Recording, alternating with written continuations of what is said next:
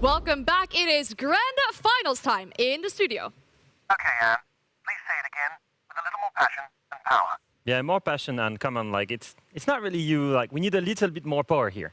But make sure that you stay natural as well when you do it. Yeah, just stand up a little bit straighter. Yeah, exactly, perfect. Like shoulders. That's good. But you've got to be loose here. You've got to be able to show the emotion as well, Anne. Yeah, but also project confidence. It's important because right now you're looking a bit stiff. Watch out your legs. Maybe flex the legs a little bit. Yeah, you're looking better like this. But maybe stand up a little bit taller because you're going down a little bit down low. Yeah, like this. It's perfect. Go ahead, Anne.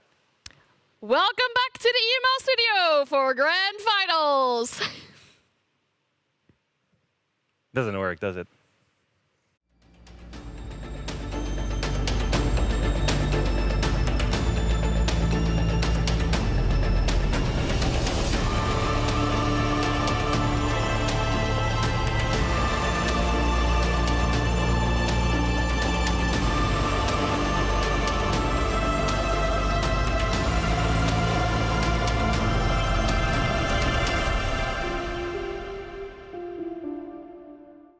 It is grand finals day here in the EML, but we have one more play day to determine who we get to crown as champions of Stage 1. My name is Anne, I'll be your host for today, and joining me in the studio we have Alfama and Fresh.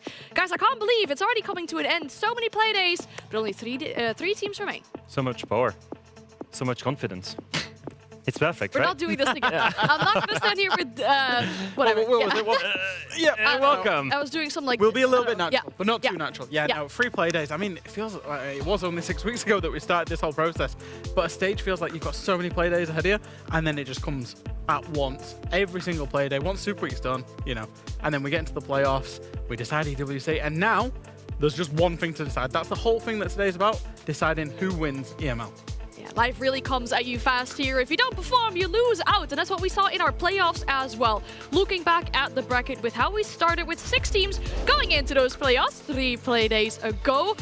Crazy stuff happened, right? We saw long matches as well, really entertaining matches. But the result, we ended up qualifying 4 teams to EWC. Yeah, and I think we all got a little bit starry-eyed as soon as Fnatic beat out G2. That's the biggest story of our bracket. We keep talking about it. We talked about it yesterday and last week.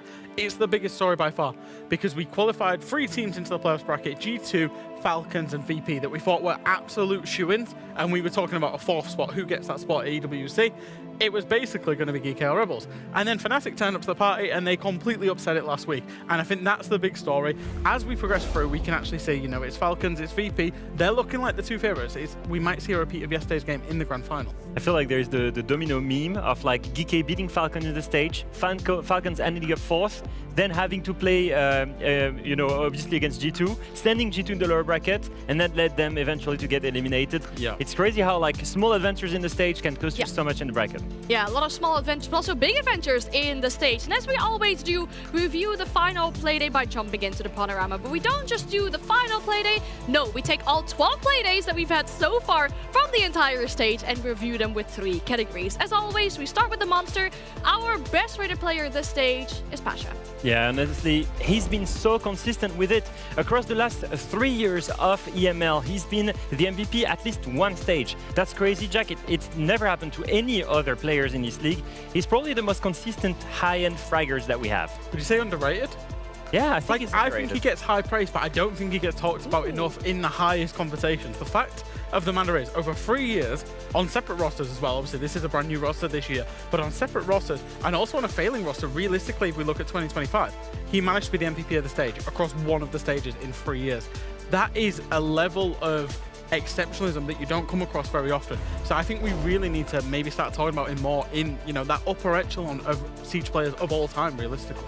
Absolutely incredible player with Pasha there. And then for the moment, we're going to show something that we've shown once, we showed it twice before, but we just simply cannot stop talking about it. It's the 1v3 clutch with Scopus in overtime. Yeah, there's a certain pageantry to this play. It's just it's just so exquisite. You don't ever see it. And I've seen this clip about 17 times across this stage because of how good it is. And even now, I was like, he doesn't win this, surely. There is no way that he wins this. This is, of course, Rebels. It's Marto back on Scopus when they played up against Falcons. And then you see the results once again. The fact that Falcons were 4th seed and then had to play G2. Yeah. It's all connected. You're like the crazy You guy. decided It's to all put connected. The whiteboard and like all the lines and everything. Exactly. And yeah, cool. Maybe that'll happen between our 2 games today. But as we only have 2 games, we'll have a look at which one is our must-see for today. And of course, that has to be our grand final. Now, June will be the final boss for this day of EML. And if I were to go to a cinema and I would see this like poster as the movie that I'm going to, I'd be very enticed to watch that movie. And of course you should be, because it is the grand final. It does have currently the best team inside of EML sat there waiting. That will be Falcons. As you can see, Breeday, Leaky Fat, Doom, sort of, and Users waiting ultimately for the winner of the first game. And I think they're so deserving of it as well. You know, you look at this roster, you look at the excellence that they've had across multiple stages of EML now, and even when, like you say, it's all connected, they finish 4th, they still find a way back. Still all the way waiting the grand finals, the EML champions from 2025 and the EWC champion of 2025 as well. The 2 of them united waiting in the grand final. So they're going to be not even a contender, but a huge favorite in the grand final. It's all connected. It's all connected. I wonder how long it takes until we see the whiteboard and all the lines and everything connected with each other. But before we dive into our games today, we had a big patch coming out earlier today. The mid-season patch is out. And I feel like it's only, we need to update our viewers on everything that has been changing, because I'm 100% sure we're going to see some of these things in matches today. 100%. There is a lot of impact. So here's everything you need to know. And we're going to start with the biggest change, or at least the most nostalgic one. Jaeger used to be a 3-speed before. He was reduced to 2-speed, I think, back in 2020. We've waited 6 years, and now he's back on 3-speed. He's also got his gun with the recoil buffed as well, so the recoil is easier to manage. Pretty good, if you ask me. There's a certain Frenchman that won't be going to EWC, but will be very happy about this for the ranked arena in Shaiko. I know he already tweeted about it. And then we move through to the second change that's on that graphic, Dokkaebi, of course.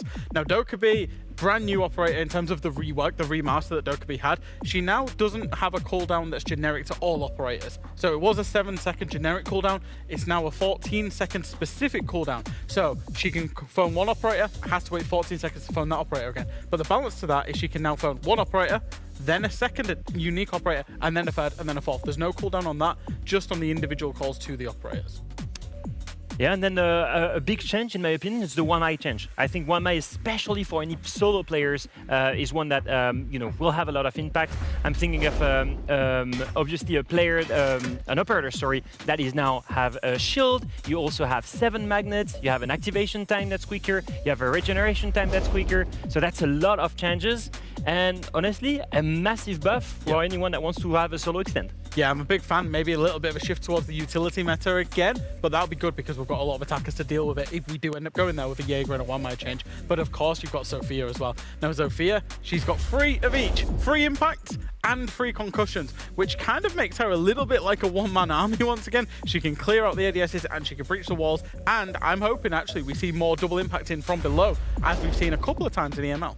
Yeah, I feel like Sophia's really gotten a lot of love from the developers recently, right? To try and get her back up into that mix. Of course, great for attackers, so they want to have that one operator where they can do things with. But given this positive approach, we've had that happen to quite a few more operators actually with this patch, but tinier changes. Yeah, just tiny buffs, but they're going to have maybe some kind of impact as well on Melusi, for example, who's got a bigger radius. We've got Legion, who can have his charging his goo mines quicker. Twitch drones also quicker by 2 seconds. And then I think the most impactful is the one on Riora here. The one on Riora is kind of good. You used to wait 3 entire seconds every time you were shooting a doorway. This is on the old patch, Jack. See how long it takes you to close off the CEO bomb site. Yeah, and of course we see Riora quite a lot situationally inside of pro play. This could actually have a big impact because when you're trying to set it up, this site's a perfect example. You're trying to set up a Sense, Ying, Riora type execute. Look how slow it is. And then you get into today's patch. Look how quickly. One, and then straight into it, and another, and then another, and then another. So I think the teams that like to do the fast executes with the creative kind of executes and visions that they've got, that's a massive quality of life change for her. Absolutely love it. Great stuff here coming out for this upcoming season. Which one of the things do you think we're going to see like maybe the most today? I think Wamai is especially going to be strong. Right. I think with the new magnets. I think Zofia might see a little bit of love for vertical play. Yeah. And then I think we're right in those executes as well. And obviously we're only talking about the esports, but there were some older changes. For example, the return of the 1v1 arcade. That's pretty cool. It's been reworked, and this time it takes skill into consideration. So if you're champion, you're most likely going to face champions at this it's skill-based this time, matchmaking. Yep. And then ranked map rotation. I know one guy's going to be happy about here because Theme Park is backed in a ranked map pool. I know you and Lax have been advocating for a return. First step. Yeah, First step. Back in the ranked map pool. They're advocating for a return of Theme Park. Maybe it comes back to comp. I don't know. Yeah. I love it. I mean, Theme Park coming back in alongside Canal and Villa as well. Villa, of course, a previous pro map, much loved as well. Both of those maps, so excited to see them back in the ranked map pool. Yeah, for Villa as well, of course, I really like it as well, but also there's, the changes coming that you've already talked about as well. I feel like it's a good step to get people reintroduced to these matches, especially inside ranked. But as we won't be seeing these matches today in our 2 matchups that we have today, we'll dive into our first matchup of the day. We have GK going up against Virtus.pro in the lower bracket final. Now, these two teams, rather new rosters, they've gone up against each other quite a little bit. And inside these matches, I feel like the only thing that GK had going for themselves was the overtime win that they got on Chalet. So I feel like it's fair that we had Neko come in the interview and kind of talk about the playstyle of this team and say that they were all about the lurk. Yeah, he was saying it's all about the lurk. I will say it's all about the teamwork, work. I'll say it's about the cohesion. I will say that GK has more things in their belt. And I think we saw that yesterday in their game on Chalet. And I just want to talk about this teamwork. Obviously, they're trying to attack against Fnatic on the top floor. And there's the extension from Fnatic. Ella is in the corner here. She's helped by Wamai, who's playing in E-Box. That was before the patch, of course. Lion is ready to cut them off already if they were to rotate Fireplace. We have 2 players. Demo's ready to go downstairs. And Grim ready to punish anyone moving. First, burn the Wamais with a grenade. Then Grubby sends another one. Look at the Grim ready to cut him off as soon as there's movement. And that's the player in the corner solved with. And then look at the utility usage. After the double nade, you're going to see the Green Bees. A first one to burn the Wamais, a second and a third one, making sure they know where the Fireplace player is. They pair it with the Lion scan. And just at the same time, look at this beautiful, the scan, the bees, and a free kill for Grim who gets that control. And then the rest of the round is pretty clear. They've gotten that 5v3. They all collapse together. That's team play, that cohesion, that's utility. It's honestly beautiful to see on the side of GK. And that's something that I guess we were missing to see on their side. Was that we were always saying it's all about the lurk. We're always saying, yeah, they like Sox to go up some staircase. Well, I'll say it. I think there is more to this team that people let or think of. I just want to see if you'd sing again.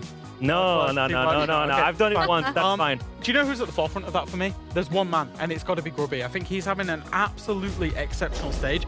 And I think, yes, he personally is having a great stage. High EPS, great KD, playing on a lot of different operators, and is kind of living his best life.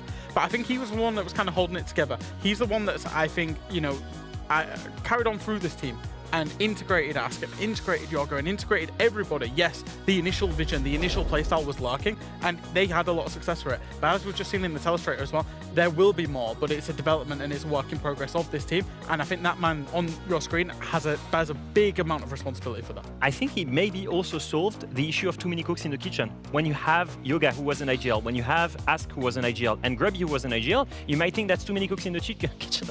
I'm just looking at it. How many football jerseys does he have? Duplicating. Yeah, he's got to have one as well. But obviously, no, I think Grubby solved that issue on the side of GK. I think he became the most important voice, and he's still using the voices from everyone, but there's a clear hierarchy, and it's paying off so far. Which is really impressive, because if he is that main voice for the team and such a good rated player on this roster, he also finds himself in the top 5 rated players across the whole of EML. And for this matchup, we don't have just him. We have, in fact, 4 of the best 5 rated players of this whole EML. I was about to say that's really, really good for Grubby. Now, obviously, GK's opponents is Virtus.pro, who, they have struggled against.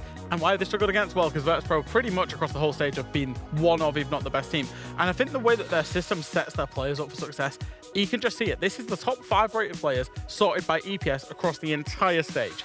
Now, Benjamin Master G2's carries aside, and Grubby, who we just talked about, they've got 3 players inside of that. That's, 60% of their roster is in the top 5 of this league. That's how conducive their system has been. Yeah, and on top of that, you look at these guys, 3 players that are incredible in terms of firepower, and then you think of Neko, and you think of the shields meta. Yeah. And the shields are so scary to face against Virtus.pro, because you've got one of the best, if not currently the best player since Savage has left EML, I think, the best shield player they have. Mm-hmm. They have all the things right in the right spot with the meta right now. They have Skies as the DMR player, Neko as the shields player, and 3 huge frag-heavy players on the side of Rorik, Pasha, and Dan. All right, so it's basically a 3v1 in regards of the best rated players here, if we make like that. I think however you want to put it, GK is the challenger inside this matchup, right? They've lost these 2 matches against Virtus.pro, one of those being a best of 3.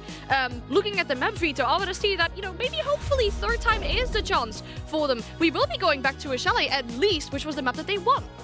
And we'll go to a Consulate as well, which I think is not necessarily like an amazing news for GK. I know they like the map, but honestly, Virtus.pro, they've looked honestly incredible on the map. It's one that they've played the most. They had an incredible record on it throughout the rest of the stage. They love to abuse the shields on it. They have so many of these pre-planned executes.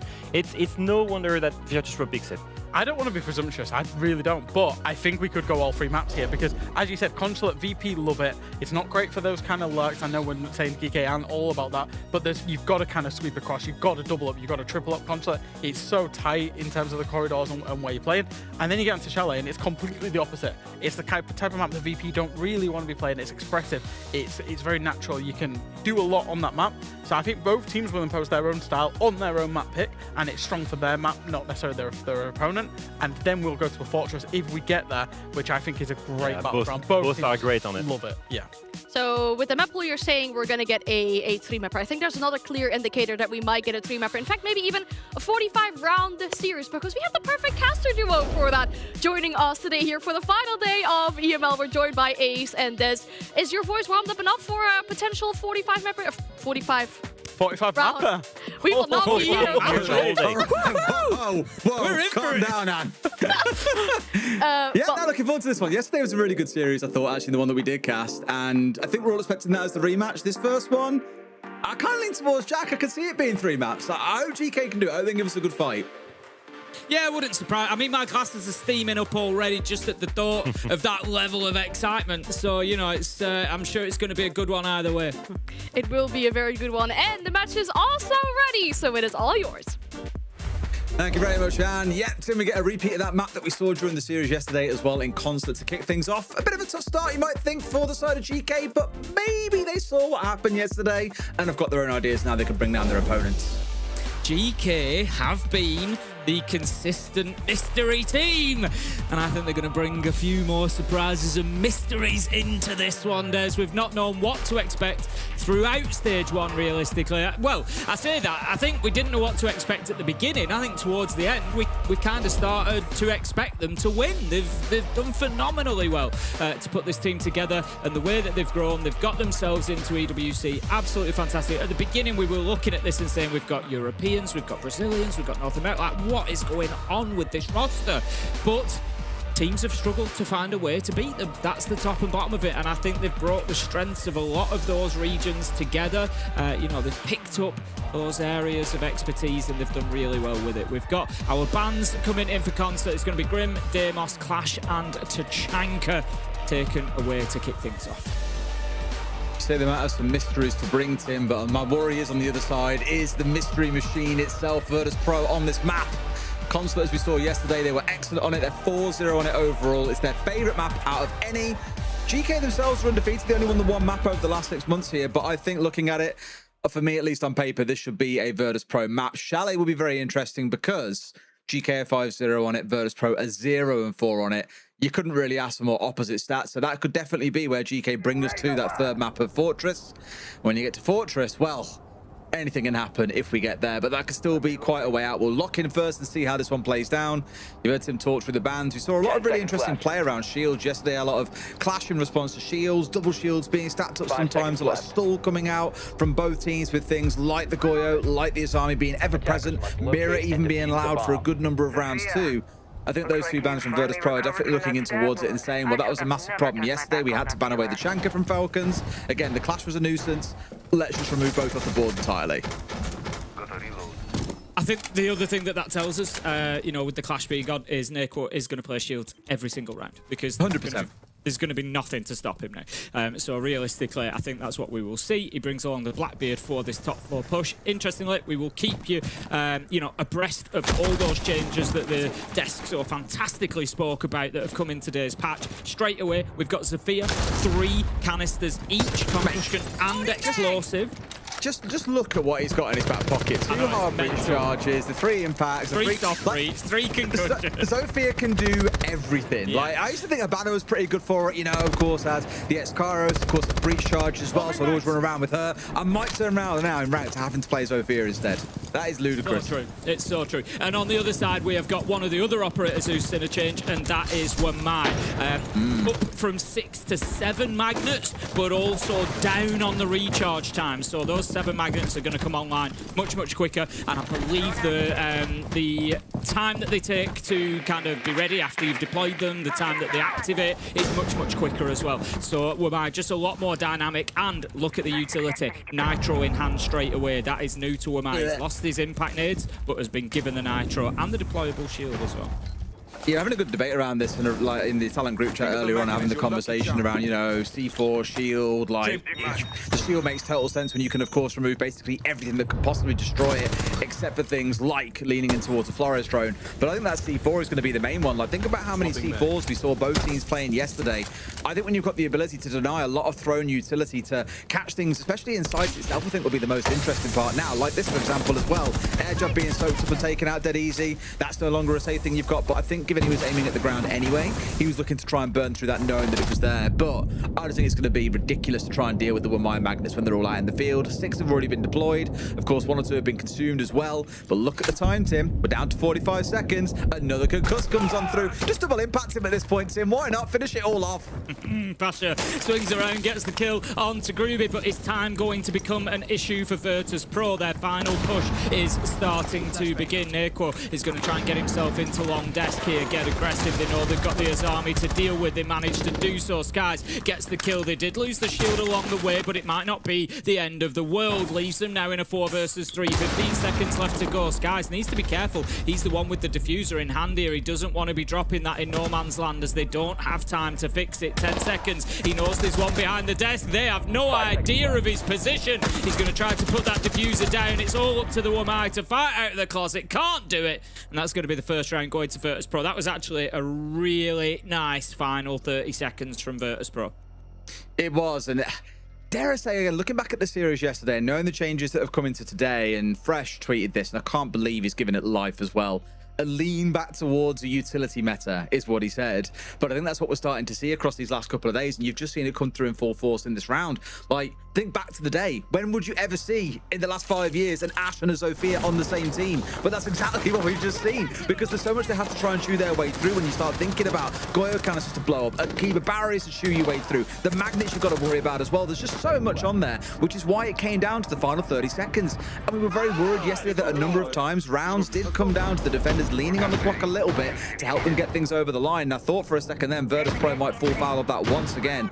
But as you say, it was a really good surround and flooding on the back in the last 30 seconds, and they get the first. Nicely done. Up 1-0.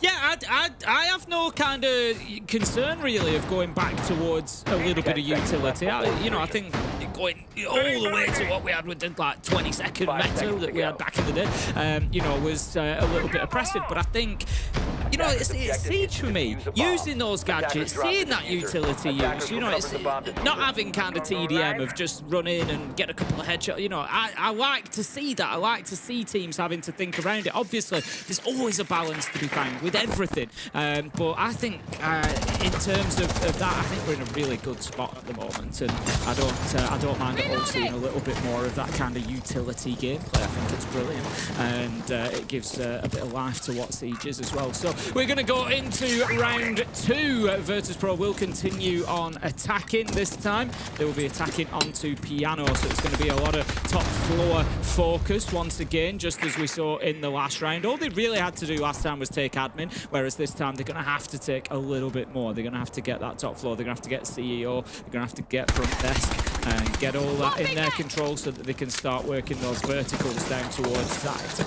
That said, oh no, they're moving all the way. I was going to say, they're just moving straight down. Not too worried about it. Yeah, I mean, why be too bothered at this point? Feel they've got what they need, or at least have the comfort to know what's going on upstairs. The main worry I'll naturally have is that at some stage they're going to have to deal with what's going on upstairs. Yes, they'll set themselves up with the gridlock tracks to make sure no one can run down yellow later, but it's more concerned about the now, Tim, because they are still on the upstairs. They're going to try and basically threaten upstairs and then go for a plant down. it would be high risk, but I'm watching Skies. He's the one who's got the diffuser in back pocket. Currently sat at the bottom of yellow stairs, but not looking to push his way in towards site and make anything happen.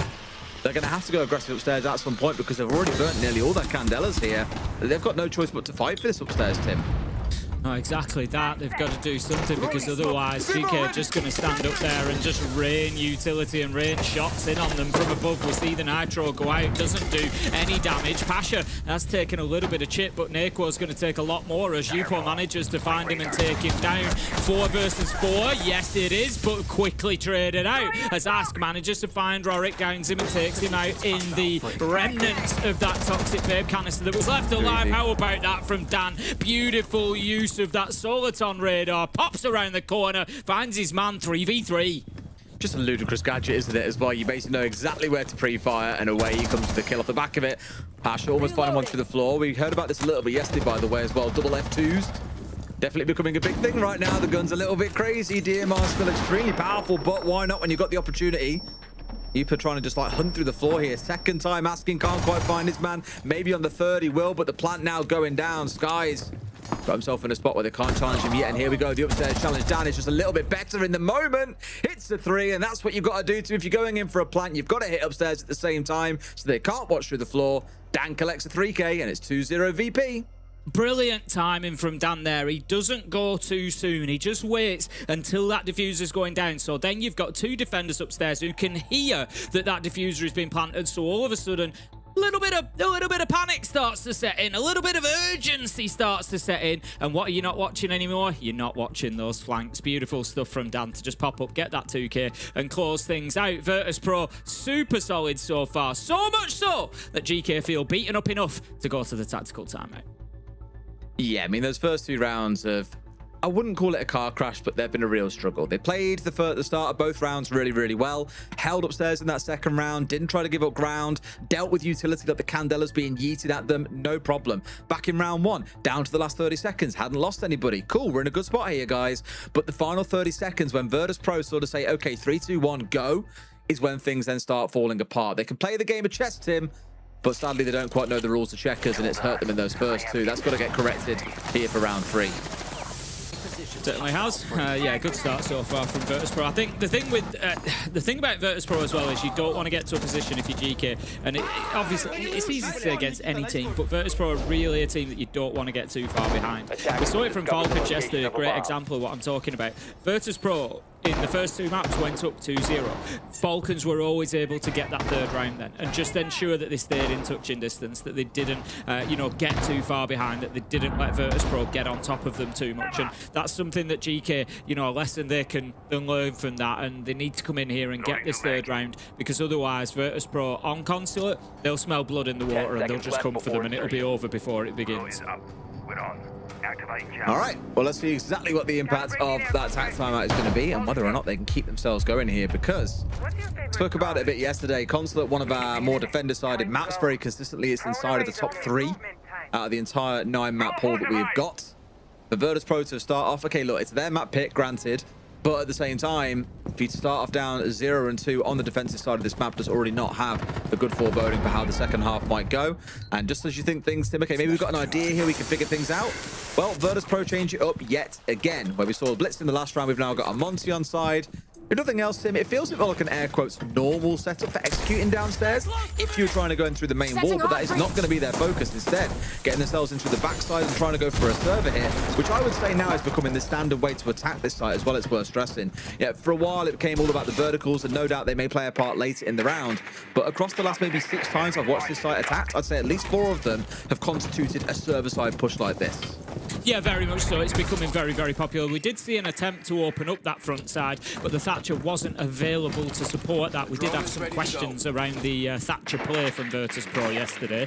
It wasn't really an error here. He just was cursed operator. It really is for Virtus Pro. He was just round at the backside. He was helping them get into secret instead. So I think it was just, well, we might be able to open up the main and just give a little bit of phantom pressure, but it didn't quite pan out for them. It was great play from Ask on the Bandit to make sure that that wall stayed secure. Halfway through the round then, Virtus Pro have got themselves established in servers now, or they're kind of pushing towards it. Yupo's still there ready for the fight, and we are going to see now that the Thatcher has moved on. that wall opened up at the front as well. But how about this? Matter. It's not going to matter. The backside attack has fallen apart, Des. You know what? It's been a really good defense from GK, though. 3 players stationed out there. Most importantly, all of them with C4s. I'd say look at the bottom left corner of your screen, but you can't see it now. 4 C4s in that round because they knew from watching back that game yesterday what Virtus Pro's approach was going to be. They saw that Falcons fell completely foul to a push coming in from server side, led by a Monty, and thought, okay, we have to bring the tools to kill the Monty. You might try and turn into War's gadgetry, like an Ella to try and help you. Why bother? Toss a couple of C4s and it's normally more than enough to see a Monty finished off. Really well defended and a very good read on what went wrong yesterday for Falcons against Virtus Pro. Yeah, definitely looking at that and taking advantage from it. Coming off the back of the tactical timeout as well, just gives them that little bit of support, that little bit of guidance, and gets them around on the board. Like I said, they did not want to go 3 behind there, and they haven't. So good resilience shown from GK. This match started at a million miles an hour, really, through those first 2 rounds. Virtus Pro not giving them any room to breathe whatsoever. I like that they've stood tall to that, and they've not been kind of pushed around too much. So they keep themselves in it, and we're going to see them now moving on, and it is going to be a top floor defense again. So they will start that rotation over. So if they're learning anything from round 1 and the attack that we saw from Virtus Pro, it was all admin side. There was very little pressure anywhere else. They just got themselves control of ending, moved into long desk and fought their way through, meeting site, got those last couple of kills. That's going to be something GK needs to keep in mind. But yesterday when we saw Virtus Pro play this against Falcons, they definitely did have a little bit of a go at that CEO window plan. I think they'll have been put off that for life with how wrong they were, to be honest. But it's something they've got to be aware of. You know, we've got the lineup to me suggests it's going to be an attack that we actually saw them try yesterday as well that didn't work, and that is using the light screens from Rorik, from Sense, to get into and around me. And what they're going to do is they'll play one of those light screens, not through long desk, but through the corridor in between long desk and site. They'll play that through there so that nobody can challenge onto the plant spot from that side, and then they'll play another one in front of the plant spot, and they'll just try and create a little bit of a safe space on that default meeting spot just inside of the door to be able to put it down. There's no Tachanka to deny them, so it means Ask is going to be super important on the smoke, as is the positioning of the Vulcan canisters. These are all things that are going to add up to a win for the defense or the attack, whichever way it goes. I was just caught on you saying safe space. Safe space. Love that one. Absolutely. I mean, the plant on the default door, I think 100% should be what the focus is going to be once they get into position for it. Of course, that does mean getting position first. So I didn't miss it yesterday, like if I didn't see it yesterday, as Tim sort of alluded to, their default plant on the window yesterday was just a car crash. So even with that being as bad as it was, Tim, I do think all of GK's bans have been engineered towards what they'll commonly see Virtus Pro executing within that spot. You know, Grim was always a big part of that execute. We saw Deimos going in underneath yesterday. Glass has been a big part of their wheelhouse as well. So I just think overall, as much as it was a problem yesterday for Virtus Pro, GK know at some point they'll get it right. And that's when they're severely hamstrung and taken away from them. One, powerful operators that they actually love using on a lot of sites, but also one that would let them execute onto that default window.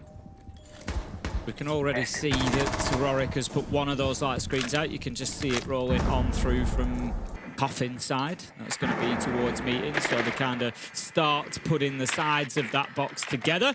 Drones will tell them that there's a lot of attention around long desk. That is going to have to be cleared, but to a degree they are looking to kind of nullify that by using those Sense gadgets. But as it is, it's going to be a little bit different here because Rorik's actually on connector window rather than coming in to try and support. He's done his work, so any light screens that they wanted to see out will already be there. Nades are going to go into closet to help open things up, stop any bandit tricking. They know that Grubby is on the bandit, so that's going to be successful now. So again, it just stops anybody sitting in that position. I mentioned this on social media earlier that like someone asked my opinion on the changes, and I said I kind of feel like there's almost like a soft counter thing being set up over there with the Sophia and with the Wamai. You just see it in action there. To all the concussions being used to burn through the magnets where Nade could follow. It was a cool way to make sure they definitely got that wall opened up, and I think you'll see more of that. However, As much as they get the entry, Starks is there for a response, and it is that Sophia that's going to fall down. Naqo onto the full plan spot that I was on about. Smokes in deep, but Rorik ain't going to be able to help here. Timmy's on his backside.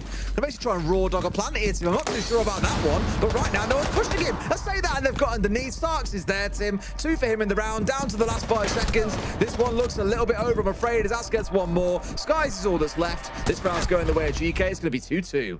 Really well defended by GK there. I was looking late in the round as he was about to go in for that plant spot. You could see the hole in the floor on the default plant spot, and straight away my eyes flew down to that left-hand corner. Is there anybody downstairs? And there wasn't at that time. They were all up and around site, but Sarks, I'm assuming, has dropped the hatch, got underneath as quick as he could. It's either that or it's over spiral stairs, but I think it's likely the hatch, and then he's bang straight underneath, impact nade, and just clears out any plant attempt. Again, really good stuff from GK, because by having that plan in mind but not playing him downstairs, you're not giving Virtus.pro the opportunity really to do anything about it. They can't go and clear that out. Virtus.pro, maybe if they'd have recognised that, I don't think they quite had the manpower, but if they recognise that, maybe they can play somebody underneath and say, look, they've opened up a gap here.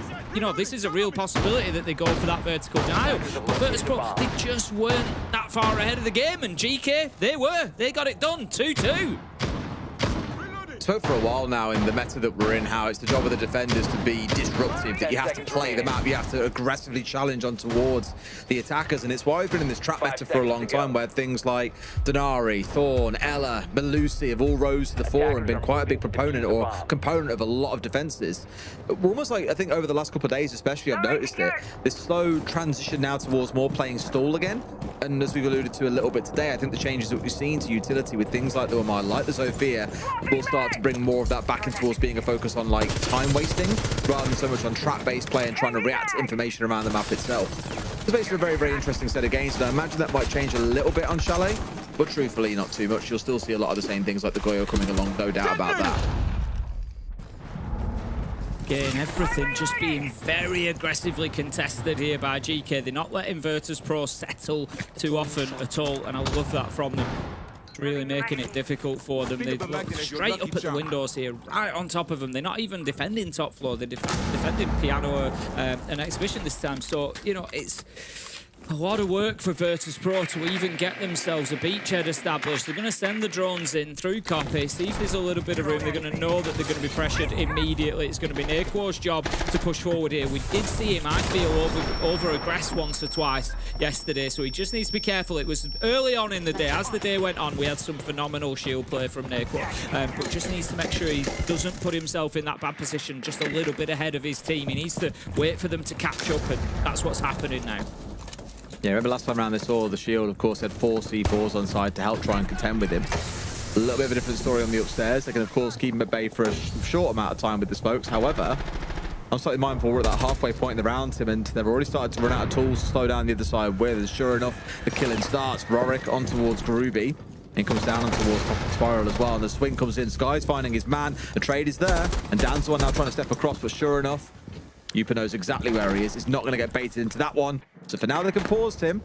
They've still got the man advantage with that constant 1-for-1 trade, and the Candela coming in around the corner here. Shot out just in time, but Yupa for now is white screened as the second and the last one comes around from Rorik. Top floor just being really hotly contested at the minute. GK not willing to give it up, but Virtus.pro, I think they're about to force them. They take Yoga down, and that leaves Ask and Yupa in bad positions. They manage to escape with a double. Yupa manages to find 2, and they drop back to site. 35 seconds left to go, and that is a hammer blow to the Virtus.pro attack here, to their effort, because now they've got to be flexible. They've got to adapt. They've got to come up with a plan B quickly.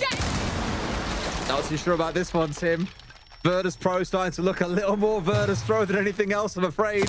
But we did also see in a round yesterday when Dan was still up, they pulled out some mythical clutches. It was brilliant. So there's still a chance they can get it done. I'm just worried about the clock. And there we go. Dan, it's this guy. What is wrong with him the last 2 days? He's so on it. They get the final 2 kills they need, and Virtus.pro do get the round, but not without a scare from Yupa.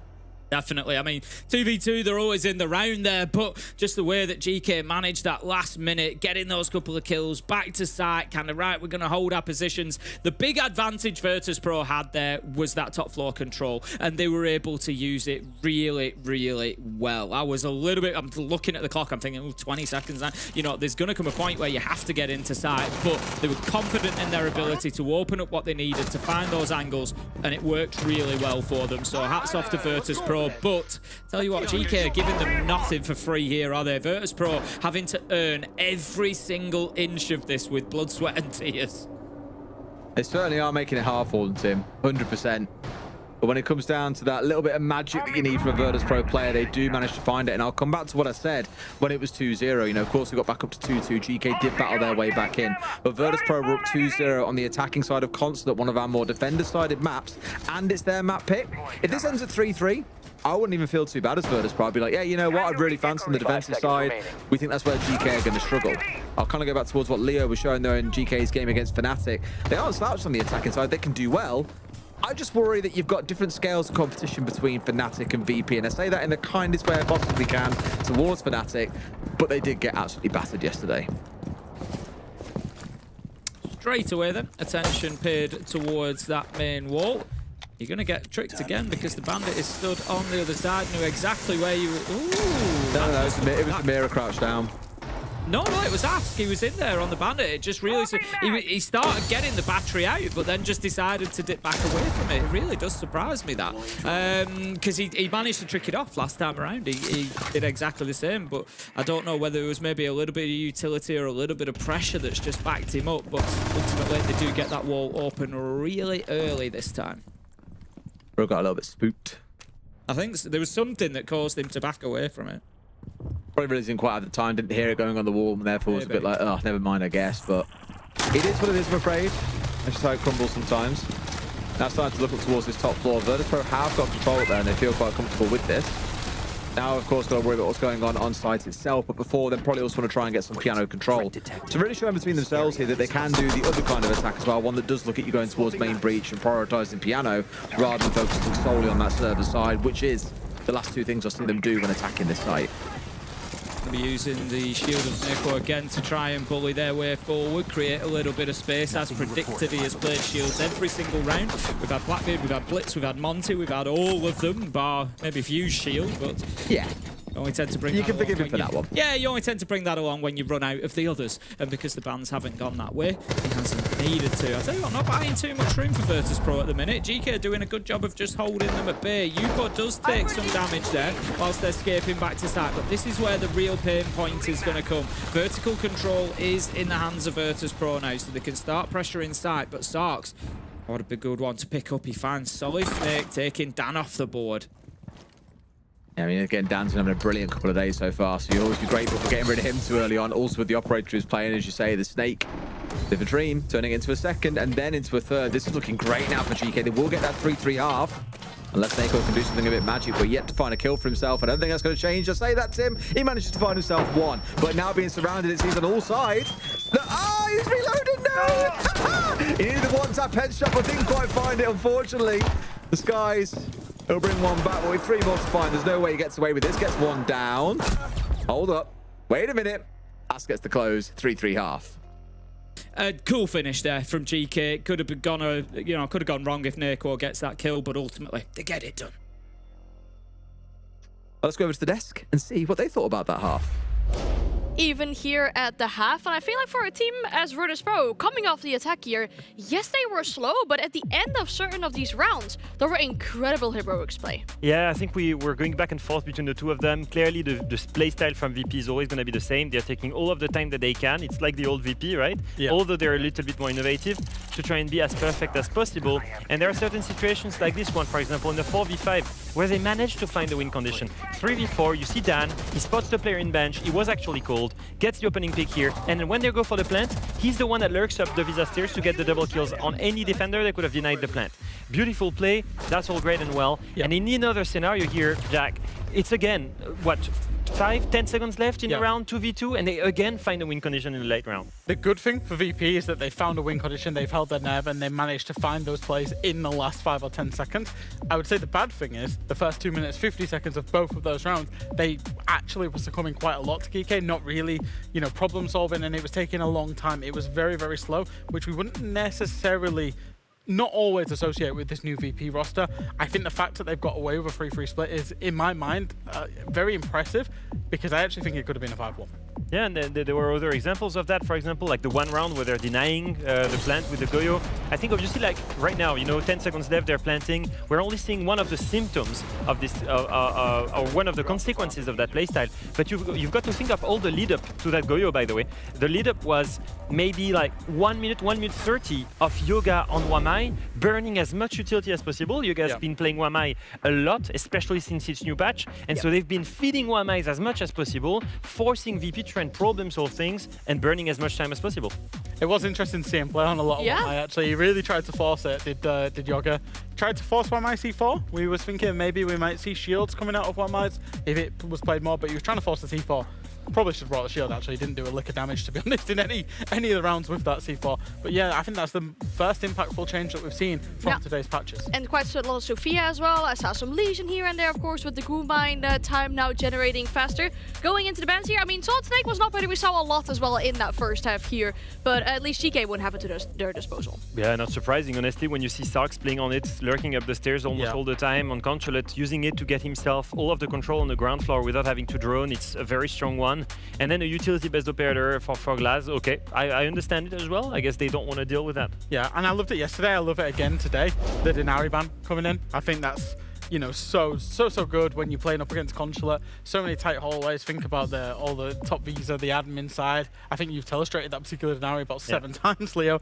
It's so good, but the reason it's so good, it's so effective. It denies drones, it denies people. It's really difficult to play through and nade out the utility. Honestly, you pair that up with a Wamai and a Jaeger with the current buffs that they've both just had, it actually makes it even stronger as well.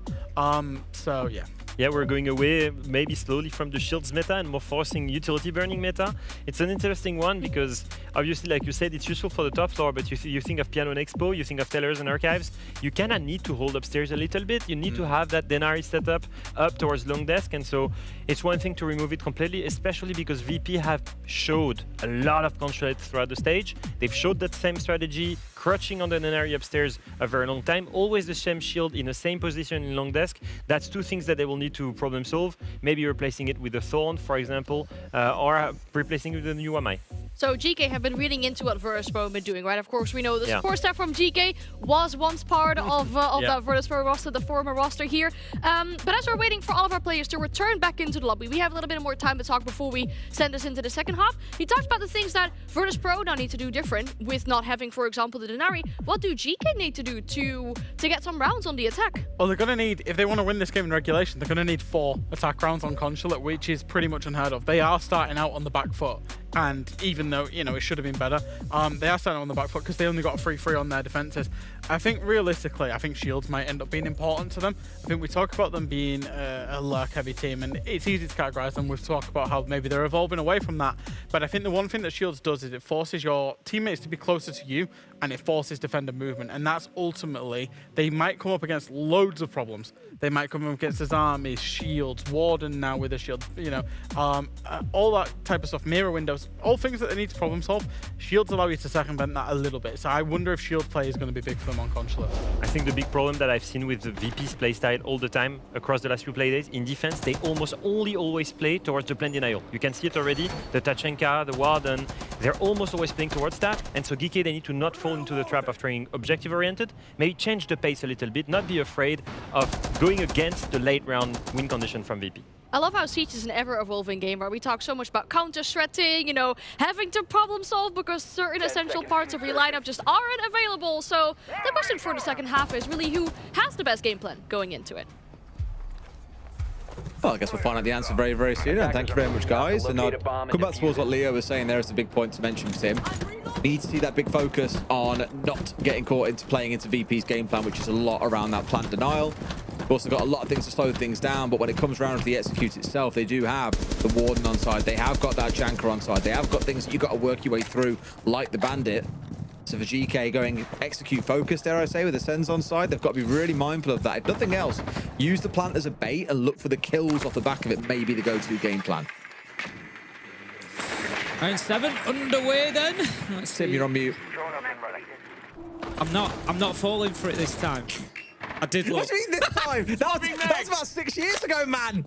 I did look. I was like, no, I was sure I didn't do it. Oh, dear me. Right, round 7. We are attacking onto top floor console. GK need to. I think this is going to be definitely the more difficult half for them. I think they've done a great job through the first half of this. They've kept themselves alive in there. If anything, they've really put Virtus Pro under a lot of pressure. But it's going to be very difficult, I think, to start breaking Virtus Pro down. Now we're going to see the wall in top getting opened up. That's just going to force anybody back. That gives them full control over admin, Coffin, and Copy, and they can start moving forward. Just going to see the... Pretty much, the Sophia and the Wamai, they're the two, really, aren't they, that we're seeing from those patch notes. If we're, keeping a focus on that as well, they really are the two that are immediately seeing an improved play rate based on those changes. For anybody late coming in, Sophia now has 3 of each charge, concussive and explosive. Wamai has 7 magnets instead of 6, and they recharge in 20 seconds rather than 40. They activate in half a second rather than 1.5 seconds. So everything about Wamai quicker, and he's got a nitro now instead of impact. In case you are curious, it's in Wamai in 4 of the 6 rounds, Sophia in 2 of the 6 in that first half. Of course, so far 100%, but both coming into the first round. Either way, keep an eye on them, because I imagine you'll only see them more as the day wears on. Now, I said something about going aggressive here, and getting rid of Nako was a brilliant start. You removed the Shank, you've removed the plant denial, but now they're just being sniffed out with everything else they're trying to do. Managed to get rid of at least of the Sens on the other side. There's a great response to the kill coming in from below. Rorik gets himself 1 immediate response back, but upstairs, the killing does not stop. Skies with it all to do to try and recover Tim. Someone watching out there on towards the breach. He should be dead to right. Managed to almost get across, but no, has been pushing aggressively. Sarks not wanting to let his man slip away. Great first round for GK. Yeah, beautiful stuff. Did exactly what they needed to do. Took space, got kills, pushed forward again. It was just kind of like that, dig your shield in the ground, get a kill, move it forward, get another kill, and just claim that ground all the time as you were going along. Really good stuff. I liked the aggression from Pasha on meeting door when he popped around, got the kill with the shotgun in front of the shield, gets himself back to safety, but it didn't matter because GK had a plan for that. They had an answer, and they got the trade, and trading was something that they did well as well through that round. They got themselves the opener, Ask on to Nako, which we see there, through the floor, and as soon as the Tachanka's gone, that was such a big focus for a lot of Virtus Pro's defenders yesterday when we saw them play console. It's a really big opening kill for GK there, and it gave them the space to then start working in that plant spot area inside of meeting without having that Shamika fire all over them. Absolutely. Well, great start with a lot of aggression underneath doing the work for them. Let's see how they mix things up now that we step away and try something a little bit different. I'm seeing that mirror coming along from Dan, for an example. As we saw that back in the first half coming out of GK as well. Same setup as well, coming in on towards the main breach here. Always that curious question, is it coming down to the tricking side of things? Like, i.e. someone tries to blow up the wall and you've got the mirror to knock off the wall and destroy the gadget that's there with it. Normally it's more the other side of things. It's about being able to have the bandit on the other side who can better hear through the wall and what's going on once that mirror window is shattered. As we saw earlier on, Ast didn't quite manage to get the memo on that one and disable the wall, well, re-electrify the wall to stop it being opened up. Maybe Nako will have a little bit better fortune. That said, though, he isn't actually there at the minute. He's up on the first floor for now, looking to be a little bit of a nuisance. They know, they must have heard the footsteps there. They must know that he's here. The drone will definitely confirm that, but I think he was just waiting for that wall to go soft, and if it does, he just absolutely sprays through it and hopes to get somebody. But we see a lot of damage done there to Yogra. He's going to be down to half health. Unintentional, by the way. Yeah, it was just a spray through that. I've said it countless times. If there's a barricade there, spray through. He was going for Yupra, who was trying to open the wall. He was trying to assist his teammate. This is a really cool bit of play we've got going on, but then missed him and hit Yok instead. It was brilliant. Either way, Askham's down managed to punish Nako, who was on the other side of that wall, overstayed his welcome, overplayed his heart out, and ultimately has paid the price. Yeah, another good start there for GK. Second entry kill in a row for Ask. They're actually on top of things there as well now. 5 versus 3 in terms of entry. It's not been a case of every one of them being converted, so it's certainly not a guarantee of the round here for GK, but it does get them underway. My big concern for them at the minute is they are attacking onto basement, and you've still got Pasha up on that top floor. You've got Rorik on the mid floor. There you go. Manages to get a kill, picks up Sarks. They have to deal with these players out on the roam, or they're going to be in trouble. It looks like they're just trying to hit site here, though. Well, I don't know, you know. Almost got himself chewed up there a little bit. I think this guy's just realised on the backside, and sure enough, as one comes on through, it's a flash. Not that he cares, because elsewhere, Dan is frying. He's down to a single point of HP, Tim, but he won't care. It's 4 versus 2. They almost bottled one of these early on, so I want to see Virtus.pro be careful about how they play the rest of this. But realistically, this should be a spot where they feel very, very comfortable to see the round over the line. Even got a C4 and a couple of impacts to play with. Pasha comes out with a shotgun. Ask gets a freebie on towards Guys. He shows a bit too much of himself, and Dan hits the 3K in the round.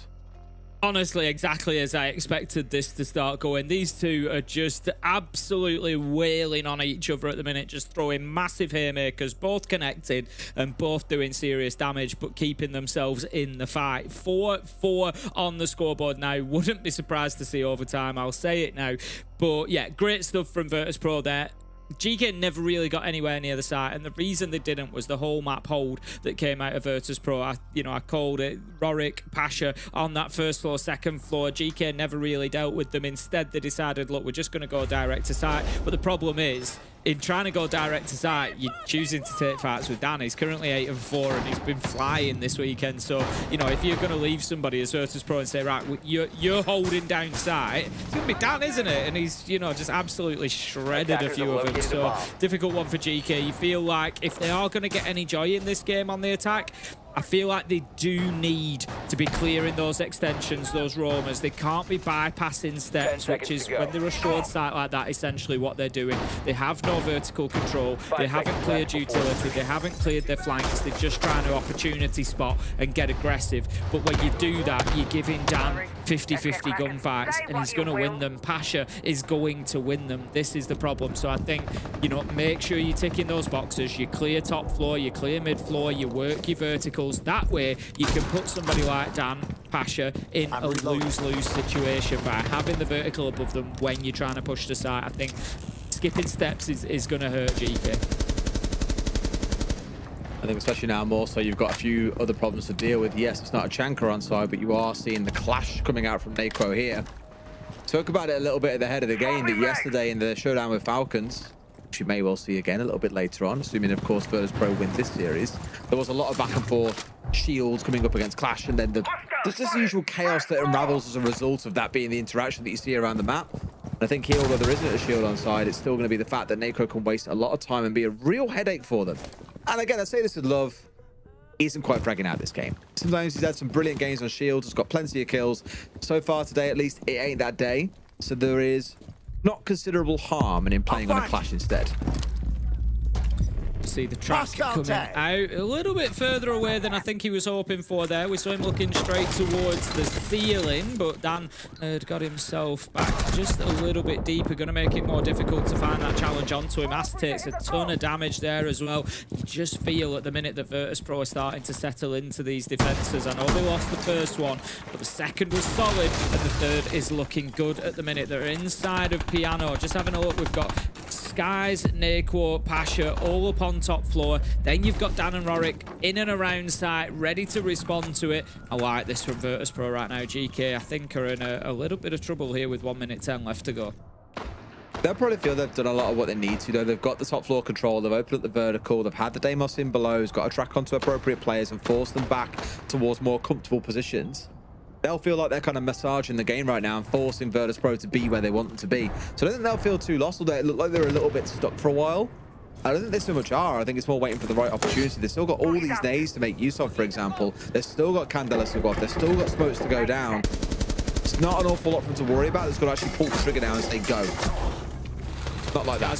Scouts pops out, manages to get this. They just didn't clear these operators out of the top floor. Like I said, you know, not necessarily skipping steps here. They've just had difficulty doing it. Absolutely love that, actually. Pasha just dropped the hatch and got that kill from below when they knew somebody had come in through the window. But yeah, an inability to get, clear top floor out, clear Pasha out particularly. There was 2 of them up there right at the end in console. It's really hurt GK there. They've just been, punished. And like I say, it's not that they've tried to skip it this time. It's just that they didn't have the answers. Like you said, there's a lot of grenades still available, a lot of utility maybe still available there that they hadn't been able to get into the right positions to deal with Virtus.pro. So good stuff from them. At the same time, this is one of them rounds where if you saw a couple of gunshots go slightly awry, then they're geniuses and it looks like a brilliant round. Because I thought the game plan was actually quite sensible. A player coming in from meeting side, 1 rappelling in on towards default plant when you're defending upstairs, 1 at top yellow. They had this kind of triangle set up to punish these players on the side of Virtus.pro that were upstairs. But where you're going to have challenges, and this is why I said earlier on, like this, look here, for example, 2 players coming up yellow, ready to go for a challenge. 1 coming on default, Yog coming in on meeting side door. The plan was sensible. I thought it was really smart because they had 2 players trapped inside a sofa that I thought, great, they'll get a 4 versus 2 here. They'll crush those 2 players. They can march on from there and get an execute down. But what the players on Virtus.pro did that a team like Fnatic may not have done yesterday, because Fnatic were quite static in how they played, I think for Virtus.pro, they go aggressive in that spot. They say, you know what? We aren't getting pushed on triangles like this. Hell no. We're going aggressive on towards one of them. They get 1 kill on towards top yellow, 1 towards meeting door. The player that is then repelled in can do nothing because he doesn't know what's safe and what's not. And from there, it just all unravels. So while it was the right idea from GK, Virtus.pro, they didn't sit there and let them play chess and say, yeah, we won't move, we'll wait for you to make your move first. No, they acted first, they got ahead of the game and just completely shut it down. And those are the fine margins that you're playing with when you come round to the top 3 teams here in EML. Back to the top floor we go then. It's going to be console, office and meeting. We saw this back in round 7. Virtus.pro won round 8 and 9, but they did not win round 7, which was this site. It was GK who were able to get it secured. They actually attacked really well onto it. They didn't, take more than they needed, but they took everything that they did need, and it was really good from them. Virtus.pro have got to win a couple of those gunfights. They've got to stop GK getting that confident control of admin side, which is where it looks like that push is going to come from. They're already looking to start clearing that out. We've still got the Sophia being brought along. Newport is going to be consistently. So in round 7, we see it now in round 10. Plenty of use, like you said, creeping in there, given that we've got that additional concussive and additional explosive canister now. It's going to be the shield, though, that goes in to begin with. Yoga on the Blackbeard just gets a little bit of intel for him to spray through the soft wall, but doesn't find any damage for now. He'll take it. Very early on still, of course, and we always say about the chances that you get through spraying through barricades or soft walls. It's just ridiculous kills. We saw some yesterday, for God's sake. So why not believe you can maybe try and do it again? But look at the lineup we've got here, Tim. This is very reminiscent of what we saw basically every single round yesterday against Falcons. Extremely dug in. Lots to work your way through as the attackers, and a very objective focused take is where the worry was for Leo. This is the kind of round where I think you're going to see that problem. Not quite sure Grubby meant to do that, by the way. I was just going to ask that same question. No, he's gone back upstairs. He didn't mean to. It happens to the best of us. It happens to the best of us. He hopped through, didn't realise that the hatch had been opened and went straight down it. Like you say, only wastes a couple of seconds, not the end of the world. Going to have the angle being held through connector window by Starks. He's going to be looking at that from main balcony. He's got the closet wall open as well. So again, GK are actually ticking boxes here. They've got those gadgets deployed to just hide the space, but they didn't know that they'd left themselves exposed. Rorik manages to find one, but the trade is there. 4 versus 4 are down onto Grubby though. So Virtus.pro still in control here, despite GK getting the things they need done, creating that space that they needed. They haven't been able to get in there yet.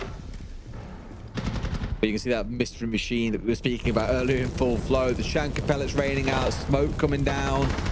They're just ready for anything that comes into him, and sure enough, 2 more kills come their way. I thought for a second then surely Sarks would get something, but no. 4 quick kills in succession there from Virtus.pro. They take another round, and they're looking fully in control here on Consulate.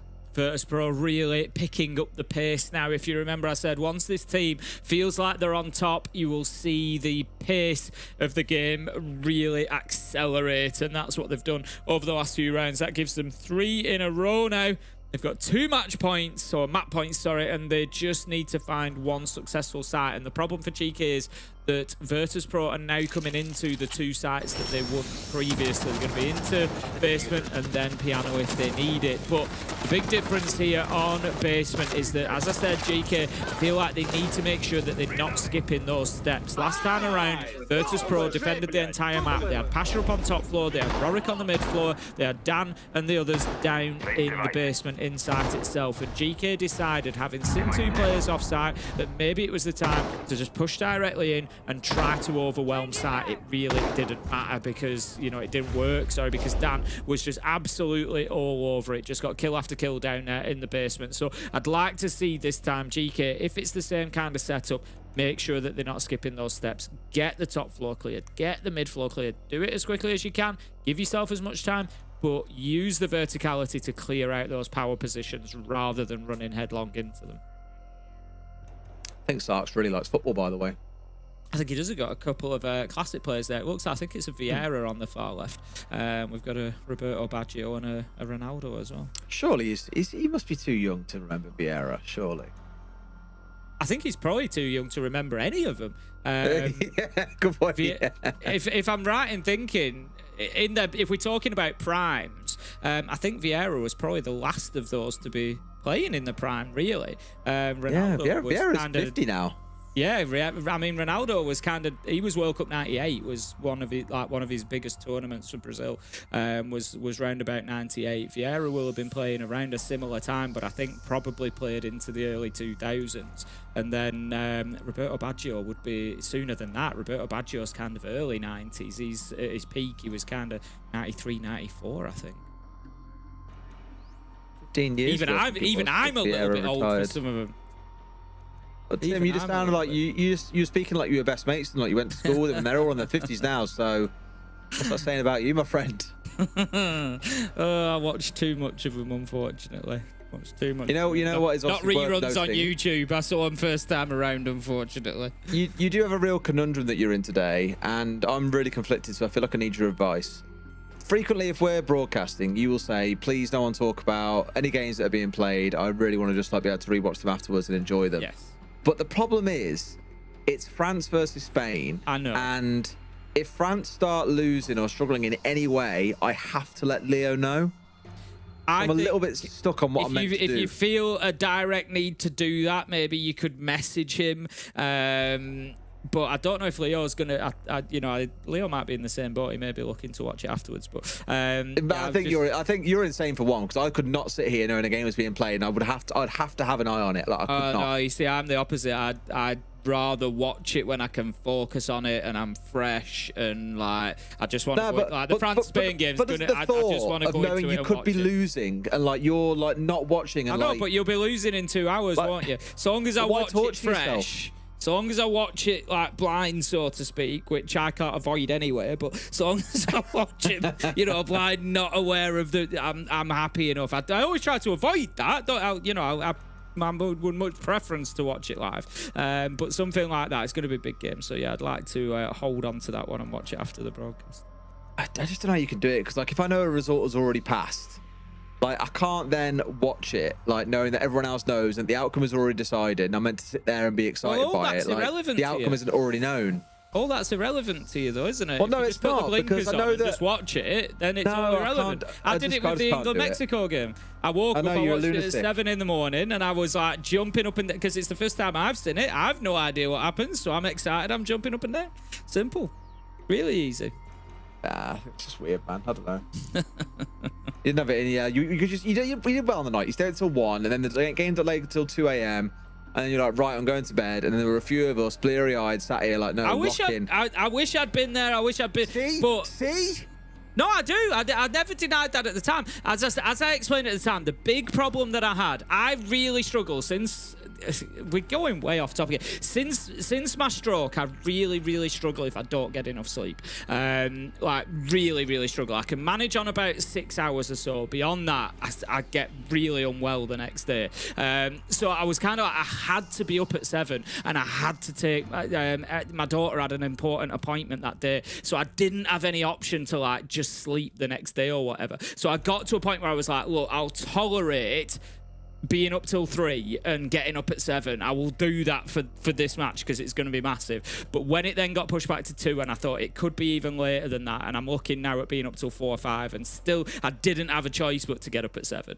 And I know people will be saying, well, just stay up right through. Since the stroke, I just can't do it anymore. Like, it writes me off the day after. So it was just circumstance was that one. But, you know, my preference would always be to watch it live, of course. I did wonder when you play the pity card, Tim. Yeah, it's unfortunately, it's just I'm getting to that age. I'm part of, like, you know, the old person medical scene now, you know. The reason I say I genuinely, so whenever, if I ever have to do anything at the hospital because of stroke treatment and stuff, it always comes from, like, the geriatric medical, like, it's like...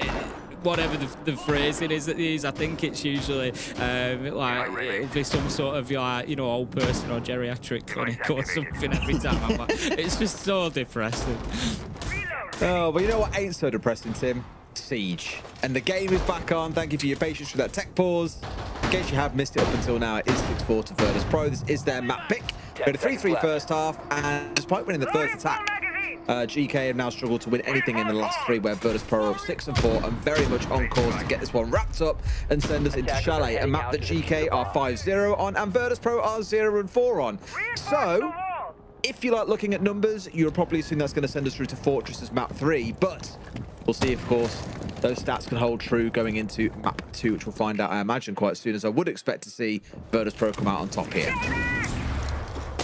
We do have a dog bit on the board as well. We've spoken about the changes that have come along in the patch. There have been changes to the dog bit. So where it was a 7-second global cooldown, so if you rank anybody, you couldn't bring anybody else on. You couldn't do any other phone call, any other, you know, virus upload for another 7 seconds. That's changed. It's now 14 seconds, but it's per individual. So in this case, Upo could ring Ella, ring Mute, ring Mirror, ring Bandit, ring Castle, one after the other, but there would be a 14. They certainly do. There'd be a 14-second cooldown on each one of them individually. So if you ring Ella, you can't ring Ella again for another 14 seconds. So that's the change that has come into Dokkaebi. We'll see maybe, you know, whether that's something we can recognise, whether that's something we see as the round progresses. It also shows us on the player card which player they have selected. So at the minute, Upo, just in his menu, it doesn't mean he's going to call Bandit, but in his menu, he's got Bandit there ready. And, you know, he may cycle through that and then go for a call. But first one comes in. It's going to be Dan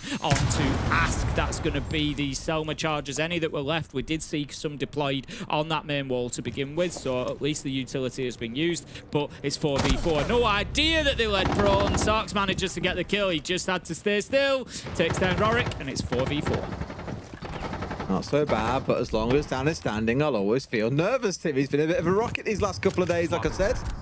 Now finds itself at 10-4 inside the game, the same as Pasha. Sky's at 10-6, and as you may have seen during the break, Ask 10-7. Well, 10-8 now he currently stands at. Otherwise, no one is really above neutral or negative on the side of GK. So there is some work to be done. Drawn in ahead, just looking to check yellow stairs. Will find a little bit of presence there. It's Pasha with the mute. It's going to be holding down that area. Cole will come in onto Pasha. What is the choice going to be here? Chooses to disable the call, so will be possible to call again, but not for 14 seconds. And instead going to go in and look to challenge Pasha, just continuing to challenge on that angle. He knows he's up against the SMG secondary, so decides with the shotgun he's more likely to come away with the win, but he doesn't, as Upo manages to get that kill. 4v3, but 15 seconds to go, Des. Absolutely, the spot with the C4 at the ready as well. They've got numbers advantage. Sees the drop come up through. Oh! You just saw it lining up in the outlines, but Sarks out of nowhere in for a 3K in the round. Dan, I've already sang his praises God knows how many times. Now he's got to do it all against 2. As that diffuser is going to go down. The angle is there. Got the right idea on towards the man, but has managed to make the cross. And this is where things now start to get a little bit nervy for the side of GK. Does he know where the second man is? He sees the diffuser, must know that the man himself is sat on the diffuser itself. C4 up over the top and gets one. Got him back to the 3K, but no! Sark's a little bit closer, collects a 4 in the round. I talk about hero plays all the time, Tim, but he keeps GK in it. I really thought that Dan was going to do that when he hits the nitro, because Sarks is one shot. Leg, arm, body, head, wouldn't matter. Sarks had to find a headshot there. He had to win that fight quick, and he did it beautifully. Got himself a tiny little head glitch, a tiny little pixel on that wall where it had been bust out, and Dan just couldn't see him quickly enough, but I really thought there was a world where he was going to win that out. A good round from GK though. I tell you what, it nearly fell apart with that double nitro kill from Naquo, but they still managed to keep it, get it done, get the plant down. Good stuff from them. Come on, boys. Block in, boys. You can get this one done, we get to OT, and I know that Am was saying 45 maps, Tim. I think we'll settle for 45 rounds if it really comes down to it. OT could yet be on the way, but they need to see themselves through this final round here. They've definitely battled back into it. Once you saw Virtus.pro win 3 defenses in a row, I was just like, oh, it's too much to ask now. I can't see them doing it, but they are within 1 round striking distance, and for all the doubt that I had about this map, they have played valiantly. But is it going to be enough to get a win over Virtus.pro? Imagine a world where GK win here in OT and then push on and just like roll Virtus.pro on Chalet. No one, I think, had GK going down to face off against Falcons in the final of stage 1. I tell you what, if it goes to 45 maps, I will let you tell me the result of France versus Spain, Des, because we'll be about 40 time. So I will let you tell me that. Tim, we'll be in a retirement home together, screaming, we're going to overtime, and I'll be like, Tim, can I talk about France Spain yet? And you'll be like, no, I haven't watched it yet. Oh, Nitro ripped and ready to go on that yellow stairs window. Not going to get any joy, though, as the player, I think, has gone up to the rooftop. Going to have drones coming in from the admin side as well. So it looks like there's a little bit of pressure on both sides here from GK, which I do like. They are attacking onto piano, so it's about getting that top floor control. As I said, you know, when you're attacking top floor, you can kind of just focus on admin, copy, getting through to vending and pushing into meeting and just getting the plant down, take as little as you can or that you need. But here, when you're attacking onto piano, you really do need that whole top floor control. With Sin teams already today, both of these fall foul of not getting that full control, and so they need to make sure that they've got the sweep all the way across to CEO, start working the verticals themselves. Now no one being caught out too early on. Going to keep this ball denied away. We saw attempts coming in yesterday to try and deny this. There's a good number of impacts, and none of them actually stopped the wall being opened up over on Lair. This here appears to have at least some success in slowing down that entry into for GK. Enough to put the focus on trying to get control of other parts of the map too here. Yogg starting to ask the question already of pushing in towards meeting door. Reminded this is at the site, by the way. This is where all the defense is coming in for Virtus.pro. So it's the right call from GK to come up here and fight and try and take ground, but really all it says is Virtus.pro trying to waste time. If they can get away with not losing any players, which they're doing well so far, have got themselves the entry on towards As, got one onto Upra as well. 5 versus 3, looking great for Virtus.pro, Tim. I honestly thought Rorik was going to take Skies out then, but it didn't quite pan out that way. Managed to get the kill instead, and they've lost the verticality, they've lost the sledge. Pasha manages to take out Ruby, manages to get Yoga, and it just fell apart after those first couple of kills. Virtus.pro, they take Consulate, and they do it in close fashion. GK putting up a good fight. It was a really good fight, like I said. I'm pleasantly surprised by how they did. They got back to 5 rounds. This wasn't quite enough to bring down Virtus.pro on one of their favourite maps. That said, Chalet comes up next, and that is one of GK's best maps. I can't wait to see how it goes. So let's go to a break, and we'll crack on with it when we get back.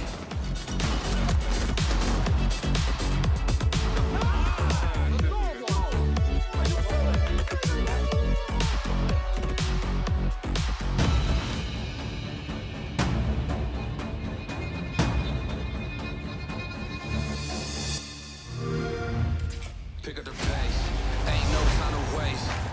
Hey, give me the code, breaking it right to the door. They tried to tell me it couldn't be done. Trigger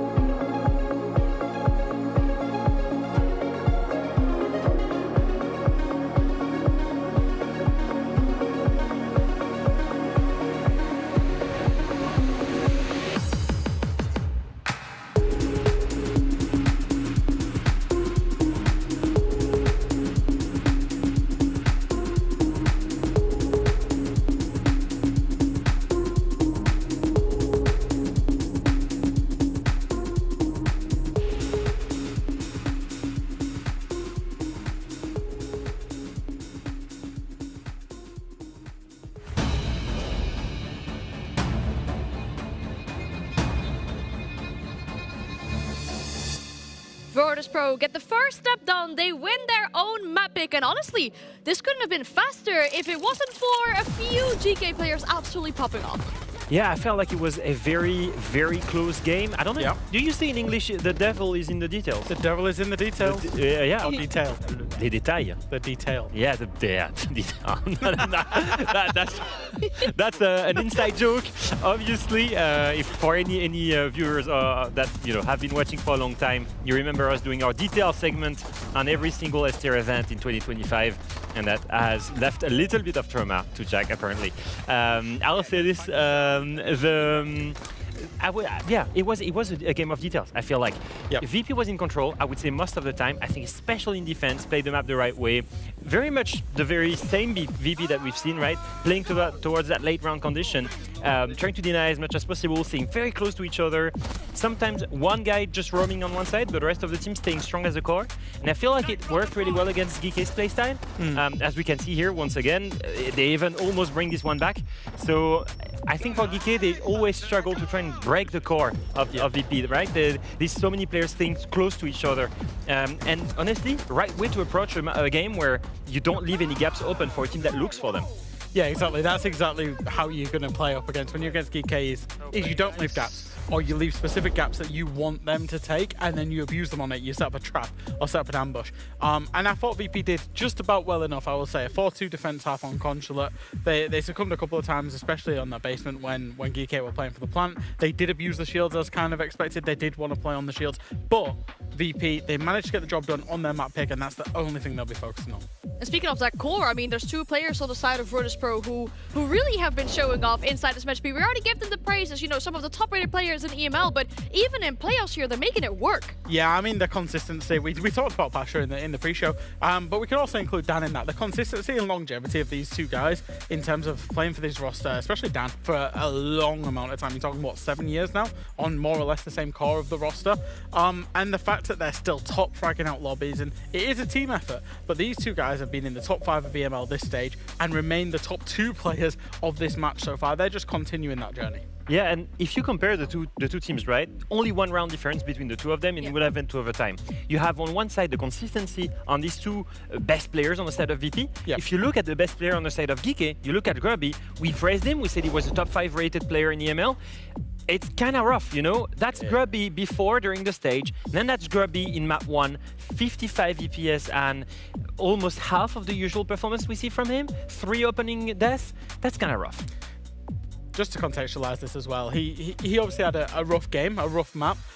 This map is not the most favorite of GK, and I think Grubby played a lot of individual operators inside of this match to try and initiate for his teammates. He was on various different attackers, played a lot of Dokkaebi as well, but also Breachers, and he was all over the shot. So I think once they're out of Consulate, now they get back onto Chalet, that's their home ground. That's where you'll start to see that performance pick up from a Grubby perspective. It is the light at the end of the tunnel that the GK players are looking for, because in that initial matchup, this was the map that they won as well. So let's go into the map 2 then. Chalet is now up.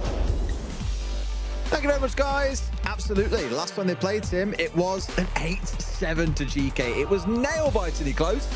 And I'm wondering just how close to that result we will be this time around. I don't want to obviously foretell doom, but if we do get to Fortress as our third map, that was a 7-2 to Virtus Pro.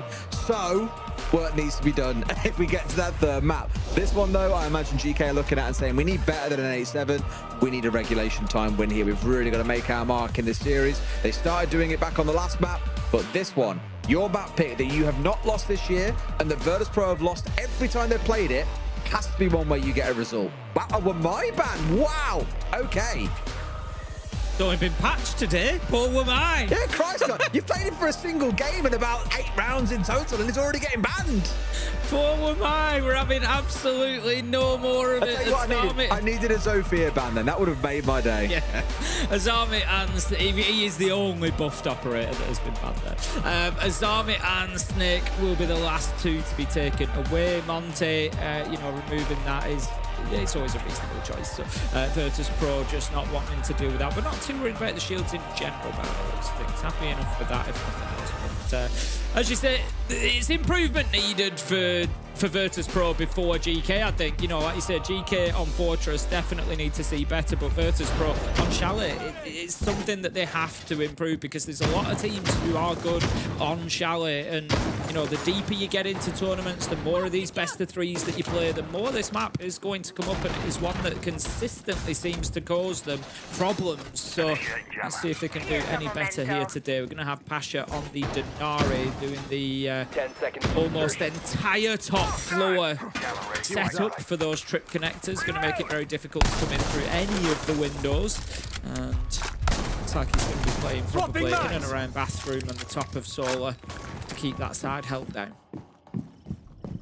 Absolutely. I mean, just being some of the bans that we've seen come in, you do get a bunch of these trap operators that you still got to play your way through, and knowing that GK will want to run shields in some form. Obviously the Black being the one they brought along here, it's quite sensible to bring along what we've seen Virtus Pro got so far. I did mention that with this map, it's going to be a different story to Constant, one of our more defender-sided ones. Chalet is one of our more attacking-sided ones, because there is less map to have to clear your way through.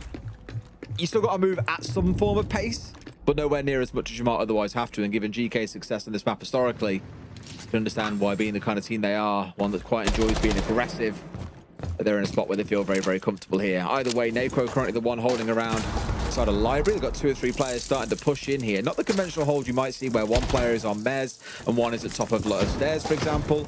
He's sat just a little bit deeper here, ready with a C4. Open to catch one on the window as soon as Groovy tries to step his way through, but at least it stands. It ain't happening. Almost gets blown sky high, and now he's inside. C4 up and over, and that is well played by Nacro. Held his nerve, survived the nade, and gets the kill onto the shield. I love that from him there. It just shows the fine margins that we're dealing with as well. GK actually did everything right there. Sent in the nade, dislodged him, went in on the back of that, but still you're talking about maybe half a second sooner that shield needed to be in through the window. If it was, they'd probably get up into Nacro's face, and they're able to bully him out of there. But Grubate just slightly behind the pace, and it costs him his life, and it is tiny differences like that that you're going to be punished for. But they have got control of library for now. Yogg is able to move up to the top of main stairs. Mezzanine is theirs, but Virtus Pro aren't going to mind that. They've nearly 2 minutes wasted here, and nothing has been done towards site at this point. The Twitch drone going in now. I think it missed the shot on that second trip connector. Is the first that they've really been able to do to start changing things inside of site.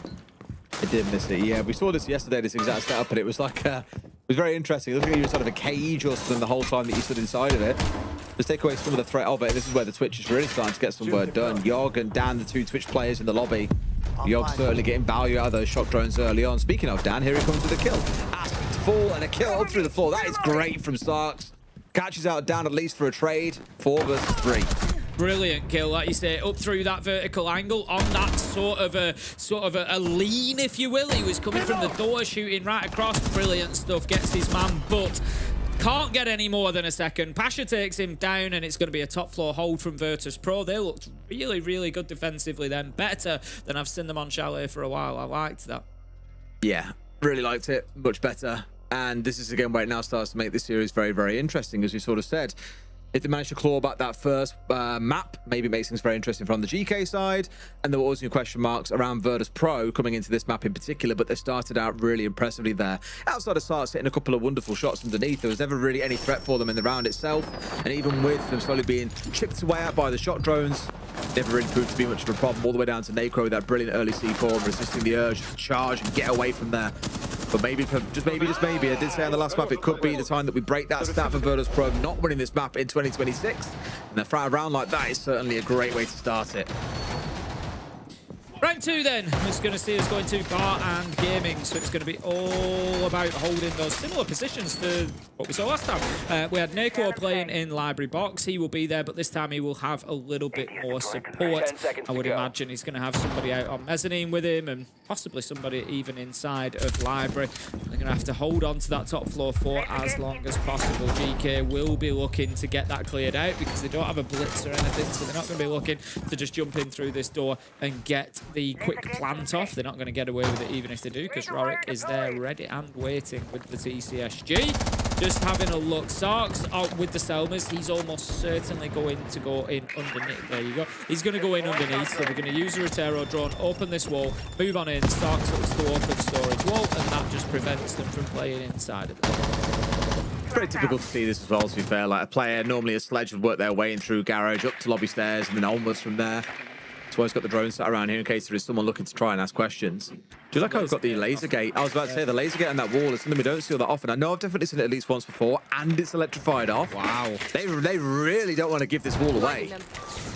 Bit of a mistake there, letting the Twitch drone in though to clear off that electrical, because now everything else can be dealt with and they will be forced out of that area. So really well played from GK there. Solving those problems quickly, that's within a minute, and they've recognised there's an electrical, there is a laser gate, we've got to deal with these things, and they still get that breach off. They can now get themselves out to safety. Nako's taken some damage along the way as well, so this is actually looking really good from GK to start off. It's one thing I'll say. I remember when I was first getting into Siege, and I was speaking to a bunch of coaches at the time. I don't mind saying actually Fresh was one of the analysts that I was speaking to a lot around then as well. And one of the things that Igor said to me way back when was Siege is like a series of mini games or puzzles that you have to solve throughout. And it's kind of looking to be the same there, where they've had to really quickly, in good time as well, figure out, okay, how do we deal with this? Okay, shot drone, I need you to come over from your side of the map and look to this to help me. We've got the aces underneath to Selma that wall open at the same time. We've got to beware of the laser gate. We've got to burn that with other utility too. Just all these things that you have to factor in together and consider. Done a really good job there, and have now also found the entry. So GK, as far as it goes, winning party games and mini games, Tim, doing good in this round. Yeah, they've just got one problem left, one mini game to solve, and that's Nako at the top of library stairs. They've only got one nade left. He picked his shield up. We actually hear it picked up by the Jaeger ADS. So this class shield is going to remain in position now, or it should do at least for the rest of this round, because they've not really got anything else to clear it out. The asphyxiation arrows from the Capitao are gone. There's no more nades. The best they can do is, you know, maybe hit it with a pocket EMP. All it's going to do is stop the electrification, and that's not really the problem because they don't have a shield. So it's, you know, they're not looking towards a shield for it. It's just about that cover. How about that from Skies as well? Jaeger having less recoil now, by the way. He's going to be one of the operators that has been buffed as well, or different recoil is maybe a better example, but Skies is putting it to great use. 416 is singing right now. And of course, not forgetting 3-speed too. As Chico tweeted it, he's like Jaeger 3-speed, and he had the meme of like a red lightsaber extending. I was like, yep, he'll be enjoying that one when we get into stage 2. Either way, Sky's finally shut down by Sarks. There is a trade there once again. Virtus Pro are going to hold on. You know, GK were looking better, I'd say. But once again, Tim, they find themselves down 0-2 at the start of a map. They called attack timeout after 2 rounds last time. Will they do the same again here? They kind of just stalled out in that round, and we've talked about the mini-games, about the problem solving, and I was complimentary at the beginning of the round when they went in and, you know, they dealt with the electrical quickly, they got the laser gate, they got that wall open, and it was really good stuff from them. But then there was some other problems later in the round, Skies and Nako particularly being those two problems on the Clash, on the Jaeger, that they just weren't really able to find answers to. As try as they might, they wanted to take that Clash shield away. That's why the nades went in to top library stairs, but the ADSs were there to support Nako, and even if not, he'd already picked his shield up, so might have taken a tickle of damage, but his shield would have remained safe, and that's what you're looking to do on the Clash, is keep that shield safe for as long as you can do, so that you can play behind it later in the round. But good stuff from Virtus Pro again. They absorbed a lot of pressure there. They didn't give GK any sort of space to move into. They didn't back down, and I like that. 2-0. And honestly, this is... I know we're only 2 rounds in, but those 2 rounds have been 2 of the best rounds I've seen from Virtus Pro on Chalet, I think. Don't go bloody soft on me. That Yeah. can be arranged. I mean, granted, the other times we've seen them on the map, Tim, they've typically lost. I mean, looking back at the teams they played as well, that they've played against Falcons and G2, I believe it was, and lost in regulation. They played against GK and Shifters, I think it was, who also are pretty good on Chalet, yeah, and lost both of those in OT. So there's been quite a consistent pattern there, I guess, in struggling against some of our lower down, lower ranked teams, and then really struggling against our top teams. You can kind of see why it's a map they don't like going to, and why teams, given the chance, will quite like to take them there. But as you can see, they've been doing a little bit of work, and it feels like we're seeing a little bit of a different side to them today. If they go up 3-0 here, that'd be a dream start for them on a map they struggle with historically. It really would, and I come back to the point that I made on Consulate. GK cannot allow Virtus.pro to get too far ahead of them. It's something that Falcons did well. Every time Virtus.pro went 2-0, they were able to come back in 2-1 and start fighting their way back in. GK did it on Consulate. They're going to have to do it again here on Chalet. They've got themselves quickly onto that office balcony. They know that they were being challenged from the door. Virtus.pro have actually dipped back from this. Skies has taken a lot of damage as well as Groovy. And GK starting to at least maneuver Virtus.pro. They're forcing them back a little bit. Just a little bit for now. And they've got the lovely long range set up ready and waiting as well. So now that Asta's got this exposed, need the next one to open up to get the way all to the bottom of Soul. You can see the entire length of the map there. Put some pressure on, give it the right opportunity. Sees the head, but Yupa does not quite pull the trigger in time. No entry to come on through. All really equal because Skies and Groovy are both also sat around the same HP for now. But once again, Virtus.pro have put up this wall that's proving quite hard to break. I say that, Tim, and it just collapses down like a stack of Legos. It's gone out of nowhere. 3 kills have fallen by here. Rorik are very much all alone up here now in the clash. If I'm GK, I'm thinking, cool, let's just hit side. We've got a 5 versus 2. This is ours for the taking. They also get the kill on towards Nako. This could be a flawless round, Tim. It is theirs for the taking now. You've got Rorik, who becomes less and less powerful as time goes on. Every time one of his teammates dies, that clash becomes more and more vulnerable. Taken out there at the end, it's going to be a flawless round from GK. I said that they needed that mental resilience again. They needed to bounce back in, take that third choice site, and they did it with absolute style there. It was no problem for them whatsoever. So they bring us 2-1. They keep it close. Only one round between these two, and we're going to have those extra bans coming in now before round 4. Right. Maybe not quite the ideal start for GK, but things can be turned around, no problem. Bans that they will lean in towards going to be the Grim and the Castle being taken away. Not a crazy surprise, I'd say. We've seen Castle across 2 of those 3 rounds, back in the first and, of course, in the third. And the Grim, only in the third. But clearly enough of a bother. They think, you know what? If they're using that to gain intel so they can come in and win a fight. In fact, sorry, they played it back in round 1 as well. If they can use that to come and try and get advantages in fights and collect information, of course, and then swing in, get free kills, taking that away could be a way to slow GK down. But for me, it's going to be the adaptation from Virtus.pro here without that Castle on side.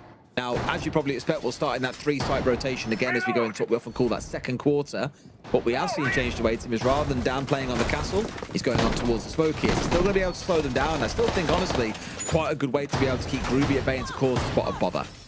That's a little bit of a problem for GK at the minute because he's, as you've said a few times, been going absolutely crazy over the last few days, and he's been quiet so far, and that in itself, you could say, okay, GK have kept him quiet, that's good, they're keeping him out of the game, but equally, you've got Virtus.pro at 2-1 on a map they're not really particularly great on, and Dan hasn't been contributing. You look at it and think, if he does start, they could be in serious trouble, so that's something that GK need to try and keep that pressure on him and keep him out of the game for as long as possible. Try and get him cooling down a bit. Don't let him be getting into those gunfights. But for the time being, at least, they are having a little bit of success with that. Sure. All right. See just how effective that smoke really can be in keeping them at bay. And be another setup same as previous, where you're going to see that being darted all across that top floor. Pasha clearly quite enjoying this setup in particular. Does cover an awful lot of the map and hard to deal with without the switch on side, which now isn't on side for GK. Bjorg instead has gone towards playing on the Ying instead. So that'll rain all the way through. Look at it, it's beautiful. It really is, isn't it? It's a wonderful light show. I said you're covering off a vast majority of that top floor, making it very difficult to maneuver through. You know, and the more spread those trip connectors are, kind of the weaker they become, because you know you can just take one of them out and you free up quite a large area there. But still, it's work that has to be done. Nade is going to be sent in towards this mezzanine position. Brilliant nade. They weren't quite aware of it there. Nako nearly lost their life to it as they darted back in, but did manage to get away with it. Candela's going to do you no good here, as it is a warden that you're pushing into. They also look at the spot that is right. We've been here before. But we also saw at the head of the show, Leo doing a replay about their execute yesterday onto this part of the map from GK and how they punished Fnatic there. They basically had someone charging towards box from double window. Here, it's not necessary. It was Yupa holding on towards the Ivy window instead that does manage to get rid of Nako. Rorik has also fallen. In a way here, what you're seeing across the last few rounds is GK are forcing players on Virtus.pro to move through utility and then are getting them with cuts. And so far, they've found 2 in the round, looking real strong once again. Can they close out a 5v2 with a minute to play? They absolutely can. 3 versus 5, just rotating around start. Virtus Pro have taken up their positions now, and it's largely going to be a case of waiting for those angles to be opened up for the fights to come. 55 seconds left to go. They need to win those gunfights when they do. Dan is playing in a tricky position. He's on the double window there. He's obviously confident that nobody is out there on rappel, which they are not. So he's just sort of taking that risk of using that long angle through to piano window. He moves around too much, so gives himself away. Groovy picks him up easily. That's going to be 5 versus 2, and it's over now as GK start to flood on in. It's up to Pasha. 1v5 becomes a 1v4 as he does pick up the first. Does he get the second? Nice. Yes. Manages to find Upor. It starts to become a little bit more possible here, but with the track on him, it was always going to be difficult. Taken down at the half wall, and that's going to be GK leveling things up 2-2, and they've woken up on Chalet. And confirmed it is a Vieira jersey, by the way. Just saw the full typing of the, of the jersey in the background. So I think we're all good on that one. Well, it does look weird from this angle now that I'm saying that again. It definitely. Either way, as you say, we're up to 2 apiece, and this is the kind of recovery we saw back on last map. In fact, we're tracking exactly the same. We started out with a 2-0 to Virtus Pro on the attack, then we had 2 wins come back from GK, then 1 more to Virtus Pro, and then 1 back to GK before we saw Virtus Pro dominate in the second half. So, I don't want to say we're walking into the exact same trap again to be starting to get a bit of excitement about GK being able to do this. I want to believe that they can, but I am nervous about what happens once Virtus Pro get onto the attacking side of this map. Yeah, I would agree with it. I think it's always the case, isn't it? When it's a team's map pick, so in this case GK's map pick, you fancy them on the defense. If they can get the 3-3 half on attack, you really do fancy them on the defense then, because you know that's the one that they are planned for, that they are setting up, that they are super comfortable in holding those positions. So we're going to see the Fenrir brought along, not one that we see too much, but can be very effective, particularly at slowing down entries, at slowing down teams from taking over areas. We're going to see the Ivy one is going to be activated for the time being. We are defending Bar and Gaming, so what they're looking for there is stopping that sweep coming across from Solar through Master Office and trying to get aggressive. But a little bit limited, I think, the effect that you can have there. If you're struggling to get through Ivy, you can always generally open up the wall onto Mezzanine, for example, as an alternative to kind of circumvent that area. Trying to get all this big focus and just make sure they've got control of it, but for now, at least, it's been Neko normally in this spot, and Skies has got away with it as well. But I'd say inside 45 seconds, having forced away with very little utility used, that's been really well played actually by the side of GK. Again, coming back to the whole thing around fit solving the problems and playing the mini games to get presented before you, done so really well there. Going to drop onto library window there, I think, and try and hold that line across. Setting up a sequential breach. As they manage to get library wall open as well. That's going to make it really tricky. Oh, I was going to say that's going to make it really tricky if it sticks for them to play on Mezzanine, but they've got the support. This is why we talk about that trifecta. Your player on library stairs keeps your Mezzanine player safe. Your Mezzanine player keeps your library player safe. And it's very, very difficult to do anything about it. But smart use of the smokes there has got it done. And the Aruni has had to drop away, but they're unaware of library box. Neko getting aggressive and pushing up. There's a second. He's going to continue to be challenged, but some damage done with the Capitao taken offline. This is where they're leaning towards something like the Ying, sorry. Why am I completely forgetting his name all of a sudden? Grim, that's the one. This is where they're leaning towards a Grim. Get them down on even the box doorway itself, and you have enough to tag on towards Neko in that position. Finally gets the punish as Groovy hangs on that window, shows a bit of patience, and they do manage to finish him off. 4 versus 4. As I say, that ban, I think, really coming to sting them a little bit in that play in particular, but they've got the result they needed, albeit they've lost the player in the process and quite critically have lost the Capitao. That would have been massive for them for this execute downstairs. So now they've probably got to try and push a bit more heavily in towards this lobby side of things to put pressure in at range rather than relying on utility. Pasha with the previous starts had no idea what was going on, and now he can disappear into the bowels of the map. Yeah, that's a really big problem for GK because they don't have time to deal with him, but they know that he can go up Solar stairs and flank across. They don't have a Nomad, so there's nothing to have dealt with those flanks. Really big problem. That's exactly what Pasha does. He comes and gets another, and he's just, there you go, he just continues to challenge. Skies picks up the last, and not being able to do anything about Pasha, big problem. Cost them the round. That's going to be Virtus Pro 3-2. They were just throwing little wrenches in the machine there, weren't they? Just down to the basics. Yeah, Pasha being off towards West Main, holding around basement for a long time and picking up a freebie.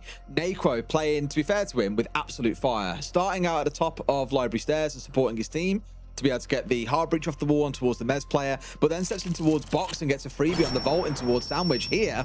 Like, he shouldn't be here because they've had nades thrown at him. There's a player on the window. Groovy has let him pass a little bit. I think he's been challenged from the piano window at the same time. But this is where you're seeing Virtus Pro wake up a little bit here and say, you know what? We can't keep on being passengers to our own story here. We've got to get involved in the round and disrupt them and stop them being able to pull off the plays they want to pull off. That was a really good round from Virtus Pro. Nothing wrong with the idea coming out of GK, but the execution was tripped up time and time again. Round 6, it's going to be the last defensive round for Virtus Pro. We're going to see them this time in Dining. We saw them back there in round 3, GK, where it was their first win for GK. I don't think that Virtus Pro did enough to really control Fireplace last time around. We saw GK able to open up those 2 really long angles from Fireplace wall, and they were just sitting on stairs looking all the way down towards Solar. And as soon as they were opened, you just saw the round fall apart for Virtus Pro. So I think maybe trying to put a little bit more pressure over that side of the map. Don't let them have it quite so easily, whether that be you know, mute jammers on the wall to stop them breaching it quite so freely. I mean, they've got the Thatcher, it's going to make it difficult, but they've got to do something to prevent that level of pressure coming in so quickly. Don't want to lose this one out to the Aussie Pest too soon, but again, it's just another thing that's in the way, right? Another obstacle that Virtus Pro are putting up in front of GK to try and slow them down, to trip them up. Trying to navigate through a map laden with mutes and mozzies, with players springing out from behind dark corners, is just vile. Because you feel like you can never be safe in getting information, and this is where teams will then lean towards things like making use of frag grenades to clear out mute jammers, or if they can't see a Mozzie Pest, destroying it with that as well. But again, I'm just watching this drone count slowly dwindle down here. We're only 60 seconds in the round, yet they've lost nearly everything, Tim.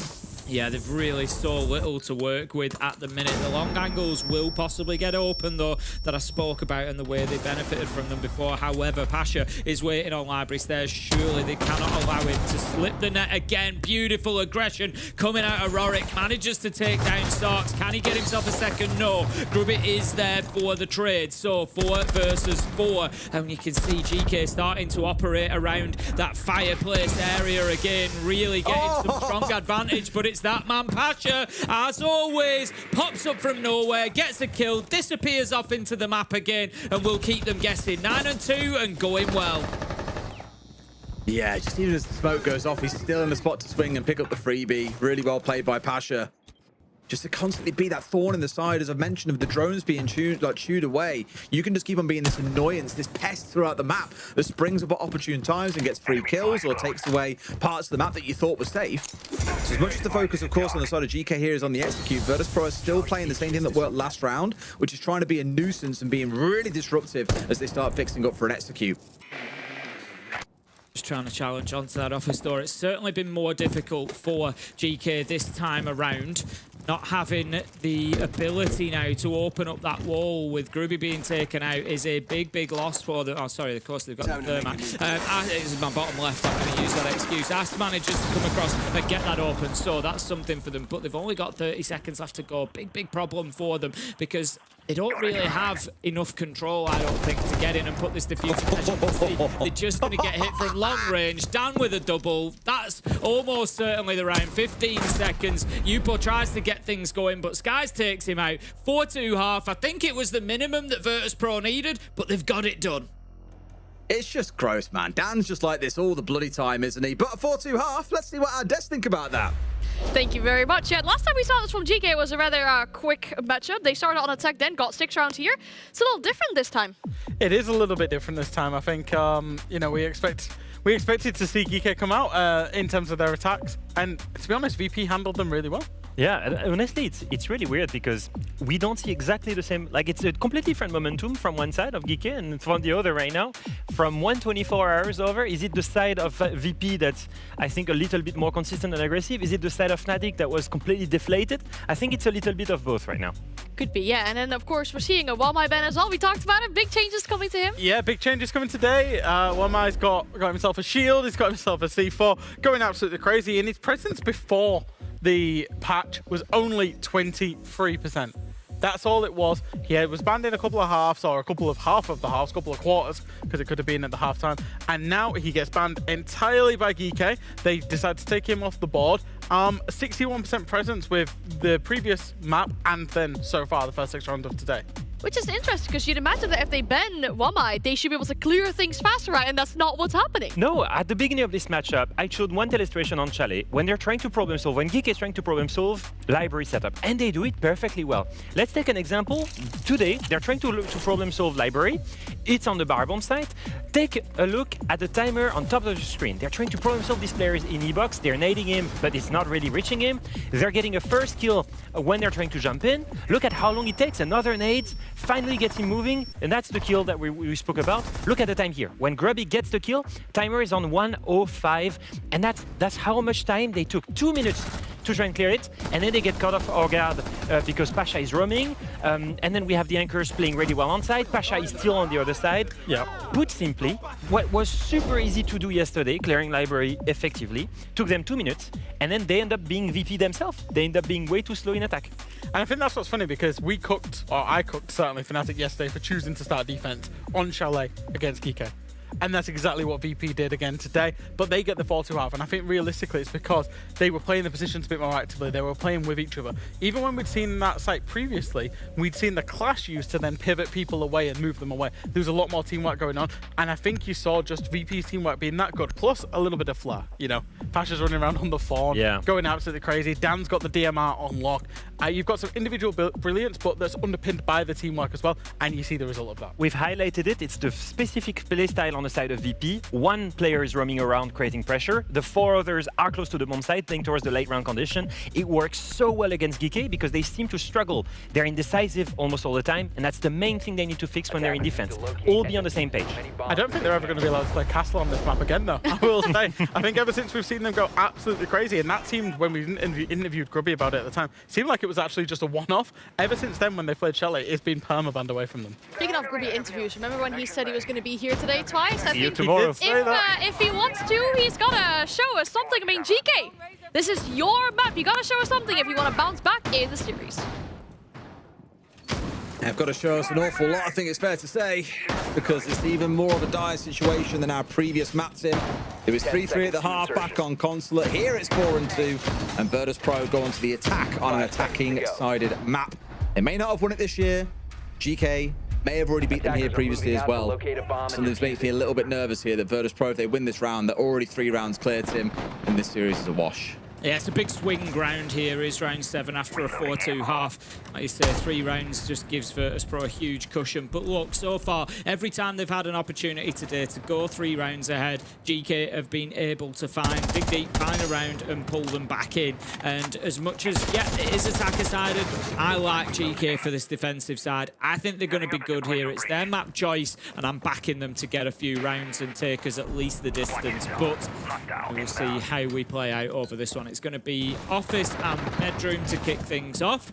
Not too much of a surprise. It has risen in popularity. We did have a period of time where it wasn't necessarily the number 1 choice, but does seem to be a little bit more. The Soliton radar of Snake. Pasha on Solid Snake is just absolutely terrifying as well, by the way. 9-2 so far in the game. He's just going to signal that it's all clear for his team, and they can start aggressing forward. So we've already seen the work that was done by Dan back on Consulate with that Snake, so why not lean into it again, hey? Already done them so much good. Won them a couple of free fights along the way.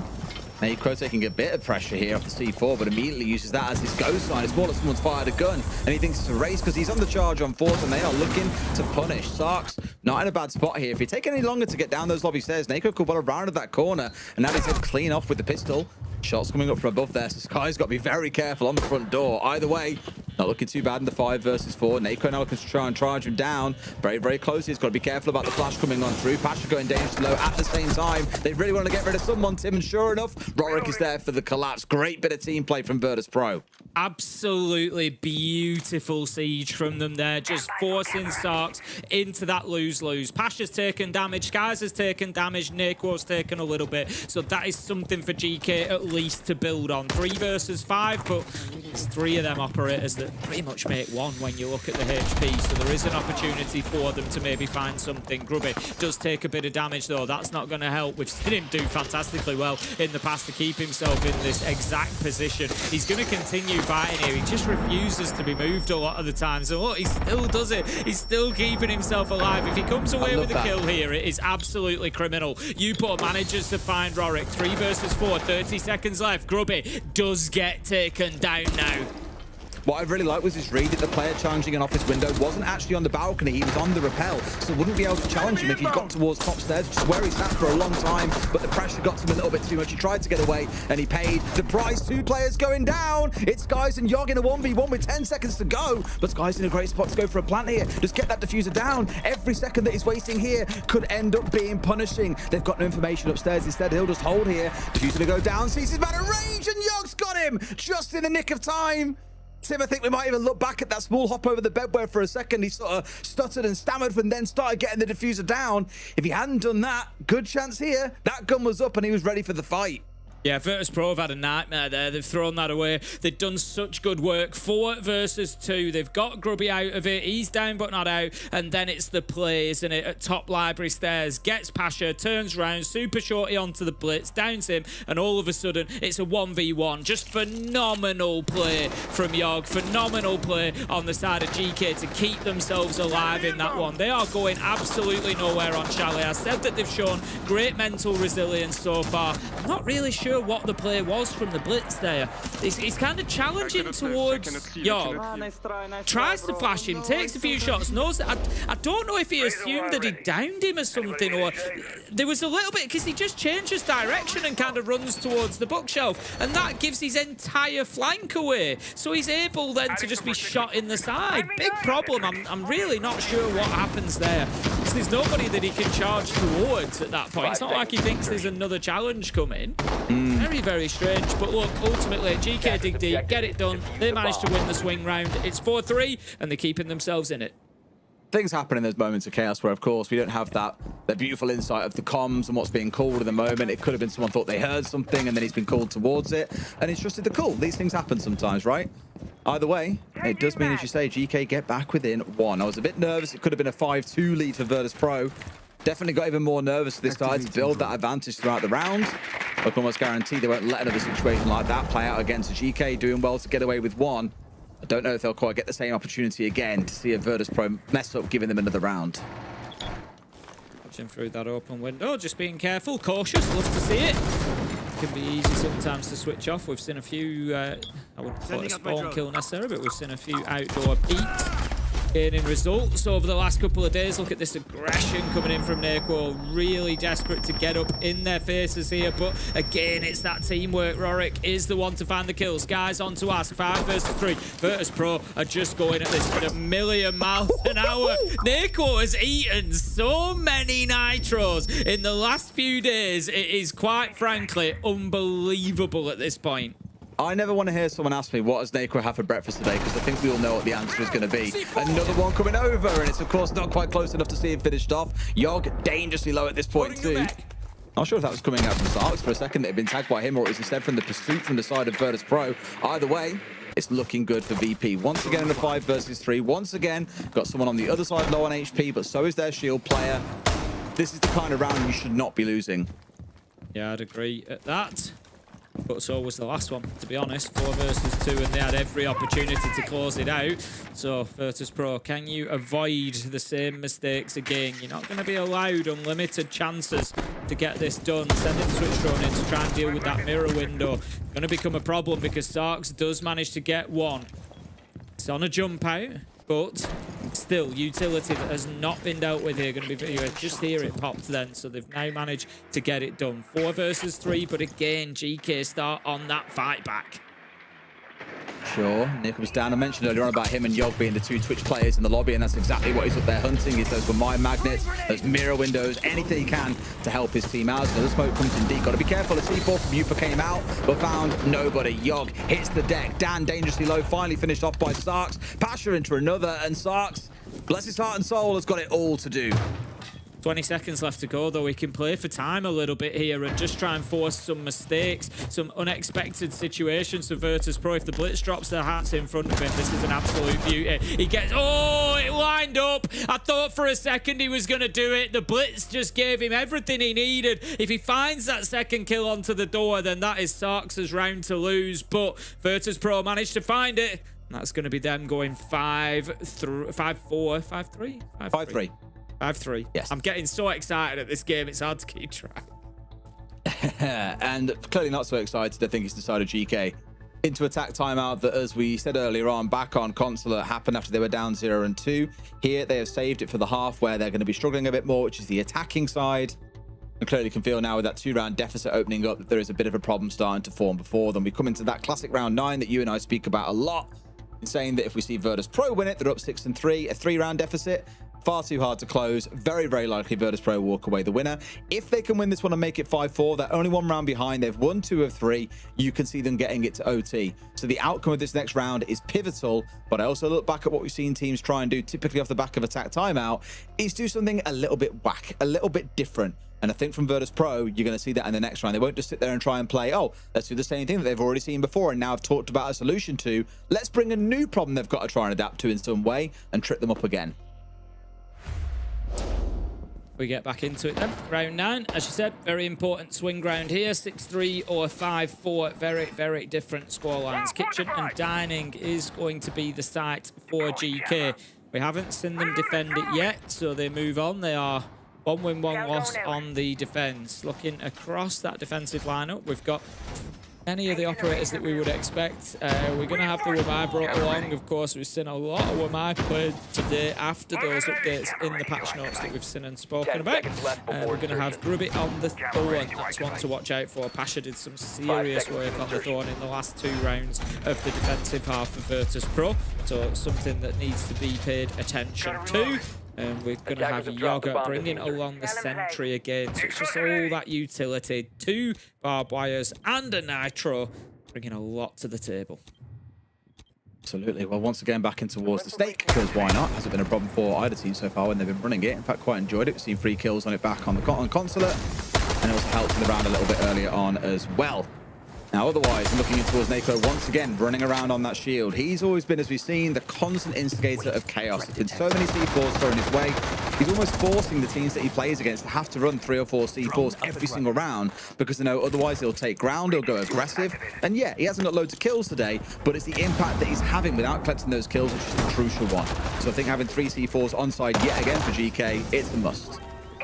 Sarks managed to keep himself off that Soliton radar for the beginning of the round because he was stood on top of a mute jammer, but he has had to dip away now. The nade cleared it out, and that means that gaming is now in the possession of Virtus.pro at least, so they can start using that to build forward. Just a little bit of patience being tried here from Rory because he's hoping for a bit of movement from Library Stairs, a little bit of aggression towards the sound of the shield entering into the map possibly, but at the minute GK going to give them absolutely nothing.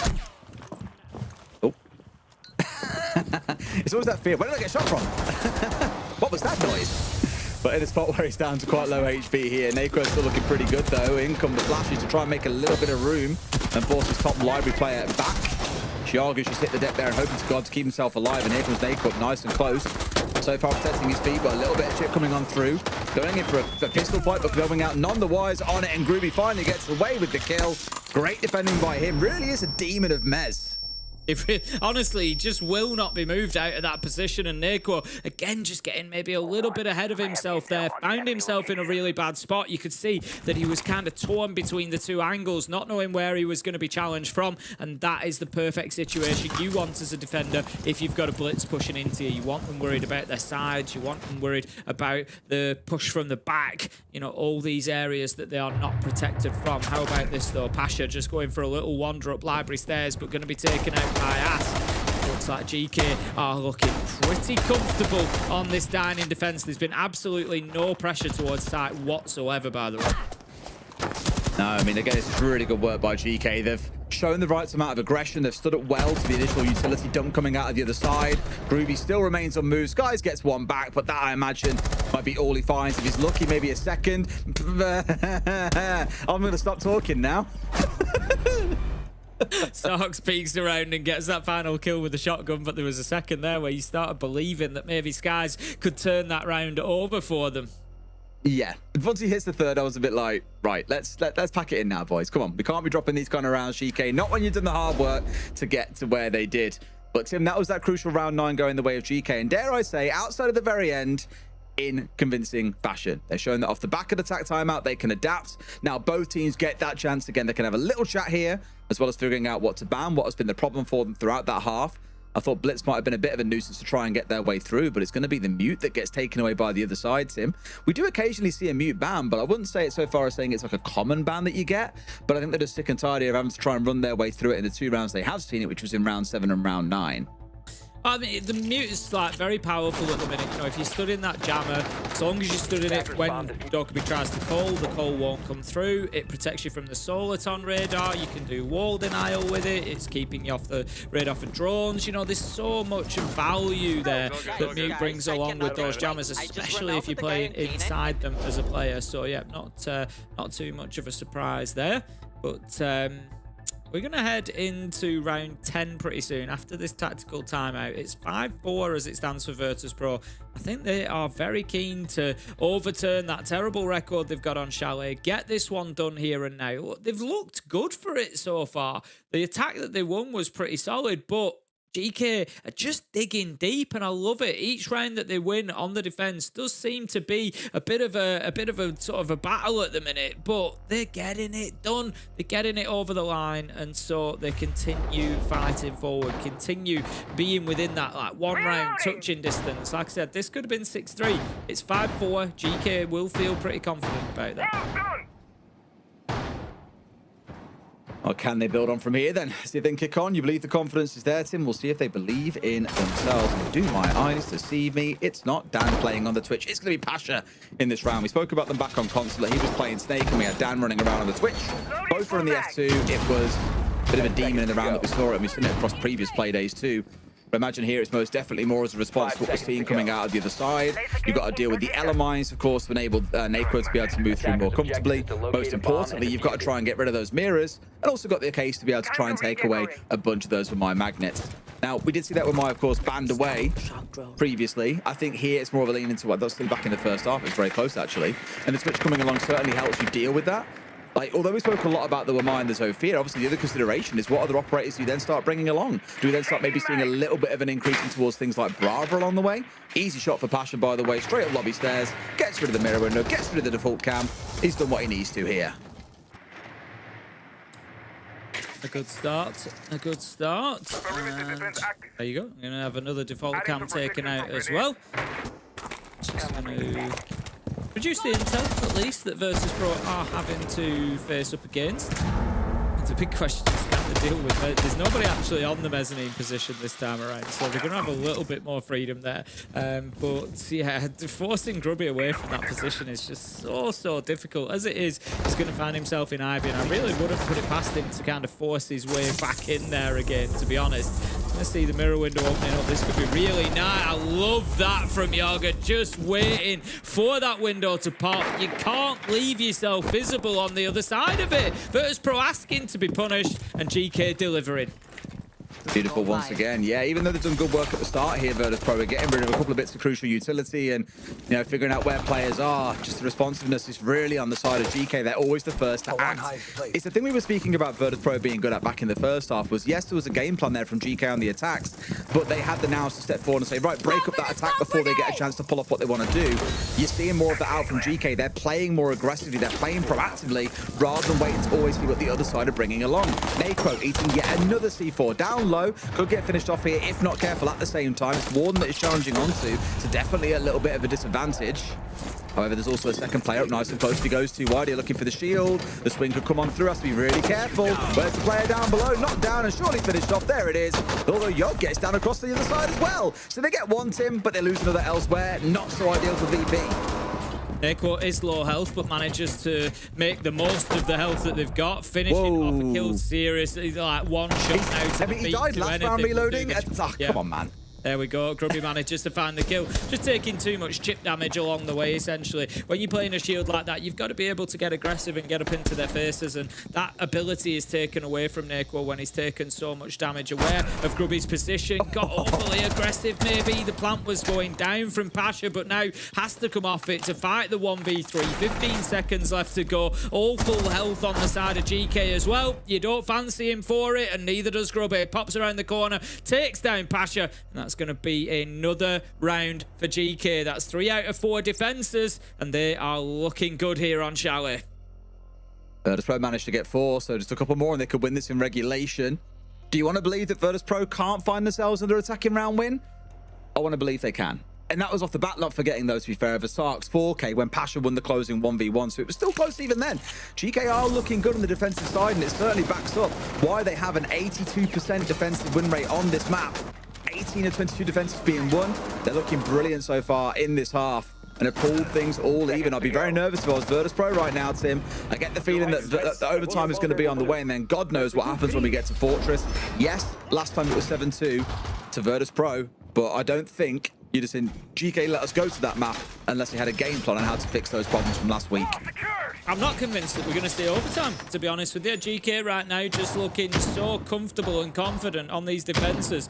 And, you know, you saw them there. 3 full health operators as a backline, able to fight through anything that Virtus Pro tried to throw against them. And right now, I wouldn't be surprised in the slightest to see GK extend what is 2 back-to-back rounds into 4 back-to-back rounds to just close this out 7-5. It's always an ask against Virtus Pro. They've got, you know, the big names, but I did say, didn't I, that Dan had been quiet in that first half. It's continued. It's been a difference maker for Virtus Pro here. He's 3-9. It's a big problem. It's all on the shoulders of Pasha and Skies at the minute, with 24 kills between the two of them. But in any round where they, like the last round, Skies was the opening death.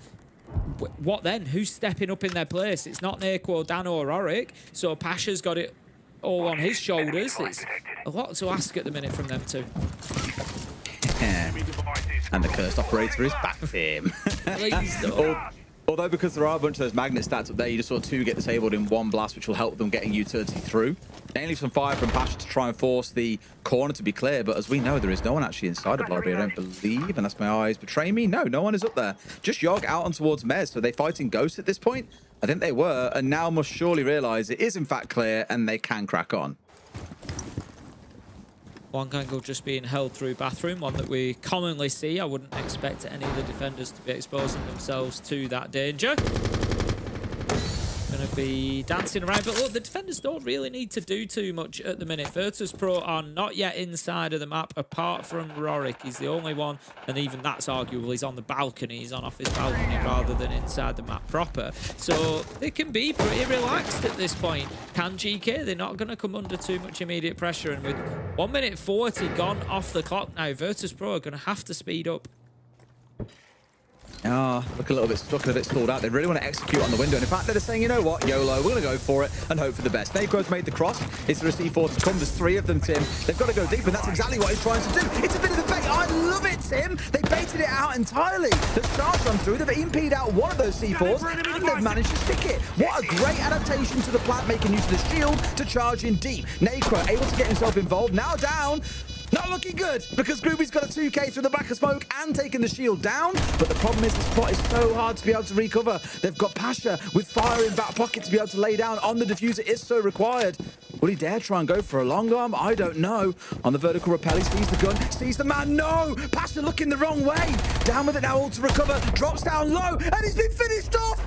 Groovy the Hunter has pursued every man on Virtus Pro. Gets a 4K in the round. They're going up to 6-5. Absolutely beautiful clutch, I'm going to say, from Groovy, from the two of them, but that is all Groovy there, showing why he is one of those top 5 players in EML. He just got a hold of that and was like, I'm not losing this. I'm not losing it. There's no way I'm letting him get away with it. It was better Thatcher play for once from Virtus Pro, but still, it wasn't enough because Groovy just said, not on my watch, and he just ran through them in the end. Virtus Pro are truly Virtus Throw right now, because they have thrown away so many rounds on Chalet Des from a man advantage from near the end of the round as well. They are truly snatching defeat from the jaws of victory here at Virtus Pro. You know what? I think they heard what got said at the halftime bar. Des were like, Groovy, 55 EPS, what the hell's going on? Where is he? It's fair to say Leo and Fresh and I think he heard all of you. 14 and 6. He is absolutely frying. Almost matched, of course, by Pasha on the other side of 13 and 6. But sometimes, Tim, you need a hero. That was a 3K in round 10, a 4K in round 11 from Groovy. Why not make it an ace in round 12 to seal the deal? Okay, then we're going to have guess who out on the mezzanine once again. It's going to be Grube. They have not had an answer to him in this position realistically yet, and they are not the first team. We've seen a number of teams struggle. We're going to have to name it after him before too long. I think there's a couple of Sharko spots that have been earned for less than Grube has done up there on mezzanine, to be honest. Absolutely phenomenal. But let's see whether Virtus Pro can do something about it this time. We've got Pasha on the Raura, so keep an eye on that. Where are those Dom panels going to be deployed? Raura has seen changes in the latest patch notes. We have got a reduction in how long it takes to deploy those Dom panels. It's reduced from 3 seconds. You used to have to deploy one on a door, wait 3 seconds, deploy another, and then that's been brought down to 1 second, so you can pretty much rapid fire them now. Whew. I actually really like that change as well, by the way. I think it's going to make execute so much more interesting. Part of the limitation before with it being 3 seconds was you put it on one door, have to wait a few seconds, then put the next one on, then wait a few seconds. You couldn't really like rush with a Raura, whereas now it becomes much easier to do, I think. Granted, you could when there was only one doorway to worry about, but I think this is a really interesting idea. It's one of the operators that when they're picked, you know something is being cooked up, and I'm excited to see what Virtus Pro have got in mind, assuming they keep all their players alive. I mean, Rorik's just... Hello? He's just waddled into sight, Tim. He's like, guys, I'm in sight. I don't have the diffuser, but I'm in sight, by the way. Dan's been finished off at the very least. It's all good being in sight, but you've got to start getting kills, I'm afraid, Rorik. But he's been taken down as well. That is not ideal. Sky's low inside of Trophy. The other two not even inside the building yet, Tim. This could be one hell of a comeback by GK. I mean, what value is there in going and, you know, yeah, okay, you've got yourself into sight, but like you said, no diffuser, nobody in there to fight with because they're all up above. There's just no real value to it. You've got to be out, you know, you've got to be out helping your teammates around the map, helping with this top floor clearance, because at the minute, Virtus Pro just being completely neutralized by GK up on the top. There's just absolutely nothing that is forcing them to move at the minute, and that is a huge, huge problem for Virtus Pro. Sensing the challenge coming around the corner, going to be down Pasha, an unusual one, just down during the animation of coming through the window, will be finished off by Starks 5 versus 2. Groovey's desperate to finish this. He's got 2 in the round, Tim. He can find himself a couple more here, make it up to 18 and 6 after a pretty dismal start to the game. He's been like lightning in this second half. You can't contain him. You cannot stop him. Ass makes it a double in the round, and there's the last for Yogg. What a fantastic comeback from GK, Tim. They send us to map 3. Yeah, brilliant stuff. Really pushing and pressuring Virtus Pro. That game was theirs. 4 rounds in a row to close it out. A quad kill from Grubby. 7 kills in 2 rounds, actually, across 10 and 11. Just beautiful stuff to take us to map 3. Well, again, that big overhanging story is last time these two teams played on Fortress, it was 7-2 to Virtus Pro. I suspect we're going to see a different GK today. Back with you in just a few minutes.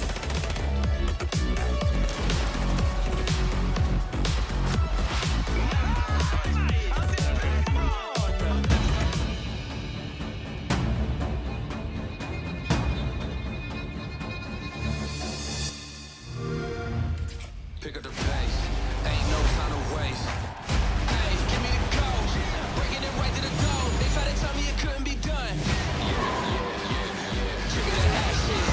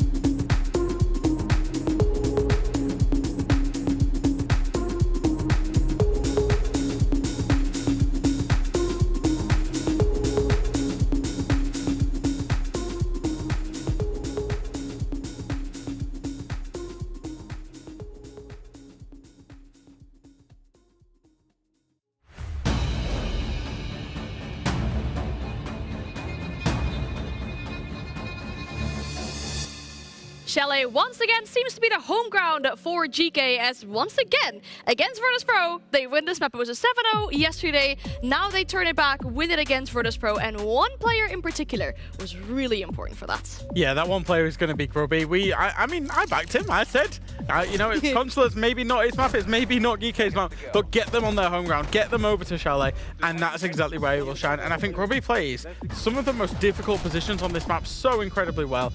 We saw him just get a free K playing from the back of the master bedroom closet area, and then we see a 1 versus 4 clutch in probably the hardest post plant in all of Siege there. Yes, VP have to give him the opportunity to make that clutch, but he has the confidence, he knows where the players will be, and he'll make it. That was a big reason it went to 6-5, and then even now, look at these positions. He's playing, he's been held, he's getting out the building, he's getting active, and that's what he does on this map, and it is a stark contrast, Leo. Insane contrast. I mean, he tripled. He was 3 times as good. He tripled his performance from map 1 to map 2, I think. And I would be even curious to check the difference between attack and defense on Chalet, by the way, because I do think that if there is one key factor why Grubby and overall Geeky were able to beat VP was the huge turning point when they went from attack to defense on Chalet. When you think of Chalet, you think most of the time it's attacker-sided. Well, in this one, it was quite defender-sided. Yeah. The reason for it is VP's playstyle is all about playing well together, really close-knit, not a lot of gaps, right? What does that force when you're attacking against them? You have to figure out what you're going to do, especially in the late round, and all be on the same page. Because if you're not exactly on the same time after a 3-1 call, they're going to be able to isolate you. And that's the biggest problem that GK was facing in attack, which they don't have to do in defense. Because in defense, they're allowed to play for themselves. Yeah, and I think that's exactly what they did. They played for themselves. The other thing that I think that they did well, actually, was really deal with Nako on the blitz. I think they baited it. They had the Ella, they had the Warden. I think it was Yogg that was playing on. He was covering the push towards the Warden, who was playing on the blue stairs. Yogg was inside a Master. They were setting up the crossfires and they were kind of dangling the bait of Blitz, come push me, Blitz, come push me, and then playing around that. And I think they dealt with the shield play generally pretty well as you can do against Nako, who will always find some success, but he wasn't absolutely dominating them on that Blitz. Now, since you're speaking so much about the difference in attack and defense, one really important point about this final map here is that we had both these maps go as 7-5, right? So there is no real round difference, favor for either teams. It then comes down to a coin toss, which was won by Virtus Pro, and they pick defense going into Fortress. And that is super important. I'm actually quite curious, and it's good that Derry is the caster because I know he's going to fact check me there. I want to know which map between Consulate and Fortress right now in the meta is the more defender-sided. I could argue, just from the top of my head, that it's the 2 most defender-sided maps in the meta, I think. Do you know, Jack?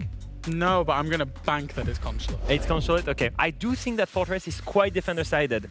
And the reason I'm saying this is obviously across the many leagues that we've seen so far and the big sample size that we have now of Fortress. But on top of that, why is it so special in this case? The last time these 2 teams faced or played Fortress, they faced each other. And VP started in defense. They won 5 rounds out of 6 in that defense side. Most importantly, Pasha won 5 opening kills. He had 5 opening kills in that game alone. And so I think that the starting side is super important, not only because of that, because we know that VP are excellent in defense on it, especially against GK, but also because, think about it, in the last 2 maps, what is GK struggling with? The attacks. They're struggling with the attacks, they're struggling with the playstyle of VP, they're struggling with breaking down that site, especially in the late round. And so, in my opinion, Fortress is one of the worst maps for this. So I do think that GK have to find a new way to attack if they want to win this BO3. Yeah, I think so. I think there's some luck potential, but I would say it's limited. I think, if you look at how you're going to be attacking, you're going to be looking at taking the top floor on basically every attack that you do when you attack Fortress. Whichever side you come in from doesn't really matter. You're generally going to be sweeping. You're going to be wanting to get control of Horse and Bathroom and Meeting, no matter what the attack is. And I think there's therefore some light potential, but not loads. And I think one of the things that they might look to do maybe is remove the Clash. VP have showed a tendency to play Clash across the first 2 maps so far, and Denari, the Clash can really control a lot of those big long hallways that are facilitated on the side of Fortress. So I'm wondering whether GK might choose to remove that. Now, you had the question earlier, right, Leo? We can actually bring Des in because he has the answer for it. Des, welcome to $1 million question. This is your final chance. Hello. You can still call the helpline. You can ask the crowd. Do you have the answer? Which one is more defender favorite? Consulate is the most defender favored, and then Fortress and Chalet have a point between them. Chalet? Oh, Chalet is defender-sided now? Yeah. Okay. So is it... It would surprise you. Is that global or is that EML? This is global. Okay. What we've got is between 3rd and 7th, we've got 2% difference between the two. So Yeah, you've got okay. Clubhouse in 3rd on 55%. You've got Chalet in 7th on 53%. So it is really tight in the middle. The outliers are Consulate at 62% defender-sided and Bank at the other end at 49% defender-sided. Kind of tracks. So I didn't really quite follow the second one. So Fortress is still the second most defender-sided map in the meta? There's 3 maps sat on 54% in Labs, Cafe, and Fortress. So it is the 4th, joint 4th. Yeah, because they're all 3 are tied second, basically. Okay. The thing is, we've seen FaZe play it a couple of times, and they just destroy that map on attack. So Yeah. they've definitely skewed the stats. Yeah. Okay, thank you for fact-checking, Yeah. Mr. Oh, we were right. Yeah, I'm glad we got that out of the way there. Before this essentially comes down to a best of one to determine who has a date later on with Falcons. Fortress is going to give us an answer. Ain't it just, Dan? Yeah, and what a map to get into as well, Tim. One of our newer maps in the pool, of course, and one that I would say teams are still showing a little bit of struggle with. Some, like FaZe, have certainly mastered it and look phenomenal on it. Virtus Pro, I'd also say, are one of those teams that are very, very good on it as well. But these teams played here last week. GK will have gone back and studied that tape religiously, expecting to go back here. We saw them with some really cool ideas earlier on attacking into Consulate to try and overcome what they saw from Virtus Pro against Falcons yesterday. I expect Fortress is going to be exactly the same. My only worry is they start on the attack. And I know what I've just said, it's down in the middle of the pack. It's still hard to attack. Let's see where these bans go then. Is it going to make any easier or harder to attack? Well, the Bonta is going to be taken away by Virtus Pro, so GK won't be able to rely on the big shieldy boy to be able to go in and bully and create space, so that's already going to make things that little bit more difficult. They take away the Goyo, so just looking at that time and space denial and removing it from Virtus Pro, that's, I would imagine, something that they've seen particularly in what VP do to defend here. Solid Snake and Arune will be our second 2 bans. Again, Snake just looking to slow things down for GK. Don't allow them to go in and clear those areas quickly. I'm thinking of getting into Old Tower and sweeping through games and dorms, for example, or the vice versa when you're looking. You always want to be pushing from the opposite side on the top floor and moving across and clearing out any Roman extension, and Snake's going to really prevent them from doing that. I will give Leo his flowers on this one, to be fair. If you isolate the data down to just EML, you won't believe this. Chalet is our most defender-sided at 63%. It's also been played the most of any map in the map pool 11 times across EML. And then Fortress is second at 60% defensive win rate. So he is correct on that one. For those who are curious, Bank is still down there below 50% on defensive win rate. It's 54% attacker win percent, Tim. Lair at 52% and Border at 50%. So quite a disparity between top and bottom here in EML. It's almost 20% differences between Chalet and Bank. Mental. 5 seconds to go. Well then, let's get into it. Round 1, it's going to be Fortress. It's going to be effectively a best of 1 now, as these are 1 apiece, 7-5, 7-5. 24 rounds we've seen so far. How many more will we see here on Fortress? It was tough for GK last time they played Virtus Pro on this map. We're going to be looking to improve on that significantly this time around. They start on the attack. Is going to be office and bathroom that they will be attacking onto, so I expect this approach from the south side, get dorms control, get games control, move through and take briefing. We do see a little bit more courtyard action recently as well, getting somebody in there for a little backstab on that top side, but let's see if GK choose to do that. I was actually curious looking back at the bans that came through last time they played each other, by the way. The Goyo ban was there from GK, the Aruni was not. In fact, the Aruni wasn't played at all. In fact, I lied. It was played in 2 rounds by Dan. But I think throughout this series, back on Chalet, we certainly saw it being a little bit of a problem for them in a couple of rounds. They've just thought, get that off the board, get it as far away from us as possible. Otherwise, VP's 2 bans are identical to the last time they played. So, Virtus Pro not with anything too crazy up their sleeve here. They're sticking to what worked out so well for them last time. All the onus comes onto GK to be the ones to show that they have evolved, they have adapted, they have a way to overcome Virtus Pro. Butron just sat waiting. I think just for that little bit of attention to come through, clear out the barbed wire, and then it can just sit forward, feed any intel in. Nade going to have to drop away there as the Nitro comes in towards Yoga on the Blackbeard. He just wants to clear out that corner, so he sends the nade in. He's waiting for the challenge on the door, but Virtus Pro are actually keeping hold of briefing really nicely here. They're not really being bullied away from it. The trip gadgets, as you can see as well, just completely covering off that corridor, making it very difficult for anybody to move through there. Yeah, I always talk about this being a bit of a nuisance of a room to push on through. Briefing very much the sort of fishbowl in the middle of the map. Everyone's staring in, but very few dare actually step inside. You can just admire what's going on in there instead. Namely, gadgetry being thrown around, smokes, C4s, shields, tentatively stepping a foot or two in there to try and take control of it. And that'll no doubt be what the focus is across on the other side. Out towards Force instead, it's Yogg starting to ask questions. And towards the Thorn Razor Balloon going off, takes no damage from it, so won't get that stagger effect, which is good news. And knows that he could get swung at any moment for a couple of directions here, so he's got to have some a bit of support, and sure enough, that support is there. But just as Yogg throws that gun back up, the player steps out. Pasha in towards one. Yupa getting the trade back. Sky's also on his backside. This ain't looking bad at all here. 2 kills for Yupa, Tim. GK off and flying here in round 1, 4v2. Yeah, effectively. Skies does get picked up to bring it back to 4v3. 20 seconds left to go. That's going to be the big factor, but the diffuser is going down. Ask is going to stick this plant as well. And although Pasha manages to get one, there's going to be a couple of kills come in. GK looking good on this first attack so far. Virtus Pro have been backs to the wall throughout the round pretty much. And they have now lost all but one of their lives. Pasha half health and looking to start moving forward, but they've got him covered from every angle. Grubby picks up another on the day. His fantastic performance continues. That's going to be GK 1-0. Yeah, I mean, it comes back to what I spoke about a little bit on Chalet, is that the mistake teams have made throughout, I'd say really the last few play days, not just today, is on the defensive side, you largely sit there and wait to get beaten. And when you're against teams that are lower down the table, you can afford to do that because you know they're going to make mistakes and you can exploit it. These two teams are at a stage where there are very few mistakes being made when they're on the attacking side. They're very tight. When they say go, they tend to go as a unit. You don't have a random player waddling in towards site by himself, unless you're Rorik in towards Dining on our last map a minute ago. And so it really comes on to you as the defenders to be the ones to be proactive, to put a spoke in the wheel of that bike of the attackers as it comes flying on past and trip them up and break the whole thing apart.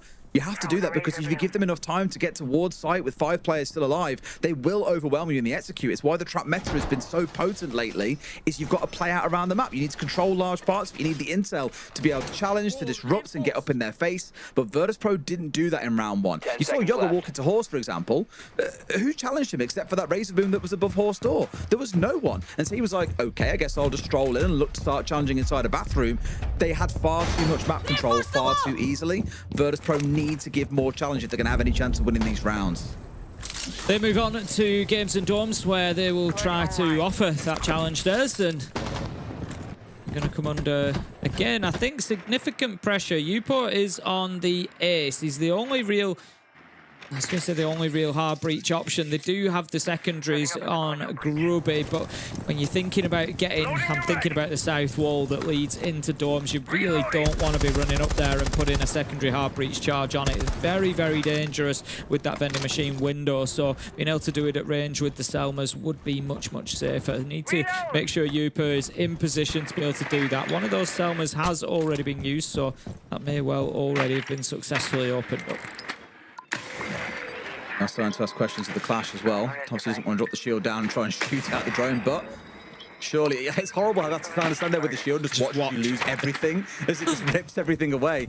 But I spoke about this a little bit back on the previous map, that I think we might see more of a rise of seeing Twitch. I mean, Twitch is already quite powerful, but a Brava being brought along in cases where we don't have even Maestro in the round, because there's a lot of gadgetry to steal away, because now Wamai's going to get even more powerful and no doubt pick more often.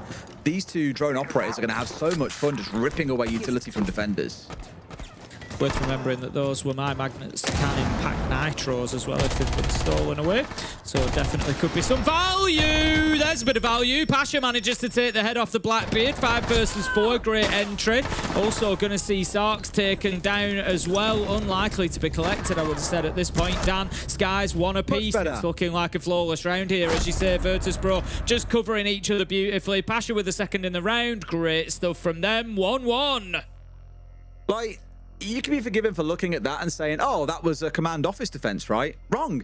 That was just defending dorms and games, but look at how much more aggressively they defended around Horse, into hallway. Every time a player stepped anywhere into that building, they were being swung on by a player of Virtus Pro. Back in the prior round, I mean, we were actually defending office and bathroom. That didn't happen once. We didn't see that aggression out of Virtus Pro. So what I said at the end of round 1, I want to see more aggression. I want to see them getting up in the face of GK here, making them uncomfortable.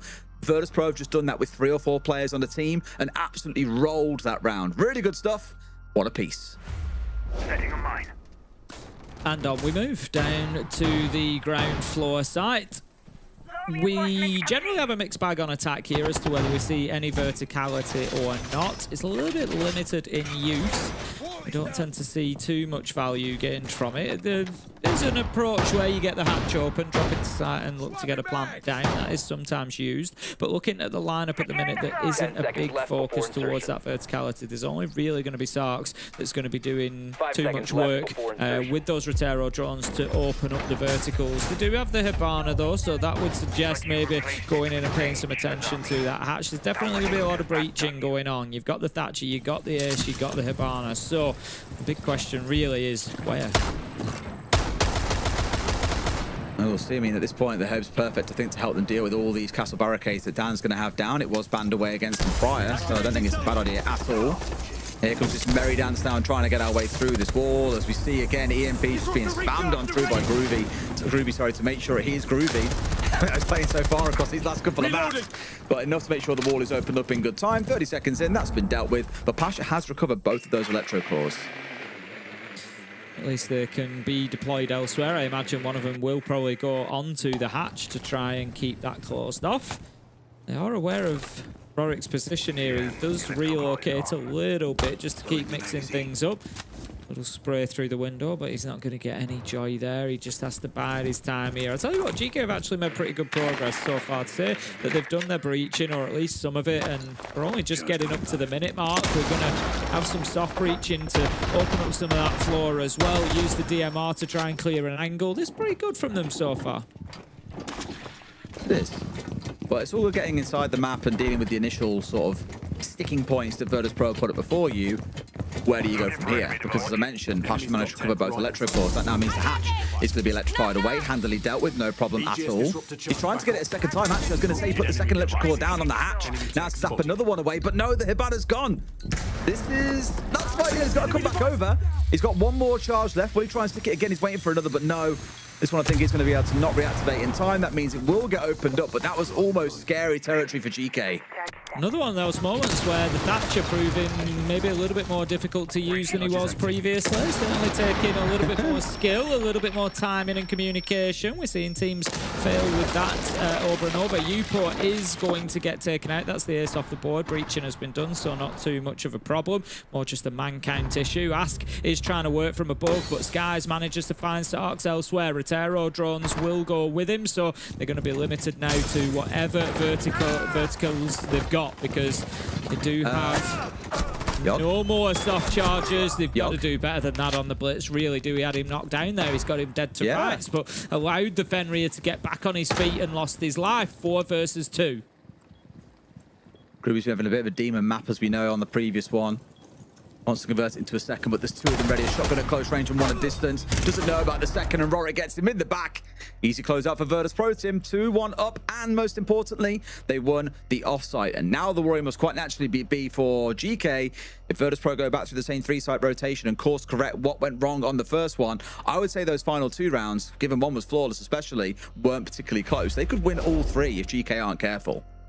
It just starts looking like a little bit of a slow start for Virtus Pro in round 1 now, doesn't it? Because they've looked so comfortable in round 2 and 3 that, I look at it and I think, honestly, a 5-1 half wouldn't surprise me here. GK, they've shown great resilience throughout this matchup so far. They've, you can see both matches have been close. They've really been able to fight into it, so I'm not writing them off. They are capable of making this closer than you think it's going to be, but I'm just a little bit concerned for them at the minute. There's 1 or 2 mistakes crept in there. We see one of them with the inability to deal with the Fenrir when downed, and if they start opening those windows for Virtus Pro, if they take these top 2 floors, the 2 top floor sites, it goes 4-1, I'd be very, very concerned about the 5-1 half. And then, even with having the defense on their side, I don't know about that when Virtus Pro only have to find wins on one side. That's it. Like I say, if they can course correct and get this win on this site here, then the next 2 were very, very dominant for VP and GK. Again, they're the ones that then have to adapt and figure things out a little bit.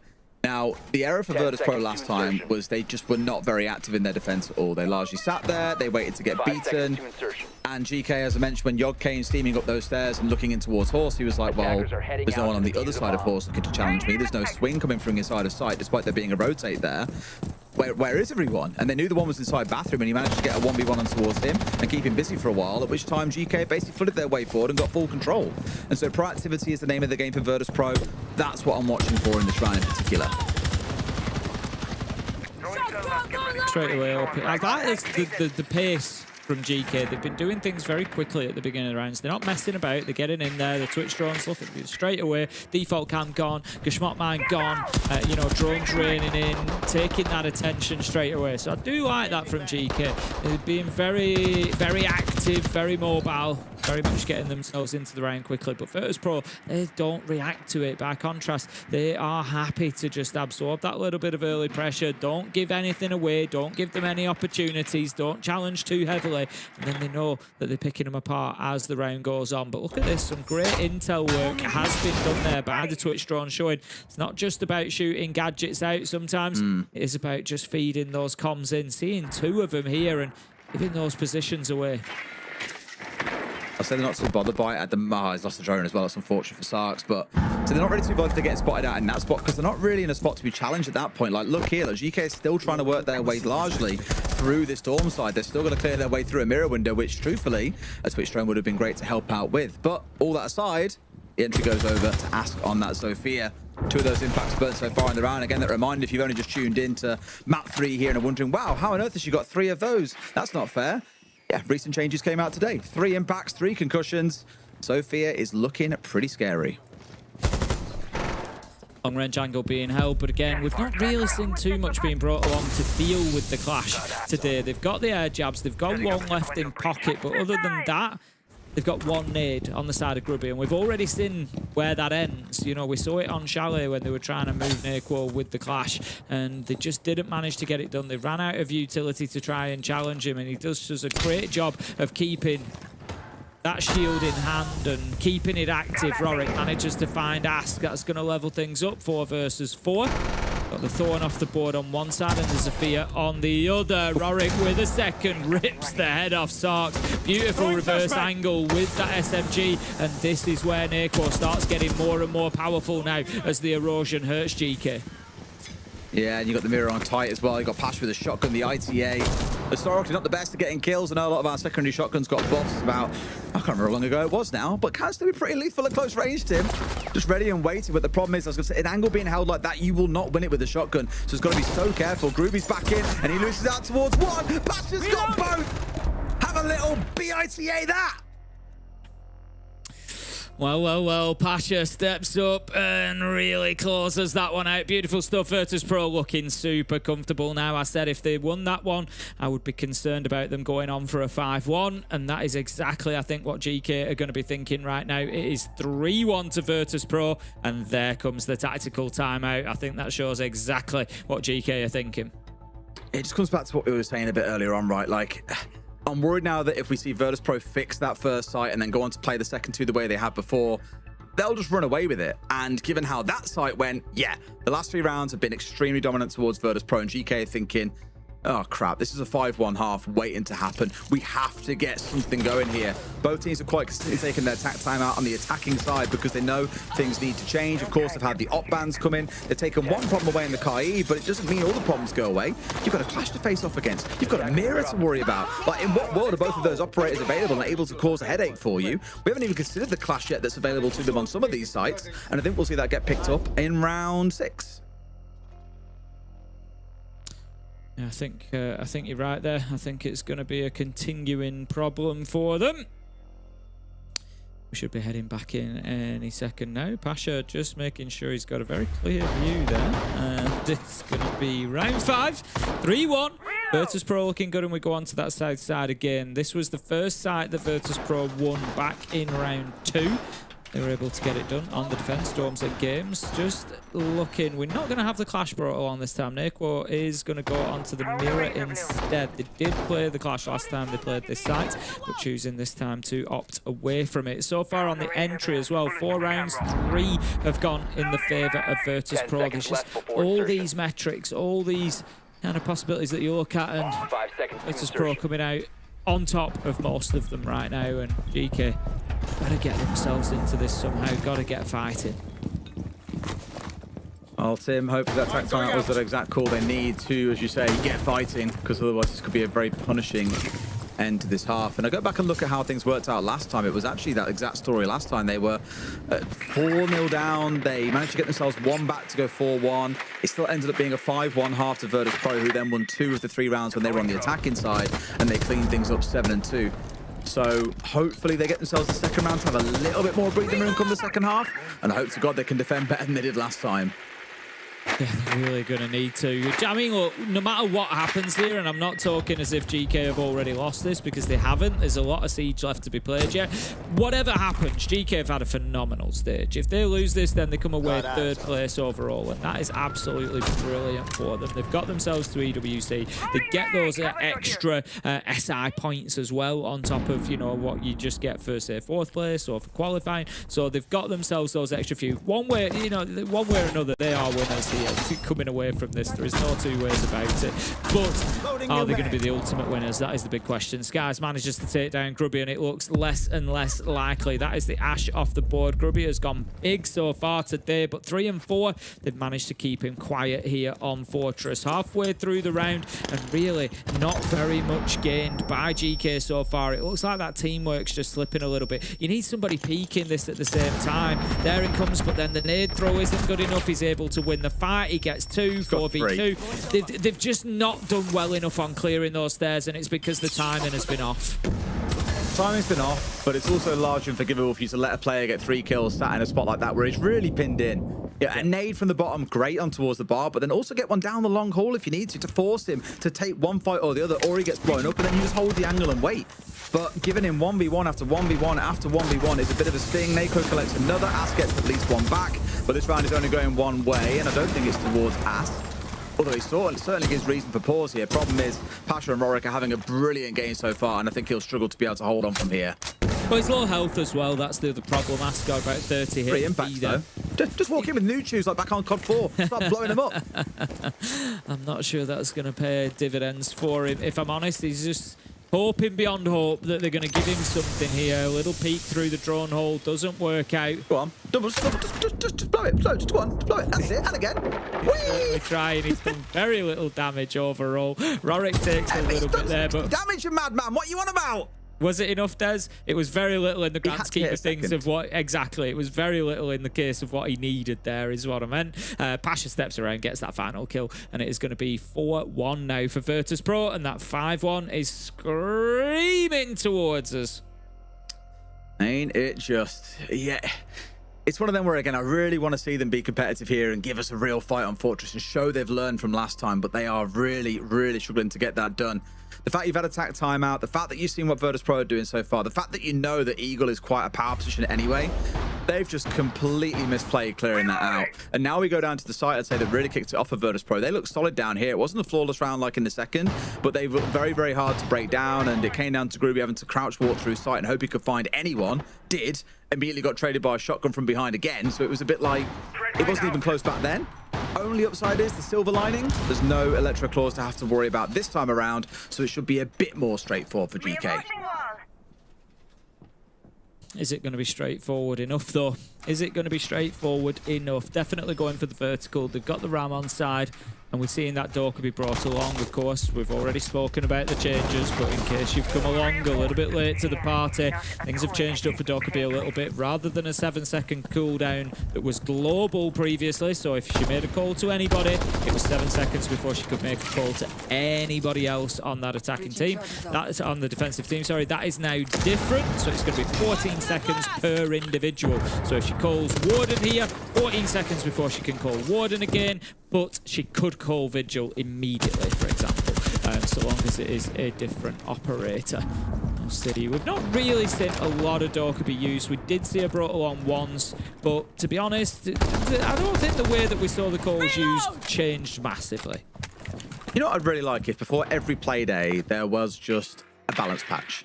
They just changed a bunch of random things that we had to play with on the day, just see what happens. And obviously today we've seen, as we've spoken about, Mai, Sophia being played a fair whack, almost leaning back in towards the utility meta. We didn't talk about some of the other minor changes. Obviously you just spoke about Dockerby then as well, but you've seen little tweaks come through to other operators like Legion as well that I don't think is quite enough to pull him back into the limelight. But I think as patches go by, and again, this is all part of the new patch strategy that we saw announced back at SI, we will see these more incremental changes as we go. They've completely missed Pasha. Team gets a freebie, sprints round. No, how wasn't he ready? Sarks down on the deck, sees him first, and no, I thought Pasha had him dead to rights. Sarks does get the response, but that could have been a car crash start for GK.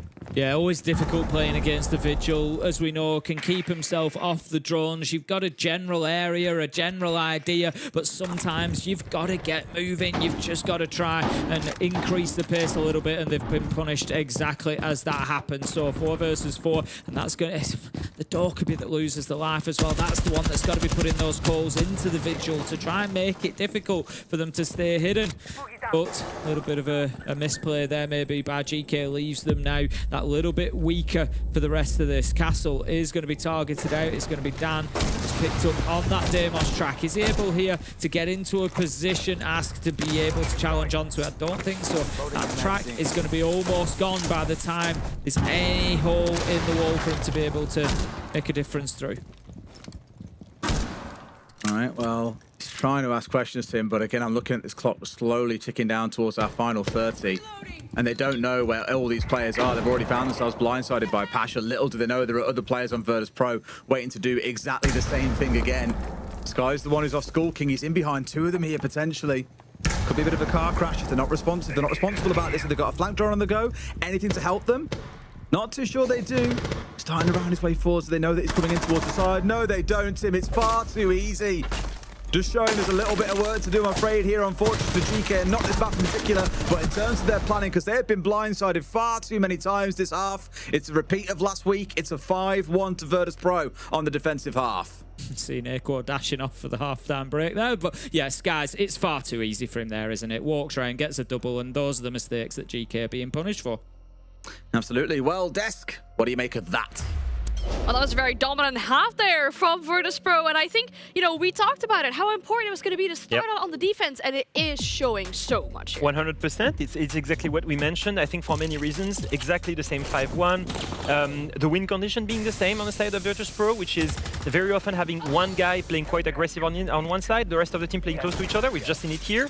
Look at the lack of zone control on the side of DK. Here, they're pushing into one last corridor in the last 10 seconds, and so they're just getting killed. Overall, like, again, one example, one single roamer, that Skies is facing a 1v3 here. One guy down the stairs, 2 guys in dropper. He's gonna be able to first isolate the first gunfight on the player coming up the stairs, and then he's able to take another kill here before getting traded. I think there is a similar consistency in GK, struggling to be decisive, struggling to double up on people, and struggling to deal with the utility jack. Looking at this operator bands, they're still facing Denari, they're still facing Fenrir, Azami, Mira. It's a huge issue. That's the thing. I can understand why you would want to get rid of the Goyo. I can understand why you would want to get rid of the Aruni, but ultimately, when you're going up against the mirror window, we saw it even in the very final round there, you know, 10 seconds left and you're still trying to punch through Azami keeper barriers. And even when you punch it, Azami kills you. Yeah, Azami kills you. Like, I think realistically, the bans maybe weren't the best because, like I said, they still had to play through the mirror windows. They still had to play through Daenerys. They still had to play through his army as well.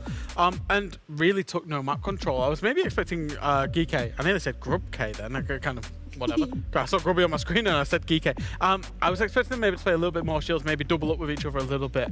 But when VP were feeling it, especially, we saw a big highlight package of double kills, multi-kills there. That's what you're going to get. And I think VP now have a massive advantage. Obviously, they go on to, in theory, the weaker side. Now, we did double check it through. Derry double checked it actually for us. Fortress is the second most defender-sided map inside of EML specifically. But I think the scoreboard pressure will tell itself now, because if you're VP, all you've got to do, you've just got to do one thing: win the tertiary site. The 2 primary sites actually don't matter. They're still going to try and win it, but even if they lose them, it's like go again. Just win the 2 tertiary sites, and they'll get over the line and book their place in the grand final. The way you call it, I think, is kind of like pick your poison on what you ban on the attack to make it easier for yourselves on defense. Clash now being banned away, and then we're looking at the second one coming in here for the defenders as well. Yeah, it all makes sense, right? On one side, Geeky are going to try to prevent Neko from playing his shield. He's going to have to play Blackbird here. I'm pretty sure, yeah, insta-picked it. And Monty and it's being banned. The reason they ban Clash is obviously because they don't want to have to deal with it with one of the shield. I anticipate that at some point, maybe Geeky are going to try and bring the Ela. I will say the biggest trap that VP are facing right now is trying to play not to lose. That's the biggest mistake they can do, because they got such a huge lead. It's important to play to win here right now. Use that. Don't feel like you have any kind of advantage over Geeky. It's like you reset mentally inside of this game, and you don't think that you're in the lead, because that can actually lead you to play in a really weird way where you're trying to not lose, and that would be the end. It's a good thing to keep in the back of your mind, because for Virtus.pro, they're technically just 2 rounds away from a rematch with Falcons. Can GK show us yet another incredible comeback like they did on map 2? Great question. I don't quite think that scale of comeback is possible. I know they managed to pull it off previously, but I do worry that Virtus.pro might just be able to seal the deal here, Tim, in a couple of rounds. Last week it took 3. They won the first, lost the second, then won the third to see it over the line 7-2. It wouldn't shock me if we see the same again here. No, I would agree. I think 5-1 down, Virtus.pro on Fortress. It's a bit of a different ball game now. At least last time around, it was their map pick. It was, you know, they've shown great resilience. They've shown great mental fortitude to be able to get into it. So, you know, is the mentality there? Is it? I think it is. But I just think technically getting it done against Virtus.pro here, they're going to make it so difficult on the attack. I don't think they're going to make many mistakes.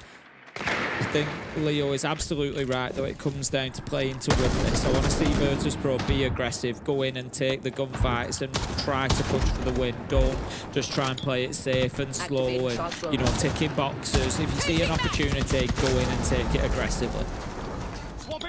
Aggression is the name of the game, right? It was the mistake that Virtus.pro made back in round 1. They course corrected it from there, and I think GK needs to come out swinging from the off. Already though, you can see quite a bit of pressure coming out from Virtus.pro. Only 60 seconds into the round, trying to force these players back. Candela doesn't always mean we want to go in and plant. Sometimes it's just trying to make space or bait a response out of the other side. GK, I think, a little bit too wise to it. They aren't falling for it, as in comes Naquo. It's what a bother, using the nade to be able to shield himself for a moment. Not quite literally, but to stop him being swung onto. He's got to be careful now. More challenges come on through. One at range, one at nice and close. The Goyo is there. He's drawing a lot of eyelets, and we always speak about shields and say how they're just pulling a lot of attention, and sure enough, he's trying to isolate a 1v1. Bashes in and has got rid of Groovy, and like that, everything starts to explode. GK scattered to the high winds as they get hunted down by Virtus.pro. A 5v3, what a fantastic start.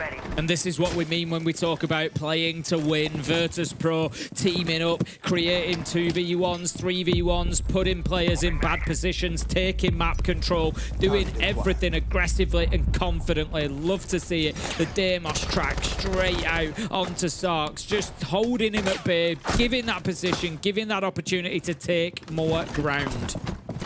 And that ground they've now taken, and they've got about 60 seconds with which to work it. Meeting is a little bit of a problem for them, I suppose, though not a significant one. Yes, it's got a couple of eyes on it, but no C4s, no real utility with which they can be disrupted. The only worry might be Yogg running around on the Warden, on the horse door. Thought the swing might come in a bit closer then from the other side, but no, for now at least you're going to see that back away coming out from Basher. Goyo canister pop to burn at least a little bit more time and to char that beautiful floor. But I don't think Virtus.pro will be too worried. We saw them back on map 1 with 30 seconds left. Execute beautifully and just absolutely overrun GK. I think this will be more of the same. They don't mind the clock being low because they know what the game plan's going to be. Yeah, they're only going to have about 10 seconds left inside of Horse to get anything moving. Damage is done to Ask, but he's holding on for now. Yogg manages to get one, takes down Rorik. We hear the Candelas coming in. Naquo is not in a position to plant yet. They need rid of Ask. They get it done. He has to start throwing this down. He does with 1.5 seconds left on the clock. Yogg tries to move in, does find the first. He's not going to be able to stop the plant. Cannot find a man. Skies gets the kill, and Virtus.pro go on to match point 6-1. Match series point, and then the spot, of course, I mean, it means they secure a ticket to have a rematch against Falcons in the grand final. We were calling for that yesterday and saying it would be amazing to see this all over again. It was very close. It took, I think, 37 rounds in the end or something crazy. Either way, really good series. We said we could watch the 3 maps of it. I think that's the way that we're heading here. That was a fantastic round from Virtus Pro. GK just don't look comfortable inside the halls of Fortress, I will say. Granted, that's often what can sometimes happen when you've had your map pick, you banned away your permabans, you kind of get left as you're often doing best of ones with the sort of mid-ground map between the two teams. When Cafe got taken away from them and then they banned away Lair, they were left with Fortress, which, although I think their banning tendency is leaning towards it, they haven't had the best success on this map, and now you're really seeing men versus boys towards the back end of things. 6-1 Virtus Pro. Surely this is theirs for the taking. GK have just got to look at this 1 round at a time. At the minute, that's all they can do. Their aim now is 6-2, and then they worry about everything else after that point. We've got the deployable shield there, just looking down Museum Corridor. That's going to make it a little bit difficult for Virtus Pro to progress from Eagle side. Not bringing along the Zephyr. They do have the Ash, however, that would be able to deal with that shield. A few nades as well between Skies and Naqor. They just need to make sure that they've got some appropriate utility available to be able to remove that. Otherwise, it's a long angle to try and challenge over the top of that shield. As it is, straight up, and we are going to see them going straight towards that main door. I imagine it will be moving up Eagle stairs, but it is Naqor on the Blackbeard doing it, so he does have the utility needed in hand to deal with that shield. Okay, so they have options. Tim, they have the ability to slow them down with the castle, with the Keevers, again, those architect operators coming along to impede the other side and force them to have to chew their way through, which they haven't got tons of tools with which to do it. Selma's help, of course, and so do the breaching rounds, but there's a lot to chew through. And admittedly, not loads in the way of DMRs to be able to get their way through the map. So maybe here GK can slow them down and just recollect their thoughts after the initial engagements in the round, because in the last round, as you saw, once they lost 1 or 2, it became a hunting party, and Virtus Pro were chasing them through the entire map, looking to get them finished off. Ask, already pretty low at this point, so I mean, that's only on the starting point. Right idea to assume someone is coming up, Eagle, because there are 2 players at the bottom of it. That also helping give them a little bit of breathing room, and then Skies. What a map he's having, by the way. 12-3 moves up to. Deleting them on the reverse angle through the floor. Not ideal to lose Ask at that point in the round, given he still has one of those smoke canisters available. He's unstoppable right now, Skies, and continues to be so. There's another challenge coming in. Picks up Grubby. It's just absolutely free for him right now. 3 versus 3 as Rorik is taken down. GK are holding on for the time being, but Starks is going to be down but not out. It's effectively a trade, as you say. Leaves us now 2 versus 2. Naqor moving forward, trying to take ground, but this is not ideal for Virtus Pro. Skies is very low health as well. Yoga, Yupo have got themselves back to site and can now try to play those angles. The worry has got to be they don't have diffuser. It's inside a blue tower as well, so either they have to play for kills here or pause for a minute, go back, recollect the diffuser from outside, by the way, so you're looking at spending 20 seconds to be able to recover it. Those are the options they've got available. I think here we're probably going to find Skies having to be the one that goes to recover it, because Naqor is asking questions on site. What they could do as a really smart thing is forget about actually getting the diffuser and bait it. Force them to have to swing you and challenge you when you haven't got the diffuser. I think they are definitely playing, like you say, for the kills. Yep, they're going to move down and just try and take these challenges. Skies sees the first fight, doesn't find the man. Yupo not overcommitting to the swing. I like that, but he's going to be chased down by the Blackbeard now. Manages to do a bit of damage to Naqor. Naqor's got to close this gap quickly. Can't do it though. Yupo manages to get the kill. It's all up to Skies. Can't close it out. Yupo with a double, and that's going to be GK holding on for another round. As I said, it's just 1 at a time. It's now 6-2. They worry about 6-3. Uncharacteristic for Naqor to lose out on such an easy fight, but fair play to the Izami. A sidestep, an easy kill, and then converts it into a 2v1 to close out the round. Probably saw that one blinking before their eyes there as a chance to be gone. Of course, a reminder as well about what's being played for here. This is 2nd and 3rd place the teams are fighting over. They're both qualified to EWC, so that prize is already secure. What they are fighting for here is EWC points. SI points, sorry. As you don't get SI points at EWC, where you finish does really matter. And the winner of the next series is the one that walks away with 420. 2nd place gets 300, 3rd place gets 250. You might think 50 don't sound like a big deal. As we said many a time, Tim, the old BDS, they knew the pain of missing out on an SI by 5 points to Sandbox back in those days. So the points, they really do matter come the end of it. Yeah, that's it. 50 can quite literally be, you know, the difference between being there and not. And SI is what all teams are aiming for throughout the year, is being there in February to fight for that hammer, for that World Championship title. And 5 seconds remaining. every little helps in terms of getting there. It's just, you know, everything that comes with it. It's the experience, it's the exposure, it's everything along the way. Yoga just getting a little bit aggressive here on courtyard door. He's just going to hold his position for now, see if anybody wants to give him a freebie up at the top of these stairs. It's going to be Dan that's approaching. They lose the glass. Be a big loss. He had his chance. He had his chance and he missed it. We've seen some really cool attempts onto like spawn peak stairs. Remember the one we saw very early on when you run out into courtyard, toss the C4 over the wall and you land it on the stairs? It didn't get a kill at the time, but it was pretty magic. And as the case was there, that was a bit of a different one, looking to play on the other door on towards the south side of courtyard and almost got away with free because, as you say, if they get rid of the glass, you take away one of the main win conditions in the round there for Virtus Pro. I mean, it's still not great for Virtus Pro having Dan with that damage on him, but I know it sounds critical. Yeah, I mean, it sounds critical because, you know, it wasn't much of an opportunity, but at this level, those are the chances that you've got to take if you're Yoga. He's had a quiet game so far, 3 and 6, headshot onto Dan there, completely different round that they are now facing. So will GK rue that missed opportunity? Neko on the Blackbeard again. We're going to see those shields brought along consistently. That's why they've banned out the clash. Candela goes in. Is there any movement on the back of it? Not too much. To say there's a call coming out onto Yoga as well. They really are trying to deal with him in this position, but he just manages to keep himself out of danger. Takes the damage from the phone as well. Doesn't bother to hang up the call. So that's going to be 40 damage and no access to the cams for the rest of the round. Yeah, right sort of idea. Just not quite able to punish the player underneath. GK doing really well so far. Granted, they've run the clock down. They've constantly give Virtus Pro things to have to worry about. Even Necro's now like, oh, again? And last time around it was Sarks in that same position where he was being able to challenge up towards the long side. The grenade after he got down did eventually finish him off. But again, that hasn't changed. That's something else that Virtus Pro needs to adapt to in some way. Doesn't realise that he steps through the smoke there, going to spray anyway and hope for the very, very best, and Dan still goes down anyway. Sark's good for one, Groovy in for another. I don't want to get too excited, but they're starting to look pretty good here into a 4 versus 2. Make it a 4v1. Dare I say they're looking quite dominant across these last couple of rounds. Can they really pull off what will be the comeback of comebacks? They're looking great at the minute. They've still got that third choice site left to come. So, you know, we can't get too excited just yet. They've still got this one to finish off. Pasha gets one, nearly finds the second. 1v3 becomes a 1v2. And he is going to be closed down as he goes to the rotate. As managing to find the kill. So GK continue fighting. 6-3. Now it's time to worry about 6-4. That's the only way they can think about this. One round at a time. It's been great for them over the last couple. But it is now that third choice. They're going to have to go downstairs. Ooh. We've heard many a coach over time say exactly what you're saying there as well, by the way. Like, the score at the top of the screen, forget about it. It doesn't matter. We're playing the game one round at a time. And Siege is quite literally a game that plays into that too.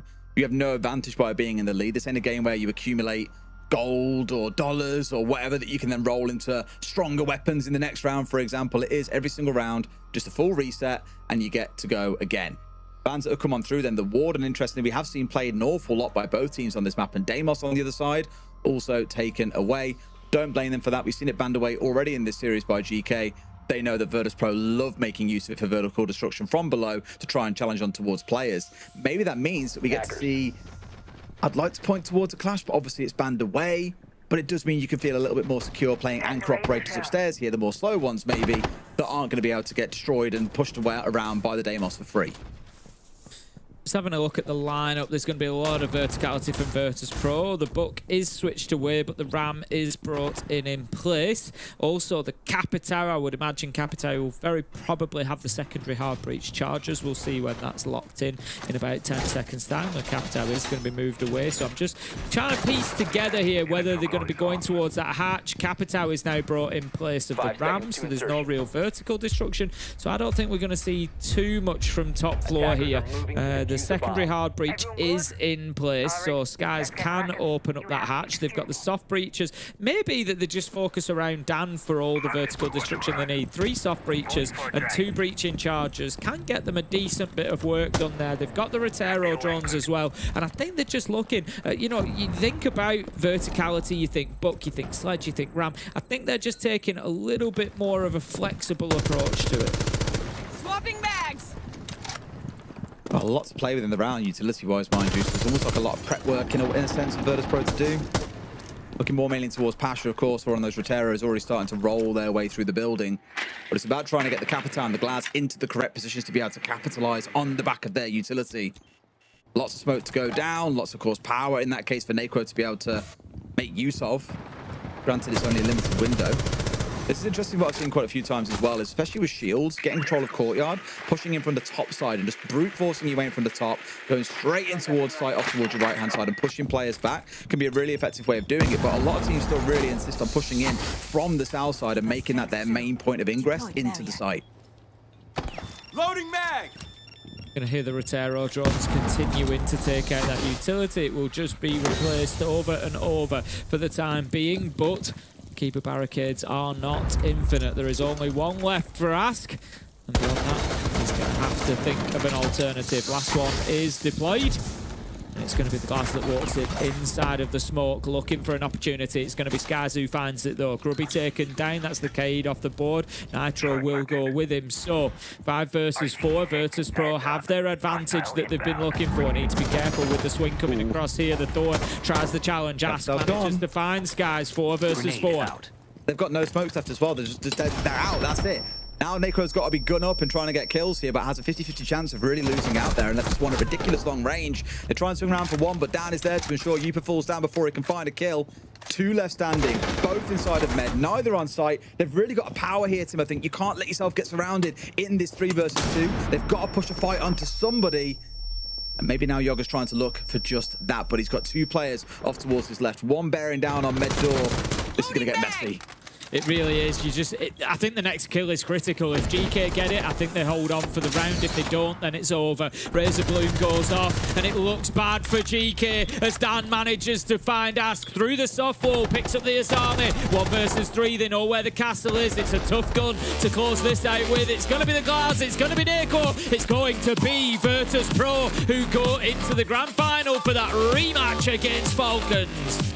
And what a series it's going to be, but I've got to give the nod towards GK, especially Tim. At the start of this stage, they look like a mess. Players from all corners of the world coming together. They've got better with every single playdate, and I can't wait to see what they can offer at EWC. But for now, our victors, Virtus Pro, as you say, go on to face off against Falcons. I can't wait. Let's go to our studio now to break down that series. Thank you so much. Yeah, what a series we got to watch here. I mean, we talked about it, you know, when the start of the day, we said, okay, we've had some really close games, but they have been entertaining. I feel like that's the main thing for this one, of course, as well. You know, great start from Virtus Pro. You're thinking, is there a chance? Can GK bring this back? Slowly but surely, they keep winning rounds, and then Virtus Pro halted to a stop. Of course, they still have to play Isolated today.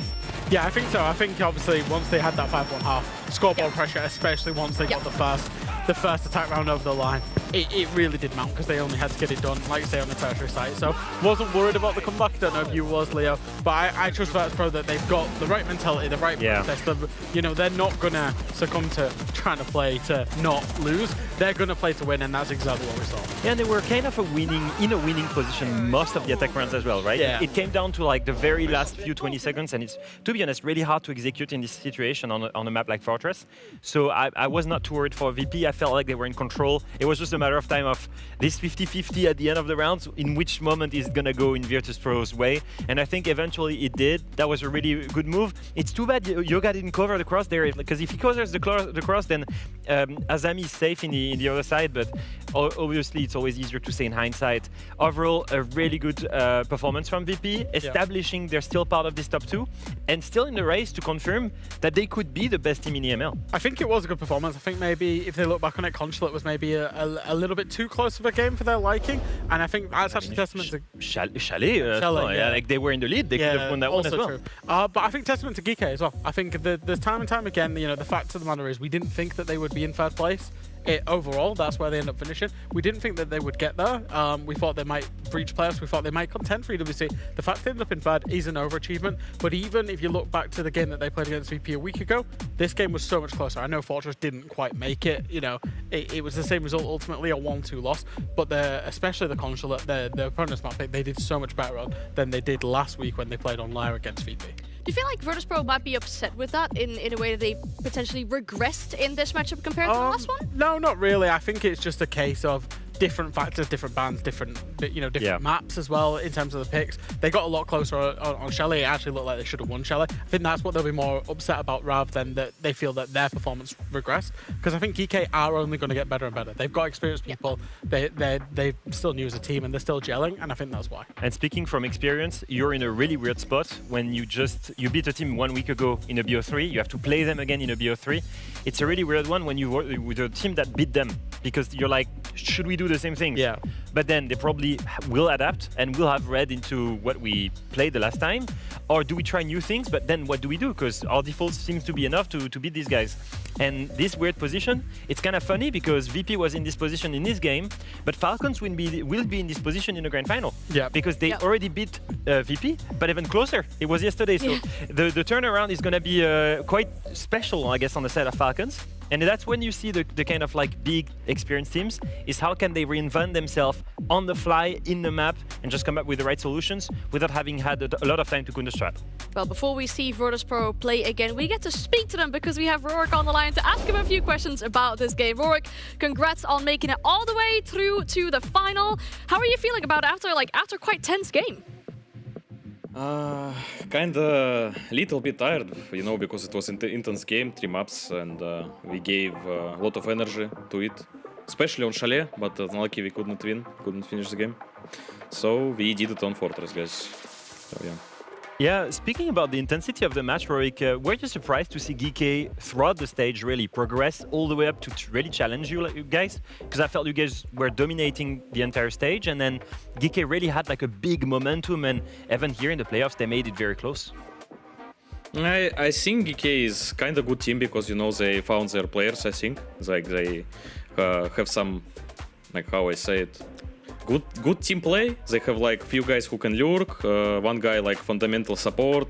Maybe they don't have shield player, I don't know, but I think they play really better right now. So that's why they're top 3, obviously. Other teams just couldn't do it. Rorik, speaking of your team, actually, obviously, you're going into the grand final now. Coming into today, you actually had 3 players from your team in the top 5 overall players of the entire league. And you were one of them. That was you, that was Dan, and that was Pasha as well. How do you think the system allows everybody to thrive on your team? I think kinda it depends on roles, but mostly, guys, when one guy not fragging, other guy will frag. I think if five guys won't frag, we will lose, guys. It's like kinda simple. It's a FPS game. Yeah, thank you, Rorik. It's a FPS game, guys. I want this on a tile, and I'm gonna put it somewhere in my bedroom. Take my spot That's our job done. Inspiring quote. Yeah. So will 5 guys be fragging in the final then? Yeah, I hope so, guys. I hope so. It will be a good match against Falcons before the EWC, so I hope you will enjoy. Yeah, and just really quickly before we let you go, because you do still have a whole match to play, how are you going to make sure you quickly freshen up? You said you were a little bit tired. No, how are you going to get the energy back for the game? I don't know. I will go shower, sleep like 1 hour before the game, and then come back full energy. Actually, I don't know. Like small food, I will eat, and that's all. We play. All right. Well, I unfortunately don't think you have a whole hour, but we do wish you best of luck, of course, in the preparations, and maybe we'll speak to you again after the grand final. Yeah. Thank you very much, guys. See you. Thank you. Good to speak to him as well and have a little bit of a laugh about This is going to be a super long desk if Rorik's got to go and sleep. I will say that. Make sure we can talk about Siege, but it's just 5 guys fragging. Make sure you have his phone number. Make sure you call him again, because I don't want him to fall asleep and then we're waiting for Rorik the entire time. Hour, that's no. Can't wait for maybe we're waiting for the lobby to be ready, and we're missing 1 player, and you guys can guess which one it is. We can buy him a little bit of time, but we cannot buy him a whole hour. That's absolutely not going to happen. I do really like your question, actually. Talk about all these players being able to thrive in this kind of environment. We saw Pasha being the MVP for this matchup. Is there any other player that really stood out to you today? In my opinion, not today, but Dan. I don't know if you remember how Dan was performing with the previous VP roster.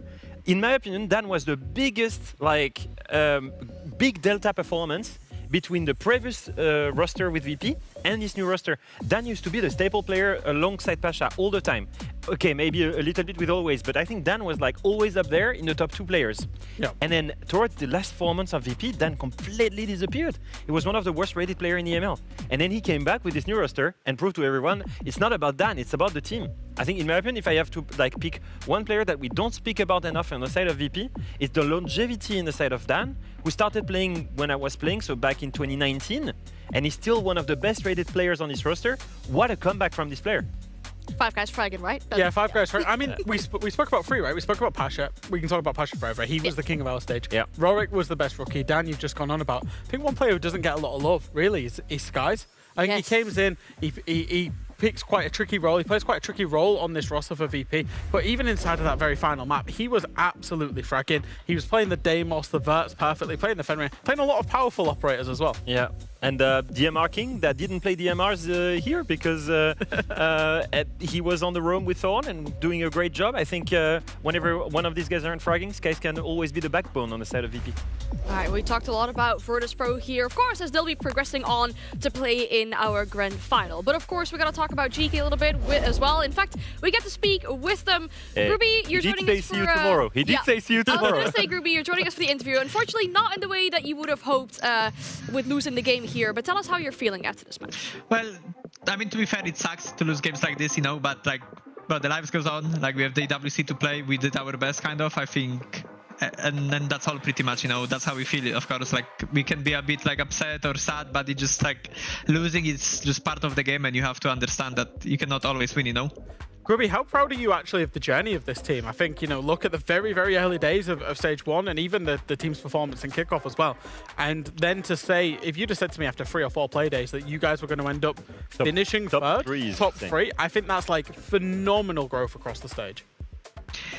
About the journey of the team, I think we worked like through many things, you know, like we didn't have much time to scrim like early at the stage. That's why the first games in EML were looking a bit like shaky for us, and we practiced more because like you had to move to Europe, like we had to understand how the game works in Europe, like we had to teach, like, you know, change the playstyle a bit from the NA and Brazilian one.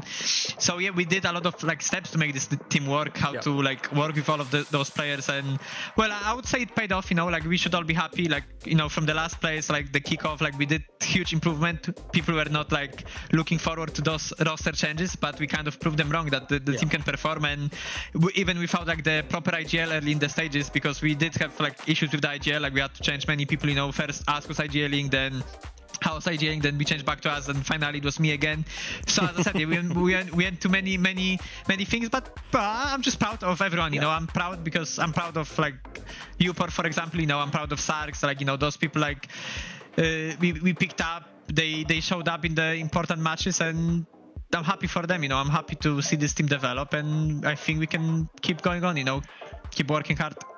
And focusing on the future now, you know, you said you went from Ask back to you, back to Ask, back to you.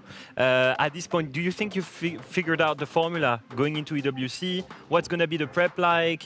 Talk to us a little bit about, you know, the next few weeks you have upcoming.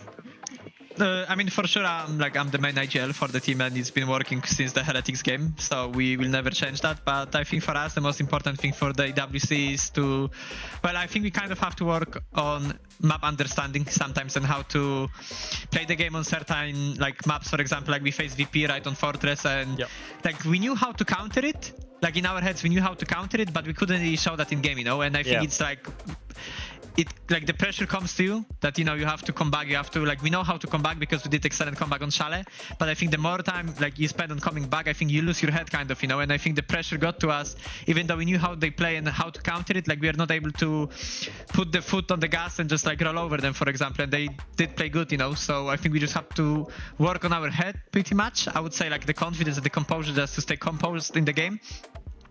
And a bit maybe on the map knowledge on certain like situations, like for example the Fortress, we can improve a bit. I mean, there's a lot of things that we could improve, you know. I think, like, if you guys want me to be honest, I think on Fortress I felt like the first attack was perfect, but then the second and third I felt like the nightmares from the first games of game, they like shout back again, you know, and we're like, oh, okay, like we need to reset, guys. And like I mean we did our best, you know. VP is also a hard team to play. We have to say that, we have to admit that they are like, they do have like play style like I call like an equal placer. I would say that it's weird to play against. Like they know how to play the game, so it's always gonna be a tough game. But from my opinion, like the game should be over on Constellate. You know, I think the Constellate was very close. Like the way I was dying on Constellate, I was losing my head 5 times 1 HP. I was losing my head. But yeah, for EWC we just have to focus on the confidence, I would say, and the maps, and that's all. Right, seems very fair. Firstly, Groovy, you know, interviews after losing a game aren't easy. So first off, we really appreciate you for taking the time and talking to us about not just this game, but also your journey. And with this being the last time that we speak to you in Stage 1, is there anything you want to say to the fans? Well, I want to say to the fans, thank you for supporting us. Thank you, Alchi, for watching my games every day with my friends. So yeah, just thank you, everyone, and see you guys at EWC. Hopefully we can achieve something big there, and we're gonna keep working hard. Awesome. It's always great to speak. It's always great to speak to you, Groovy, and good luck at EWC. Yeah, thank you. Bye-bye. Thank you.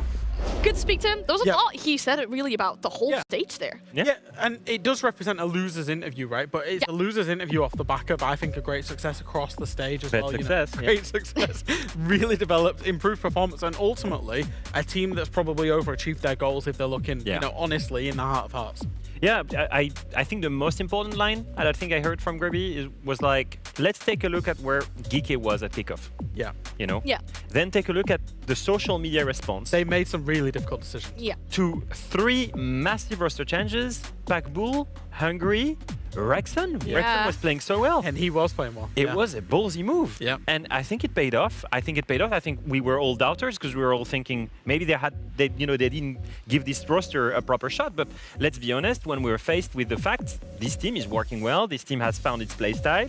Yes, there are a couple of things that they need to find out still, but overall, I think we can be happy about Geeka's journey and excited to see them play in the WC. I was just about to say that. I think they're actually going to be a very tricky opponent for a lot of teams at EWC. Yeah. The European teams will know what they're about.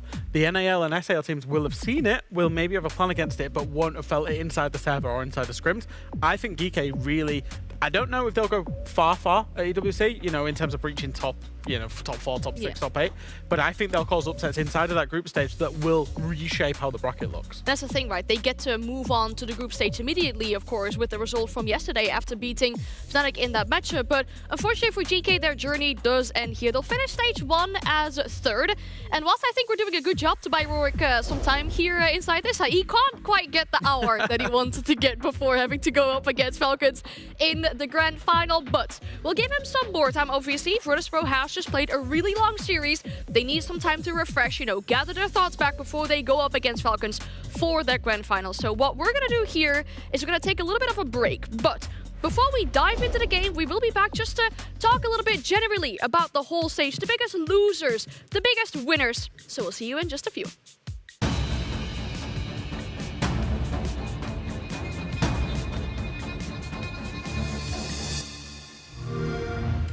Pick up the pace, ain't no time to waste.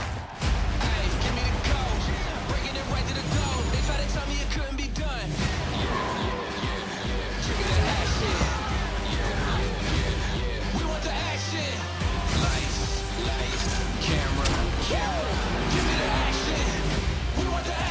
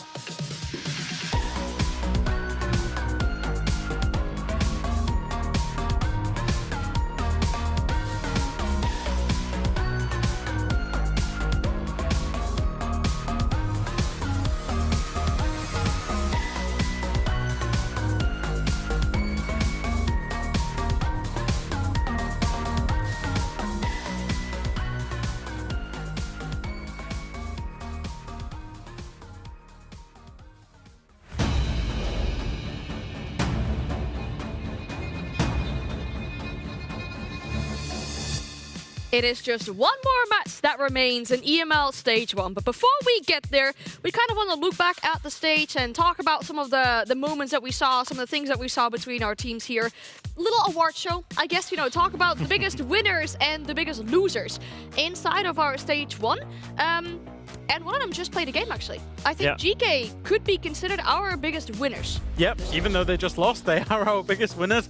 And I think the reason is, for expectations, they were expected to maybe make the playoffs, be contenders there. And the reality is they qualified to EWC and they got top 3, Leo. Yeah, and I think that's a huge surprise to many people. We've spoken about it before. They came back. 3 roster changes. They struggled at kickoff, obviously, before that. Eliminated straight away. To go from that to top 3 is completely insane. Then the big losers. Honestly, the progression of G2 and the fact that they didn't make EWC is absolutely stifling to me. The expectation for this team and this organization and this roster, realistically, is grand final at minimum, in my opinion, of EML stages. And the fact that they ended up 5th place and playing that 5th place game was honestly a little bit of an embarrassment. The biggest and worst moment, I think, was that loss up against Fnatic, especially with how easily Fnatic got handled yesterday by GK as well. They'll be looking at that thinking, how? Yeah, you have to take into account the bracket once again. I know I just keep repeating that, but the fact that Falcons had a bad stage meant that Falcons was the 4th seed. So even though G2 were the best performing team of the whole stage, in the end they got quote-unquote punished because they had to play the worst seed on paper, which was Falcons.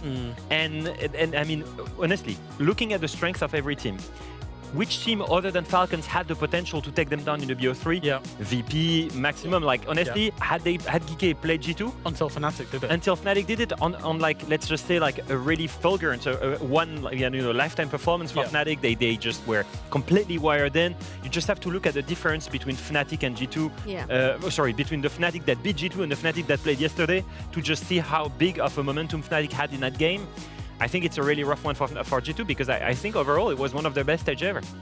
We're talking mainly about the teams that have made it into playoffs now, of course, but I also want to shine a spotlight on a team, or rather a player, that didn't make it all the way into playoffs. We sat down with Riaz to talk about his journey from content creation into going pro, but also about some of the criticism that he's received. I know I've been criticized a lot, but I made it here, you know, I deserve it, and I proved them wrong. People kept saying like, oh, you're a YouTuber, you're a TikToker, all that. I just ignored the hate and kept going with my road, you know. Before I started with Pro Play, I started as a content creator, posting clips, playing ranks, you know, trying to hit nasty shots or like posting my best highlights. My way of playstyle is pretty like clean, I would say. Like for example, if I need to get a kill, I try to get it in whatever way, I don't care. But my focus is just getting the kill or like playing and doing the job for the team. And people liked it, so I just kept going. When you put your work onto something, whatever it is, it's always good to see a good reaction from people. I made the AIM course because I wanted to build something, to create a proper community as well, built on aiming. There are these type of communities in other games, but nothing on Siege. So I tried to create something new for the community. I created it when I was in T2. Everyone was like hyping it up, you know. Everyone liked it at the start, because when you do success, everyone likes it. Then when I went to T1, obviously the pressure was way higher because the expectations, everything else, onto like having to do well because I'm selling an AIM course and I need to do kills. The difference between rank and pro play is that pressure and obviously the skill gap. For example, when you play ranked, you're just playing with your friends, random fights, random plans all the time. Meanwhile, in pro play, you have a plan for everything. For example, you just have to play it more strategically, you know, because you need to clear every single part of the map, you need to play with your team, communicate, you have to follow a strat, adaptation, coordination. You know, it just comes down to way more things. It's way more complicated than just going around and shoot. For me, it was pretty hard because from one day to another, you go from everyone like loves you and everyone hates you, and it's definitely difficult mentally to like accept that, because obviously like you see all the comments and everyone is like flaming you or like insulting you, but I think it's just a matter of time, you know. You need to just stay strong and think about the present, think about getting better, you know, understanding the problem. Obviously, like, people commenting most of the time don't know what's behind the scene, you know, because it's not only about the player, it's about the team, it's about the situation. My dream was always to like try to play on the biggest stage, you know, and show my potential, win everything, you know. I didn't start as a normal rookie because I had to live out to big expectations. At the end, I proved them wrong on tier 2 because I know my skills, I know my potential, I know what I can do. I obviously learned a lot as well from my past mistakes. Like, I wanted to prove people wrong, you know, that they were wrong about me, so it was really personal as well. I think getting the MVP the first game of the season meant a lot for me because of all I went through. It felt good because I could finally show my true potential. People are saying like aiming is only genetics, but I don't think it's true. If you want to get like a good aim, you can do it. Everyone can do it. You just need to work hard. We made it to tier 1 because we belong here. We earned our spot. We fight for it, and now we're just gonna work and get better to prove people wrong and prove ourselves right. And we hope to get to see more of that true potential coming in stage 2. But for now, we're going to focus on our grand final of EML stage 1, Virtus.pro against Falcons. I hope you're in for a good one. This was a very intense matchup yesterday. It saw Falcons win that one, and here as well, they have a crown to defend. Yeah, Falcons are clearly the favorites in this matchup. If you look at their history throughout the different seasons, as Team BDS, they were already the first team of EML in 2024, the first team again in the stage 2. Again, in 2025, in stage 1, they were the second place, only beaten by G2, and then last stage that they played in EML, not only were they first place of stage 2, they also won EML finals. They're clearly the EML titles, and the EML, I guess, giant, titan is the name. Yeah, and that's the expectations, you know, they expect that they will get to at least this game, if not win this game in every stage that they play. That's the quality and caliber of player that they've got, and I think actually after how turbulent a stage it really was, I think the fact they took so many losses inside of the best of ones meant they had to dig deep and really had to find themselves, but as soon as playoffs hit, they came alive.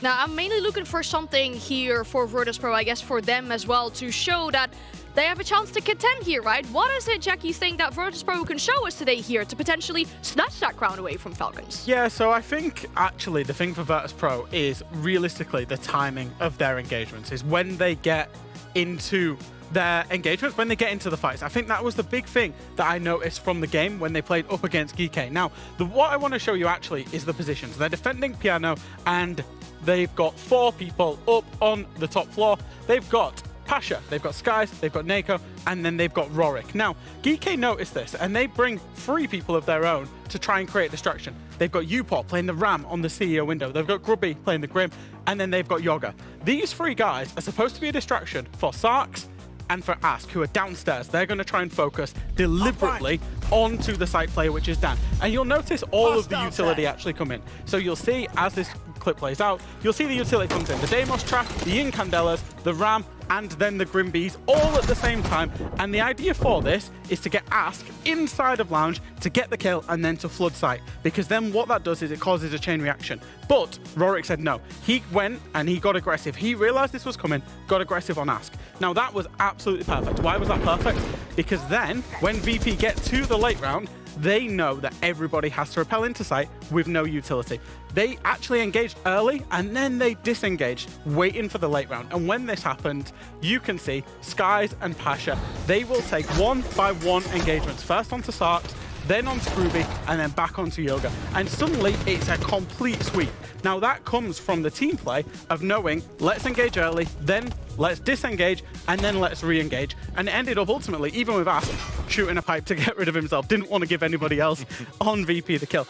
And I think that's going to be important, because with Falcons, you're going to have to know when to get aggressive and when to actually have to stay passive. I think it's a really important point for this matchup here as well. And of course, given that they know what they can expect from their opponents, right? You know, we saw this matchup literally yesterday inside of a best of 3 as well. Maybe the maps will play a big part of this too, right? Maybe there is going to be some kind of like counterplay that we're seeing maybe here as well. I mean, we're going to see a Clubhouse. So many C4s on that yesterday. Yeah, I'm just looking at this map, Vito, and I'm thinking Clubhouse, the best map from Falcons. They're on, what, they've got 8 wins, only 1 loss in 2026, and that was against FaZe Clan, and even then that was close. And then you're going to Bank, which was, I think, Falcons' best map for a very, very, very long time. Yeah. And they're still really good on it with an incredible record in 2026. And then you're going to Lair, which is the map where these two teams have played a lot, and it was kind of 50-50, but overall, I think it kind of favors Falcons here. It's a head-scratching Bank pick. When was the last time Bank was played by Falcons? I don't think they've played at this stage, certainly. I think also Lake City, maybe. Yes, I think it's a little bit of a cade there from VP in terms of let's get something out, let's bring something out, let's extract a map out of Falcons. They're going to want to win. They're going to be playing properly. But let's get them to show a map before EWC. I think maybe, because that map pick, in my opinion, was a little bit out of left field from VP. Fun fact, Lair, the last 4 times Falcons played Lair was against Virtus.pro. Oh, we have to see. 4 times. Okay, we'll have to see if we get there in the first place. Clubhouse is our first battleground. The EML Grand Final starts here. Thank you very much, guys. Yes, a repeat of yesterday's series, Tim. I don't think we could ask for much better because that was a banger of a series yesterday. Yeah, we said straight away that we'd love to see a bit more of that. We'd love a rematch, and we get it. We thought it might be the case. GK could not prove enough for Virtus.pro, so here we are about to go again. Going to kick things off on Clubhouse between Falcons and Virtus.pro. Falcons won this just yesterday against Virtus.pro. It was 7-5. It was a close one. Virtus.pro looked good at times, but Falcons really battled back to get this one done, and I think it could be another tough start for Virtus.pro. Well, look, yesterday, like, Virtus.pro were going to win the map, and then it was 5 defenses in a row that Falcons won out. So honestly, this is a classic tale of 2 halves to a game of Siege. Don't get too excited if you see one team pulling ahead in the half, because it can very easily just swing back the other way. There's one thing Jack kind of pointed to as well, was the only change in the veto compared to yesterday was that Virtus.pro picked Bank, which is what Falcons banned away in the subsequent action in the veto yesterday. All Falcons have done is say, okay, we'll ban away Consulate if you pick Bank instead. So no real change outside of that. I think it's probably because Consulate, they feel they've shown what they can do on it, and are worried that if they went there again, Falcons would just rock up and be able to have a response to what they were doing. Bank has been played once this stage, admittedly, by Virtus.pro. That was against GK, where they won 7-4. On the other side, this is actually one of those maps that we haven't seen Falcons lose all year long, except for against FaZe Clan. That's true of Clubhouse, it's true of Bank. It just seems to be a trend that FaZe Clan are their nemesis. And yes, in case you're wondering, they did also lose Lair to FaZe Clan earlier on this year, back at SI as well. Just can't seem to get them out of their history, Tim, but we'll talk about those maps as we get to them later. Focusing a little bit on yesterday and what we saw out of both teams was really aggressive defensive holds. If they were defending downstairs, they had players up on the 2nd floor. If they were defending Gym, they were extending out towards Cash and CC. If they were defending Cash and CC, they were extending out towards Gym. They all realized and got the memo that the way you defend this game at the moment is being hyper-aggressive. I even defined it as saying, if you want to look at the current meta of Siege and how to play defense when you aren't playing trap heavy operators all the time, these two teams both showed how to do that yesterday. So I can't wait to see what they've got in store for us today. Pasha's going to be looking at opening up the stock hatch by the looks of things, so it's going to mean that Virtus.pro do need to play around the map. They don't want to give things up too soon, given they just spot the player out in construction there. They don't want to give up things too soon if they're opening hatches themselves, for example. They're going to want to hold on to that area. Got a good idea here, has Doom, on the position of that player, but to be honest with you, Rorik's going to give him absolutely... I was going to say Rorik's going to give him absolutely nothing, but he's going to give him absolutely everything. Doom manages to find a headshot elsewhere. Pasha gets taken down in the meantime. Falcons have come out quite literally flying. That's a good start and the right amount of aggression you need as well. Like Virtus.pro, let's not forget, have already... some would see it as a pro, some would see it as a con, where you've already had a series today. Yes, they're going to be a little bit tired, but they're also going to be warm. We've seen teams lose the first map of the following series because the other team is just a bit warm from already having played a series that day. But as Rorik said, he's a little bit sleepy. He needs a nap. It's getting a bit later in the day for some of them across towards the Eastern European time zones. And Falcons certainly haven't started things out slow. They've come in on this one red hot, and round one was dominant. I'd be a little bit nervous if I was Virtus Pro, truthfully, having seen what we've just come out of that first round. Falcons looking good. Yeah, they've just absolutely demolished them, quite frankly. There was 3 kills within about 20 seconds, and that was it, round over. And look, the Falcons roster has been a little bit of an enigma through this stage. Obviously, you know, Shaiko leaves, Doom comes in, and we expect big things. Everybody expects big things, quite rightly. Salt Lake City was a struggle for them, I think it's fair to say. But we have to understand that it's a process. It is a change, it is a process, it's going to take time. So there's been ups and downs through stage 1 as well. It's been a little bit of a roller coaster ride for them. We've been asking the questions at times. How long is it going to take this team to settle down? And I'm just starting to wonder through the playoffs, are we starting to see more of a final form from Falcons? They look a lot more comfortable. They look like they are able to fight their way back in when they're behind. They can get on top of teams. They're starting to hit those shots, those clutches. They're just starting to gel a little bit more. And I'm looking and thinking, have they had that time that they need? I'm sure that there's more growth to come yet. I'm sure that there's going to be more wobbles along the way. You know, the path to success rarely runs smoothly, but I just think that we're starting to see over the last 3 or 4 games a little bit of a shift from Falcons.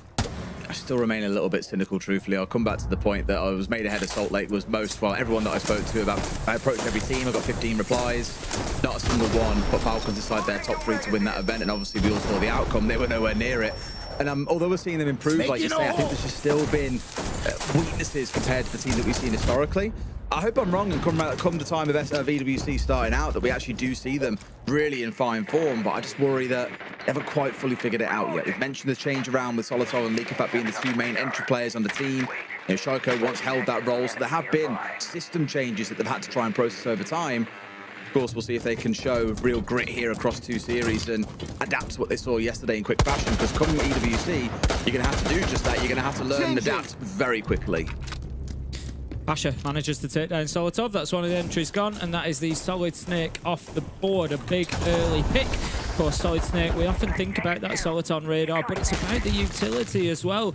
Starts off with 1 secondary gadget and then can pick others up along the way. So, in theory, could have 3, 4 throughout the round. So, a lot of value there is taken away by Pasha. 5 versus 4 now.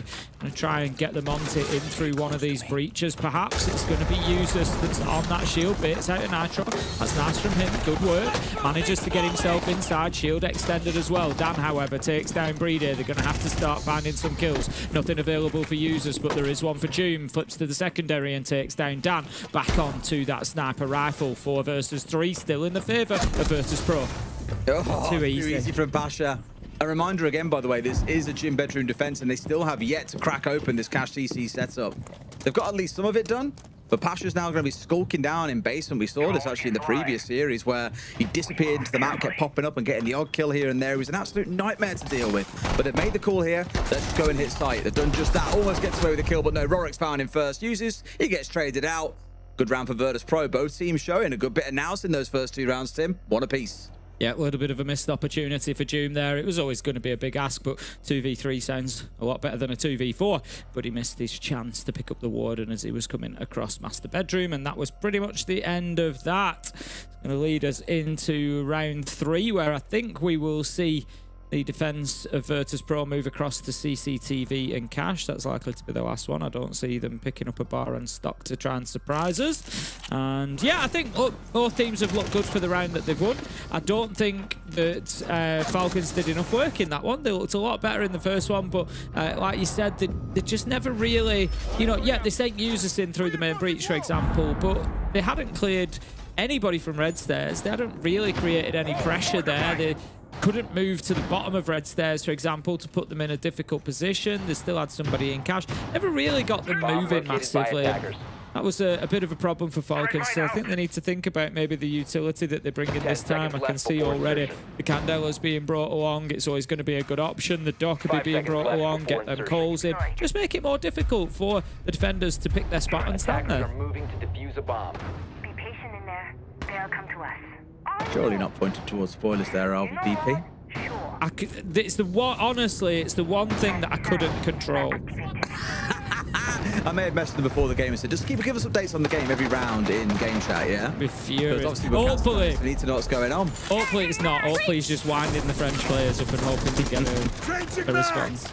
That seems to have worked. League of Fact did come back at him pretty strong, so fair play. Yeah, so hopefully it's about the mental game as well as the physical. That's the important part, Tim.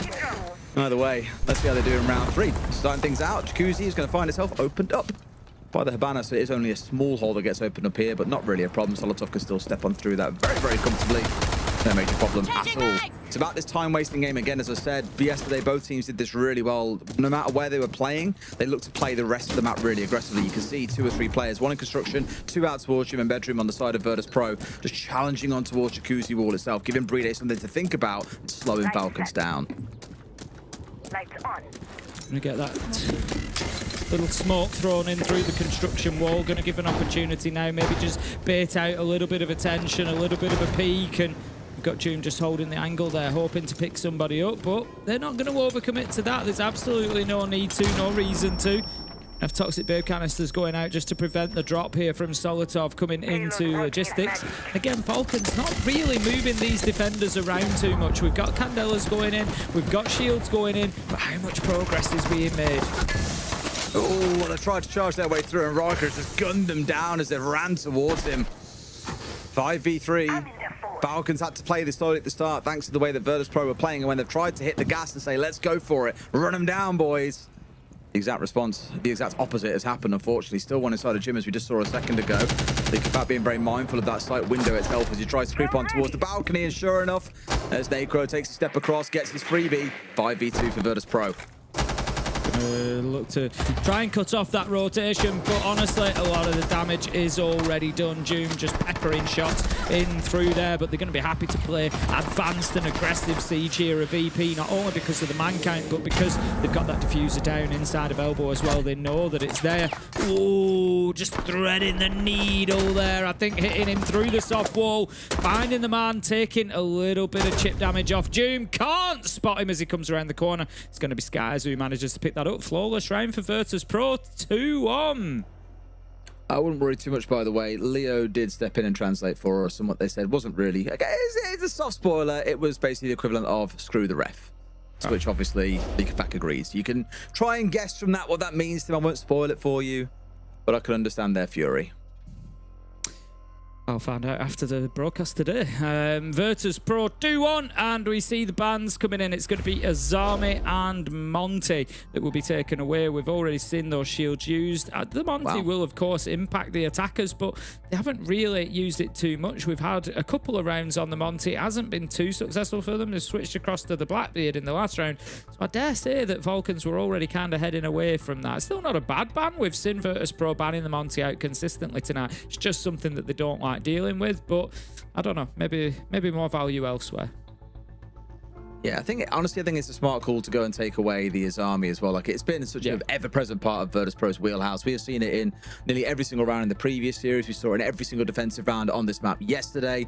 It just slows them down. It gives Falcons time to have to pause and figure their way around problems, at which time Virtus Pro are then using that time to be able to strike them and cause upsets, as we've seen across those first couple of rounds, or the last couple of rounds, sorry, they've won. Interestingly, the score does stand exactly the same as it did yesterday, though. 2-1 so far to Virtus Pro. If you are curious, they then went on to win 2 more rounds in the following 3 rounds and secure a 4-2 half. That reminder again, though, the Falcons managed to win 5 defenses in a row. Admittedly, off the back of Solotov, 3 separate 3Ks that he got in rounds 8, rounds 10, and 12. That was enough to see them over the line and give them the map win. Can they rely on lightning striking twice? Ain't too sure. Yeah, I don't think Falcons are going to be too worried about this position that they're in. They've taken the time out. I don't think it's like a panic time out, like it's going wrong. I think it's just, look, maybe there's a few things that we can change here. I think it's more of the attacking half is where we need more input. is where we need to think about more what we're doing. I think, you know, maybe a little bit less confidence there. You know, on the defense, I think they're going to be very comfortable with what they're doing, very happy with what they're doing, and they're pretty much saying, look, we're not going to need a tactical timeout in the second half here, or we're very unlikely to. So let's take it now whilst it can have an effect. If they get 2 attacking rounds, I think they'll actually be happy with that, given that the performance that they had yesterday. Obviously 3 would be better, 4 would be magic, but I think, you know, 2 is satisfactory at this point, given what happened yesterday. Yeah, I mean, we said about it in every series we cast over the last couple of weeks, really, is these timeouts do tend to come on the attacking side for that exact reason. There's more to fix than there is maybe on the defensive side, unless it really is falling apart for the defenders, which it very rarely is. Typically, if teams find this start out quite well, it's the attackers that warm into a game over time. Falcons that need to warm in here off the back of that attack timeout and get something going. Otherwise, it could prove to be a pretty difficult second half for them. But now, at least, though, looking towards the tools they've got on side, once again, seeing that Grim, such a staple part of their lineup. It was banned away against them yesterday because it was such a nuisance and so key to how they play the game. Usage running around with the Ying and, of course, June back on the Blackbeard, as he so often is. Really a very standard staple Falcons lineup that lets them do everything they need to do inside the round. Of course, got the hard breach, got the nades to clear their way through utility, the Ash to help do so at range when there's a mirror on side. They are ready for what Virtus Pro have got in front of them. And it's got to make sure you're actually winning the gunfights that you come into, because Pasha, especially, and Dan have been pretty nasty so far today. So Falcons made really quick early progress here because they were given the entire map by Virtus Pro. Everybody was back turtle, down in the basement. About 45 seconds, Falcons were confident, they moved in, they took the hatches. You know, they've had a lot of control here, but again, they've not done too much with it. They're a minute 40 in, they're only starting to push main stairs now. They haven't, you know, necessarily got, I don't think they were necessarily aware of which hatches are open, which are closed. They've still got work to do. Hibana's running in there, ready to get castle barricades. There's a minute left on the clock now, and you know, I'll just look at the last minute and I think, what have you done there? What have you know, you're only just now opening the main door castle. It's maybe just a little bit slow from Falcons at the minute. They very much choice, I think, because early on they had players on Virtus Pro stairs, right, and just have to be mindful they could still be up there. And to make sure they've got a bunch of the utility considered, which is now done, and now they can start thinking about this execute. I used to say back in the day, don't give them more than a minute to execute on this site, or they will do it in fine form. June's in for the entry on towards Nacro. No C4 to come flying in towards June's face. Outside of the 2 that are now in Rorick and Pasha's back pocket, but another one falls down too. 2 for him in the round. Dan no doubt now starting to feel the squeeze a little bit. Sees the head, but can't quite find the man. Sky's falling a little bit lower. Surely Falcon see this over the line, Tim. You'd have thought so. 20 seconds left to go. Leak effect diffuser in hand. Breeder manages to get one. Dan also finds users. That should have been the Blackbeard taken out, but couldn't find his man. 2 kills come in. Falcons, they use the time a little bit more wisely than I maybe thought they were. They left it down to that final minute, but given that they were handed the entire round to be in control of the map, they still had the seconds left that they needed to close out that in Church and Arsenal. Second attack done. Everything from here on feels like a bonus for Falcons. Does, yeah. Really, really successful attack too. Like, just again, I think back to the days when they'd sometimes execute onto this site with 70 seconds left because teams are just so scared and they'd turtle up a little bit. Dare I say Virtus Pro to me didn't commit out to the roam. At round start, we had 3 players up on that second floor. And as you remarked, down for the last 60 seconds or so, they were all back on site. We had a lot of the floor already opened up for Falcons. They didn't really have a lot of contest. And sometimes, whether or not you're able to contest as defenders is forced by the attackers and how well they're moving you around, the threat that they're posing. Sometimes it's just a little bit of a passive nature coming out from Virtus Pro, and we saw that back at the very, I think at the start of the second map back on Chalet. First round, very defensive, got run over. Second round, came out and played the map, and it was a very, very different conversation. I just feel there they were a little bit too quick to drop away and really could have looked to try and play their life and get a couple of kills on the way out, even if it meant they lost players themselves whilst trying to fall back towards site or in trying to get those kills. It would have been worth it, and I hope they learned that lesson from round 4. I'd agree, yeah, they can't be handing Falcons that sort of time and space because they are going to punish them for it, and we saw that they did. So on we go. Gym and Bedroom in round 5. 2-2, even spoils at the minute, and look, this one is starting to share. You can see already after 4 rounds why we wanted this rematch today. We saw a phenomenal game between these two yesterday, and this one is promising to deliver just as much, if not more, thrills, because right now there is nothing to separate these two. They've both had big moments in this game, and they've both got good rounds won. There's been some clean siege on either side, and I think that's going to continue. So they spot out the mirror window, as would be expected on Bathroom. just trying to get that drone lodged inside there, put it up on the bomb chassis to feed that intel in throughout the round, but it got taken out. So a good job from Virtus Pro on the defense there, just preventing that intel becoming a problem. Solotov to get rid, which now aptly do, making sure he's got the cover from a swing on 90 as well with the Grim Bees, which I think Brede meant to get a little bit deeper. More top main he was looking for, but oh well. Mirror's been dealt with, it's smashed out, they now can't easily step across the contest. However, shotgun holes do mean they'll be able to quick beat their way across here, which is part of the worry. The Skies is almost standing out in the open here, waiting and ready. Pasha getting a nice one on the smallest of angles on towards Solotov. That's Ash offline, Brede getting a response back. Now someone's got to get back onto this mirror window and hold this breach. I was going to say it was getting a little bit crazy from Skies, just stood in the rotation, and ultimately he's been punished for that little bit of aggression, I think, just through the little hole that's developed to the side of the mirror window from that Ash charge detonating. It was a really nice kill. Leaves them in a 4 versus 3 with Rorik gone as well, so that's your Warden offline. It's only one smoke canister, so probably not too much advantage that can be gleaned from that, but Pasha managing to find that nitro onto June. Blackbeard gone, 3v3, a minute left on the clock, and this could be back to the drawing board for Falcons. Okay, slowly does it. Both teams been whittled down by 2 players. It's the kind of thing I was calling for in the previous round there, right? Don't be afraid to reduce numbers down, even if it means you lose your life along the way. Uses finding Dan, though, is a little bit caught in no man's land inside of construction. On the outside, an easy cross as Leaky Fat gets Nako. Didn't even fire a bullet back, I don't think, there, Nako. Leaves Patcher to get an ace, by the way. He's got 2, needs to find himself every single one. Was looking for the last 2, wasn't miles off, but Falcons get it to him. That's them up 3 and 2 on the attack. The problem for Pasha there was they just knew exactly where he was. And like I said, this is ideal now. That was, you know, the first bonus round for Falcons, getting themselves onto 3. And you might be looking, you know, you might be thinking, what are you going on about? You know, 2 attacks, they want more than that. Of course they want more, but if you look, the reason I'm saying that is if you look at the attacking stats for Virtus Pro, that's the particularly important point. Here on Clubhouse, they've only got a 40% attacking win rate over the last, you know, few months that they've played on here. And that's not great. So basically now Falcons are in a position whereby if they just play to the statistics, they've got a 60% defensive win rate, by the way. If they just play to those numbers, to what they've been able to accomplish and what Virtus Pro have been able to accomplish previously, then Falcons win the map. So that's why 3-3 is good enough. 4-2 would be phenomenal for them. I really think Virtus Pro are in serious trouble if this goes 4-2 now. Yeah, I started to get a little bit nervous for them then as well. And even worried a little bit about Bank, because, again, we know that they're tired, but a very motivated Falcons against a little bit of a tired Virtus Pro. I think we can see which way it starts to go, especially when attack has been this dominant so far for Falcons. And you go into a map like Bank, which, as I said earlier on, is the most attacker-sided map that we have in the pool, and EML especially. 54% attacker win, by the way. Makes you think Falcons could even 2-0 this one, so it might not even be the really close, scrappy, right down to the wire series that we had yesterday. Might be a little bit more decisive than that.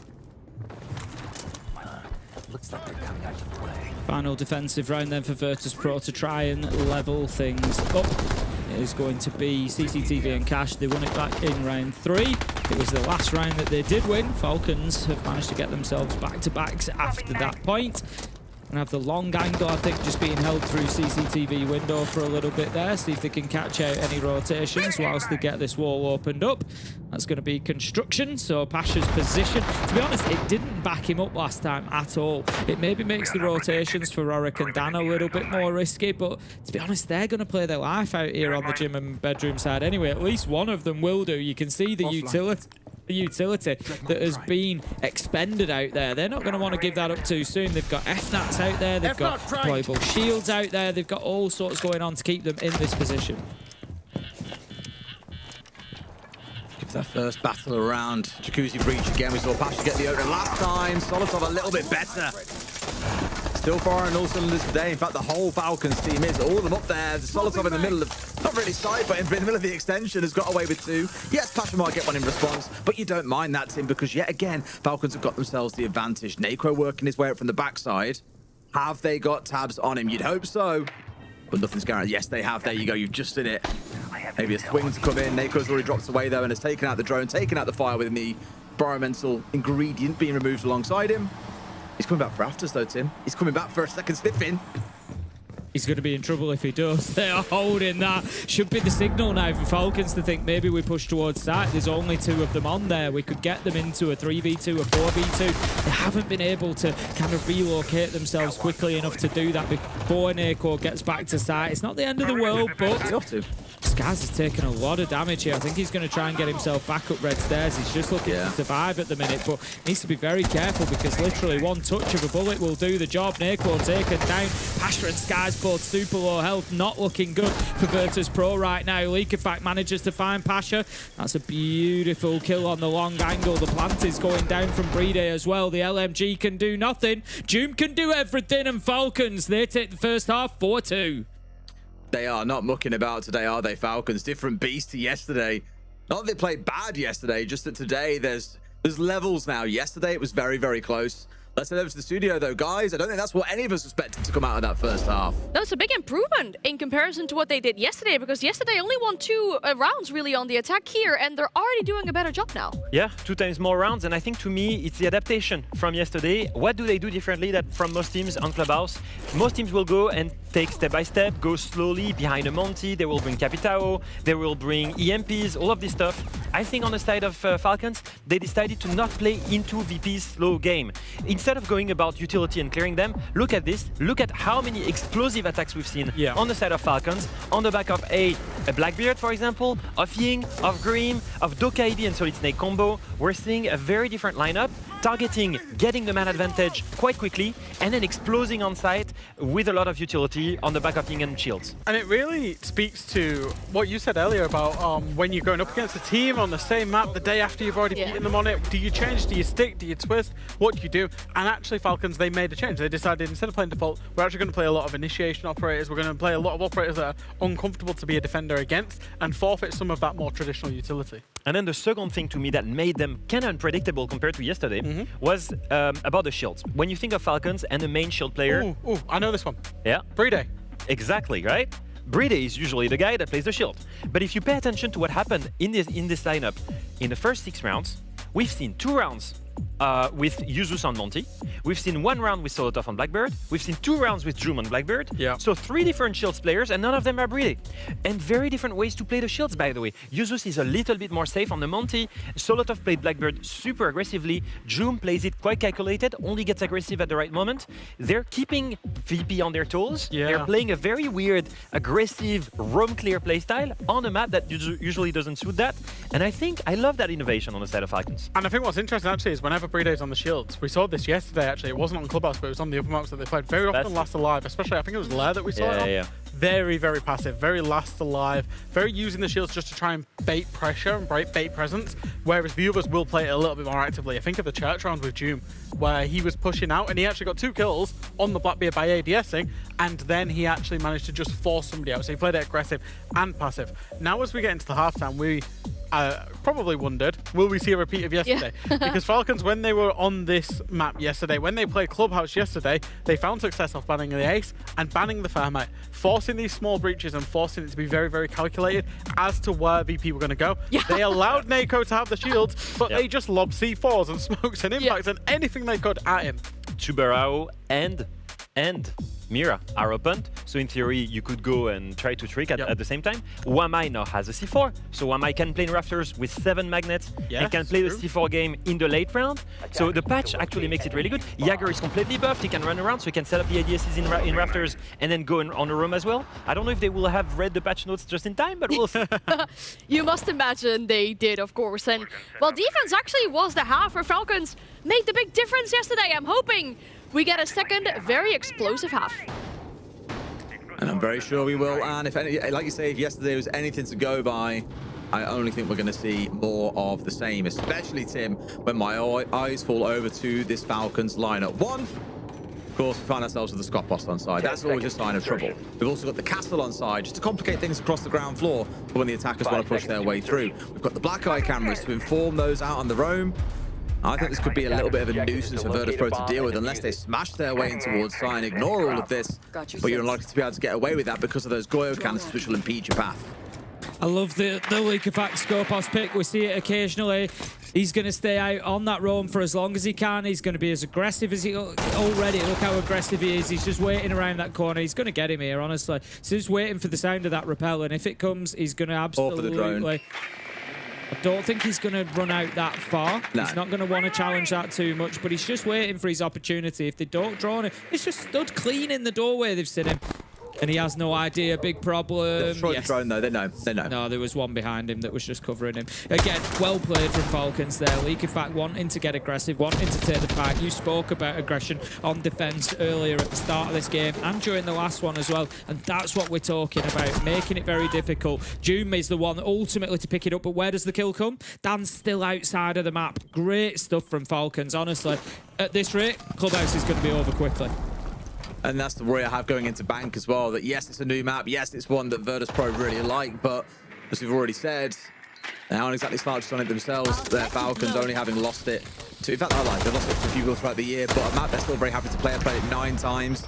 They won't be bothered going into that map. They'll happily play Virtus Pro anywhere right now, it feels like. Pasha at least is there for a trade, but it feels like a lot of the damage, Tim, has already been done because the players on Falcons can now fall back towards site. A very successful run. They've wasted half the round. They've got 2 kills. It can't really go much better than that. Leakerfact's still in kitchen, by the way. They've done nothing about him. They've sent the shield down main stairs. There's every possibility that Leakerfact just comes running down behind them here in reality. Again, they're playing... I don't know what Virtus Pro are doing here. They have absolutely got away with one there. Make no mistake about it. Leakerfact does a little bit of damage to Pasha. There's a world where he gets a double kill there. They just haven't done enough to deal with him. A minute left on the clock. All sorts of damage done by Falcons. They're now safely back to site, and they're just going to sit and hold those angles. And you know what? With only 3 left alive, it's going to be really difficult for Virtus Pro to push multiple sides, which is what you want on this attack. Necro continues to be the man who eats the most impacts and C4s I think I've ever seen. They just keep on having a go every single day of the week. They've only got the 1 C4 and a couple of impacts left to work with. That won't be enough to kill him. C4 up over the top. That is a great, well-played C4. Gets rid of Pasha. And now it's a 4v2 for Falcons. One of those being left to shield. I mean, it is Necro. He can do it, Tim, but not when he's pushing from 2 angles like that. Great team play from Falcons once again. I already said it felt like there was levels between the 2 teams today, Tim. And it's only showing even more here in round 7. Yeah, it really is. Falcons are just looking so comfortable. There's no rattling them whatsoever. Rorik's going to disappear upstairs. 7 seconds left to go. This is just an opportunity to speak as the team. That's exactly what they're doing right now. They're listening in for those instructions from the IGL and just trying to piece together a round or two, because right now Falcons are just running roughshod over them. Few looks of agitation as well, I think it's fair to say, from Rorik there. Probably not how they expected this to go. Granted, I know your focus was on the previous game. That's what a lot of the prep have gone into. No point prepping for Falcons if you couldn't get over GK. And GK, as we said at the time, did put up a pretty good effort until the final map, but they are just looking a little bit out of sorts here. You'd think they'd never seen them on this map before, Tim, but they just saw them yesterday. You got to wonder, you know, how much of a toll has the GK game taken on them. 2 close maps to start with, 7-5, 7-5. You know, of course, pros at this level should be more than capable of playing 6 maps in a day. You can end up in a best of 5 grand final, and you got to be able to go and win it. You know, we've seen matches much longer than this, but you just have to wonder, you know, has it had a little bit of an impact, and it's just giving Falcons the edge at the minute because they are most certainly on top. 5-2 it stands on the scoreboard. We're going to go to gym and bedroom. Falcons will continue on the defense, and the question for me right now is, you know, can Virtus Pro get themselves a successful attack to get the ball rolling? Okay, 3-round deficit opens up. It is a long way back to the top, but if Virtus Pro can pull off what Falcons did yesterday, they can still win the map. Like, we didn't think when it was 5-2 Virtus Pro that Falcons would be able to do it, but they did. It's more the nature in which the game has gone so far that's the problem. We saw that being knocked away. That was a cheeky attempt, actually, as well. Knocking away with the gadget from Dan or from the gun, sorry, as he takes a shot on. Almost fortunate in a way, June, there was no one there looking to immediately capitalize and punish the Clash for that. I think bringing the Kali is a smart choice here. It's a really good way of dealing with that clash. Of course, it instigates the shield break onto Doom in this case, so something that they need to be really careful of, Doom particularly in his movement. But Kali is, you know, pretty decent anyway. Has that little bit of ability to clear wall denial and things like that, or, you know, Mirror especially. Yeah, mirror, shields, anything like that that you're coming up against. So a lot of value to be found there, and if they can deal with the clash, then, well, it's a bigger bonus again. I do love how like Dan's like, occasionally you see a player like pick out like, you know, a Thunderbird for a pocket strat they've got on a site. Quite consistently, Dan will pick up a Kali and run it. Like, it's one of his most played operators in the league right now. I'm pretty sure actually even is his actual most played, even over something like Twitch that he's quite well known for. It's really interesting how they're one of the only teams doing it, almost like they're trying to innovate a little bit. They were for a time the team that would always run Fuse as their shield as well, because they anticipated getting triple banned. They'd run a Fuse knowing that no team would dare ban that away from them, and therefore started making it a part of their strats. Maybe Kali is that new thing they're trying to find? I don't know. But they've been trying it an awful lot and found, obviously, decent success. It's why they're one of the final 2 teams in EML. Falcons decided that it was time. They had had enough of trying to hold on to cash, and they've dipped themselves back. They did so successfully, but do ultimately lose that entry battle. Rorik managing to find Solotov. That's his army taken down, so Doom steps forward on the clash to try and fill that space and try and make it difficult for them to move through. The Gon 6 goes in to try and clear the shield out. Doom did have it back in hand, but I think it was also picked up by the magnet system as well. So that's going to be the clash still in position. 55 seconds left to go, and this is what you want the clash for, to deal with the Monty. You've got to take out the other player first, though. They do manage it. 2 kills come in, and that leaves Monty in a bad spot. But how about this? Neko starts fighting back and is now just in face to face with the clash. Doom needs to get that shield back in front of him realistically. Yeah, he does at this point. You know, there's no Kali on side. You can afford to have that shield out. There we go. It now being down is be a nuisance for Neko, because he'll constantly get guard broken every time he tries to step forward. Tell you what, though, the angle is tight. He might lose his life here if not careful. A C4 comes out and Batra is gone. It's all down to the Monty, and the clash does what she does best. Shuts down enemy shields. Essential cover from users there with the Nitro to protect that clash. They knew at that point that the clash was the win condition, because it helps deal with the Monty. Like you say, the guard break comes in and it means that the shield becomes an easy kill. And they nearly lost Doom. It's so difficult. The clash shield doesn't wrap around an awful lot, so trying to stay in behind it while still peaking, you know, making your challenges is tough. But users came up big with a Nitro there to help out, clear that threat, and that meant that the round could be won. So Falcons now 6-2, and they've got 4 back-to-back map points. They played well on Clubhouse yesterday. They played far better again today. I think they might be desperate to catch the second half of the game, Tim. Who knows? So granted, I doubt they can speedrun their way through the rest of this map and then the next map in time, truthfully honest with you. But they're certainly making it look like a speedrun is in their mind. This could be a 7-2 on Club over Virtus Pro, and given how yesterday went and how Virtus Pro played in the previous series, I never would have had that on my bingo card. No, and let's remind you exactly what they're playing for. This is really about the SI points. Obviously, first and second has a big difference. 120 SI points up for grabs here. 420 for the winners, 300 for second place. It can make all the difference, especially for a team like Falcons. Let's not forget, they did not do well at Salt Lake City. They did well to qualify. They got good points there, but they don't want to be taking any chances with getting to something like SI, and having had a tough finish and reducing the points that they were going to take away from that event, getting the top spot here is going to do some serious work to remedy that.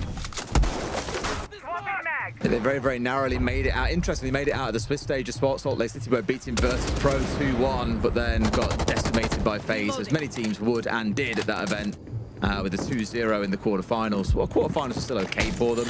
It definitely wasn't the finishing or the ending they were hoping for. Obviously, wanted to make a far deeper run than that. That's just the way the cookie crumbles sometimes. As Groovy said in his interview earlier, it's the game. You've got to accept you're going to lose sometimes, and you've just got to be okay with that. Either way, certainly not on the way to losing here. They're looking solid. And again, putting up a real fortress in front of Virtus Pro. So much they've got to work through with the mirror, with the Tuberal, with the castles that are around, and they've got to worry about the echoes later in the round. Ugh, so much to worry about. And that when do you see Bride making plays like that? That's too easy. Absolutely horrific there. Just pops his face out of construction, and what an angle to get up onto the rooftop there. Brilliant stuff from Bride. 6-2, and Falcons are just playing with a style, with a confidence right now that is unstoppable. There's always a trade, there's always an answer, there's always a response, there's always a solution. Falcons are on top, there is no question whatsoever. Virtus Virtus Pro fighting for their lives here on Clubhouse. It's 3 versus 4. Nitro goes out, will be unsuccessful from June, but still, it's all about slowing Virtus Pro down, making them think if they know there's somebody below, now they have to think about the staircases. Where are they going to pop back up? Are they going to be challenged on the flank? It just creates so much uncertainty. You can just see, like, at this point, Falcons are very comfortable. They've got the player downstairs that you mentioned, Yuzu. So they'll just try and avoid the action, play off the drones if he really has to. But honestly, they probably get the kills as they try and make their play here. They've still got the Finker Juice, they've still got a smoke, they've still got Candelas. They've got tools to get the job done. I'm just worried the Falcons are ready for them, especially with that C4 pointed in towards the breach here. This could be all too easy for them to net a couple of kills. Pico does manage to find the first onto Doom using that scope. Comes around the corner. Does he find his man? No, they've relocated. 3 versus 3. Breeders fighting, but does find his man. Does get downed in the process, but Rorik is out of it. So we're effectively 2 versus 2 now. 13 seconds left to go. They're going to try and put the plant down. The cover is there. Dan, he needs to go big, but look at that shot from Leakafak. Who else? 1 versus 1 now. He's up against the glass, Des. He's got to seal it here and now, right, is the thing. He's ready and waiting, and he hits the shot. A 3K from Leakafak in the round. Hands them a 7-2 on club. What a dominating start to the series from Falcons. Yeah, they've looked absolutely electric there, much closer, being back to their best. The Falcons that we love to see than I think we've seen throughout this stage so far. That is what we've been waiting weeks and nearly months for now. Absolutely dominant. Can't wait to see how they shape up on Bank as well. Let's head to a break, and when we come back, our desk will break it down before we find out if Falcons can 2-0 this.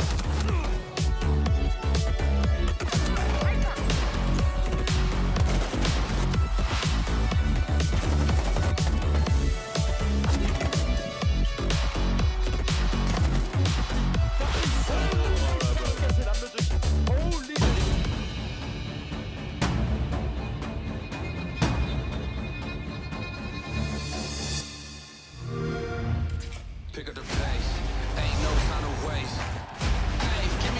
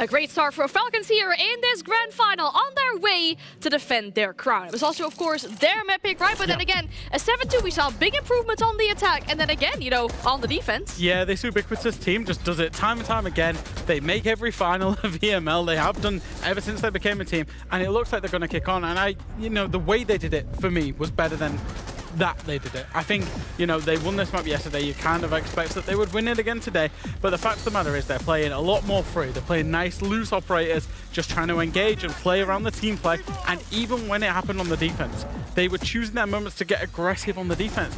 I've got a vivid memory of Brede peeking a breach just outside. When really does that ever happen, you know? They're playing fast, they're playing loose, they're playing together. And even then, even when it goes all the way wrong, they managed to find a way to win it with Leakfact with a huge 1 versus 2 club. Look at that kill from Brede. Yeah, that's the one I was talking about. Yeah, crazy. 100%. And even there, like he kinda trolled there a little bit. Leakfact needs to play aggressive when Brede goes up the stairs here. But even in the most important situation, they win. I love these counts there.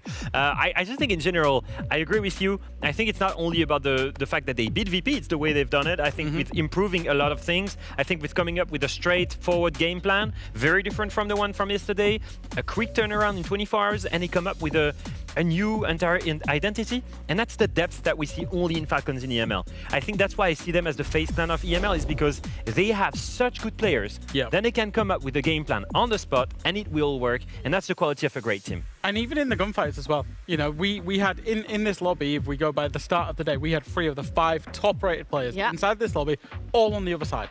And Falcons honestly made them look a little bit silly inside of some of them gunfights that they were taking. You know, you seeing Pasha swing out, missing shots.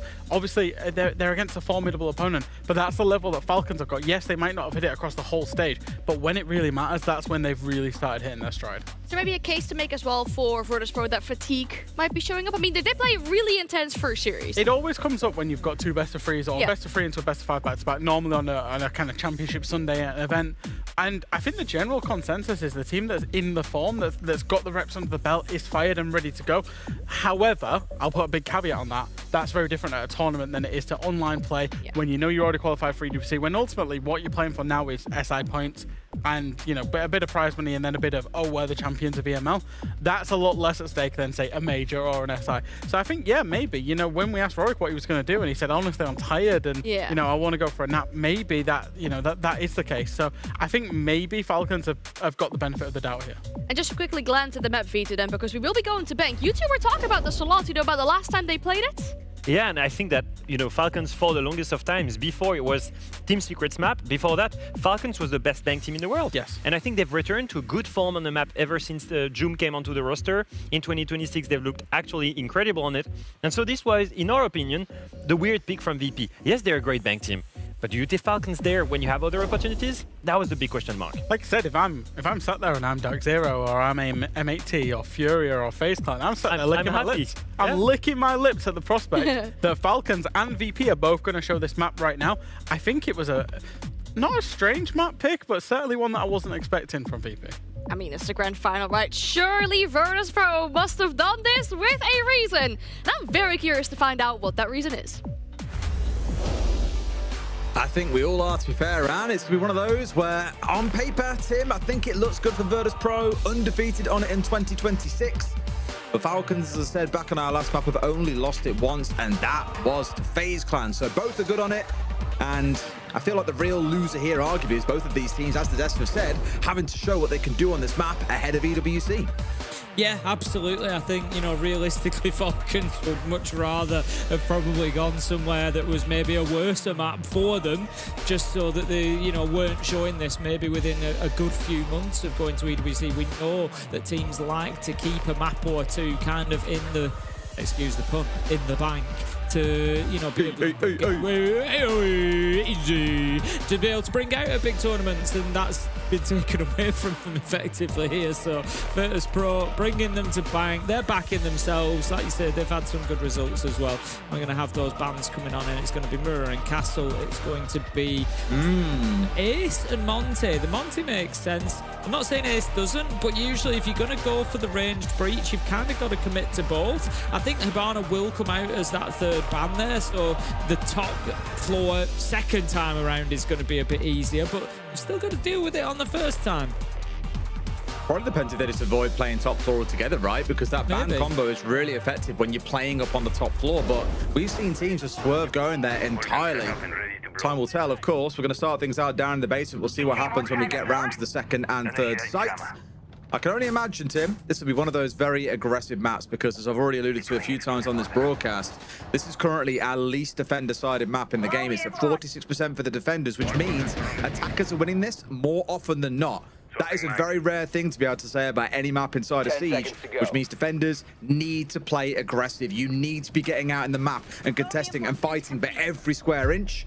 So far, Virtus.pro got 2 or 3 players out and about, keeping themselves busy. I can't imagine they'll sit back and just turtle for this one. They will force Falcons to have to fight them across the whole map. Well, it just goes to show with Falcons picking attack as well. You know, it was Falcons, not their map pick, so it was their choice which side they started on. And they've gone straight away for that attack, expecting to get themselves a good advantage. So they're going to be attacking into the basement to begin with. It's going to be bottom floor, but if we have a look across the side of the defenders, there's a couple of them outside of it. Skies and Rorik are going to be the 2 that are tasked with holding on to this mid floor for as long as possible. Skies in tellers, Rorik in open area. We've seen it. The tail is old as time now, and Falcons should have a plan in place to remove them.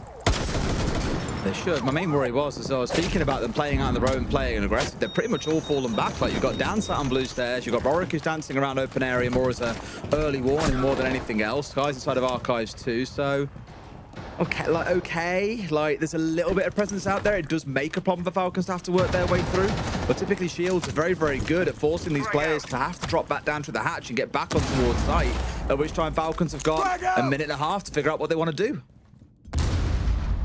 Elevator is going to be cleared out as Doom sends the nade on in there, so they can be confident of that. Everybody is back down to tonight now, apart from Skies, who is playing here on blue stairs. Actually going to be supported by Dan as well. So now really focusing on keeping a hold of server. The hatch is still closed as well.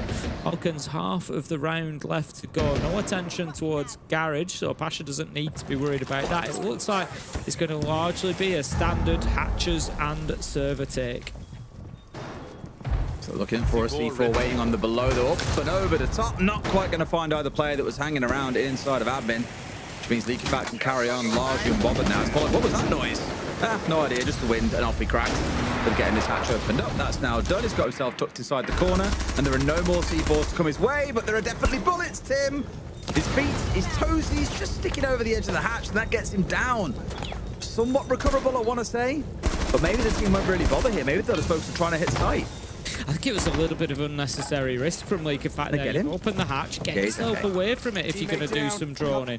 Just back up and create some space. Don't risk leaving a foot overhanging like that because you've taken 80 damage for not much reason. Solitov manages to find Pasha though. That could get things going for Falcons here. We're going to have those light screens down from the Sens as well. Doom just able to work in the gaps between, but Dan picks up Breed here. Rorik onto Doom, taking the shield out. 2 versus 3. Diffuser is recovered. Are they going to have an opportunity to put it down? 14 seconds left to go. I like the way that Virtus.pro are playing this. They're not overcommitted. They're just stepping back, but the cover is there. Users has absolute nerves of steel, and it is all up to Leakafak. He was down but not out. He was picked up. Can he keep this for his team? He can get the angle though to the ball. Gets one. Oh, the second, but Necro comes off and gets his man. That's an explosive way to close out the first round. So we've Virtus.pro going up 1-0 on bank. That was really smart from Neko, though, to take the peak there at the point where the shots had already come through. I think naturally, if you're Leaky Fact, you get that first kill and you're thinking, you have that kind of second of lag to think, right, where's the next one? Do I need to challenge onto the diffuser? Is he still planting? You're not naturally just going to keep shooting. So Neko just strafing across straight into where that killer's come in, straight over his teammate's body, is perfect because there's no more bullets following, and it was just really, really well won. Brilliant stuff from Virtus.pro. It was close. It was close to them at the end, but they get the job done. Woo. Well, it shows that maybe we're in for yet another entertaining map team. The first one, admittedly, a little bit flat at 7-2. Virtus.pro have already got half their round count here, and so just that first round, hopefully it's only up and up from here, even with it being one of those more attacking maps, like I've mentioned now a couple of times. But changing on towards the next site, we indeed aren't heading upstairs just yet, Tim. and to keep ourselves going here on towards open area and stuff. And I do wonder if we win this one, we find ourselves going towards Tellers and Archives. It would definitely be a surprise. Very few teams choose to play there. 5 seconds left before insertion. Yeah, absolutely. I think it'll be the top floor will be the third choice. I don't mind. I think that, you know, the rotation is fine. We've seen teams pick this up as the second choice for a little while now. I've spoken about it a couple of times. I think it comes down to a lack of opportunities on all top floor sites. I've spoken about it on Cafe for years. I've said the same of Labs. You don't have the same roaming and extension options as defenders because it's difficult as defenders. Outside of having nitros, the fight upwards is pretty tough, whereas as attackers you can get down there with the Deimos, you can get underneath with a buck, you can have more of an impact from below. And so yeah, I think we're starting to see teams just move away from those top floor sites. Third choice, yeah, we'll have a do at it, but it's, you know, why go somewhere that limits us when we can go to the mid floor, still play up on the top floor as an extension, as a roam, and waste more time. That's it. Now trying to brute force their way into this top floor.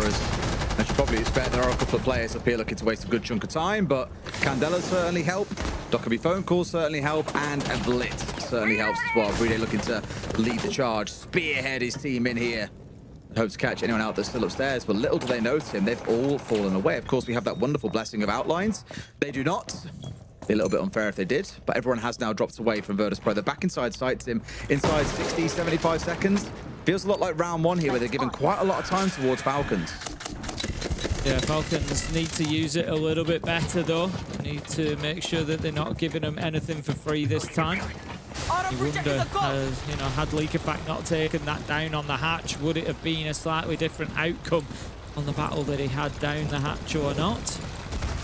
This time they need to make sure that they're not giving him that opportunity. Straight in now, Solitov is going to start searching through those gaps that he's opened up. We can see the work that the Boogie Drone has done. Nothing does verticals like those Boogie Drones. They really do rip through it and put some serious holes in the ground. It's going to be Leak Effect peeking around here, just looking for mainstays. I think they are aware of the Mozzie. We're going to see. I like that teamwork. The Blitz is chasing him down. Does he know there's two there? Needs to be very, very careful here. And it's no surprise to see him backing up. Absolutely beautiful, though. Takes the opportunity. Takes the opportunity of the Nitro coming out to get the kill onto the Mozzie. And that is going to be, I don't know if it was Passion throwing an impact nade that just looked like the Nitro had exploded. Users manages to find the... I'm being optimistic, Des. Users manages to find the kill onto Passion 4 versus 2 as VP start fighting back with Naquo. And the best at the very least, but again, it's a number of advantage coming in and they've just rolled over those last two. Not quite the best. And given the bans that we were speaking about earlier, I wouldn't be surprised to see us retry that site again here. But they did get absolutely rolled over. It'll be very ballsy on the side of Virtus Pro to do so. Really good attack from Falcons, and I think probably more in line with what we expected back in round one, when it felt like they were starting to build a little bit of control, a bit of advantage with the Sens, but couldn't quite get the diffuser down. Obviously, ultimately did. Just couldn't quite win out that 1 versus 2 in the close, but Falcons once again building back towards what we saw on Club. Yeah, I just want to have a look at Falcons' defensive rate. Obviously, we've spoken about Bank being one of the tougher maps to defend. They've got a 48% win rate across the last 5 times they've played this. So that's not bad, really, at a half and half. It does leave them kind of needing 4 on the attack, realistically, if they want to win this in regulation. But if they get 3, they can maybe look further down the line, look towards overtime, possibly. But we look at Virtus Pro's side. Virtus Pro's side, they're down at like 60% on the defensive win rate. So 3-3 or better for Falcons. At least it's chipping away at what Virtus Pro have done previously. At least it's chipping away, you know, at their historic record here, and they're not going to maybe have as good a day as they think. So I think 3-3 is an absolute bare minimum for Falcons on the attack. 4-2 is really got to be where they're looking.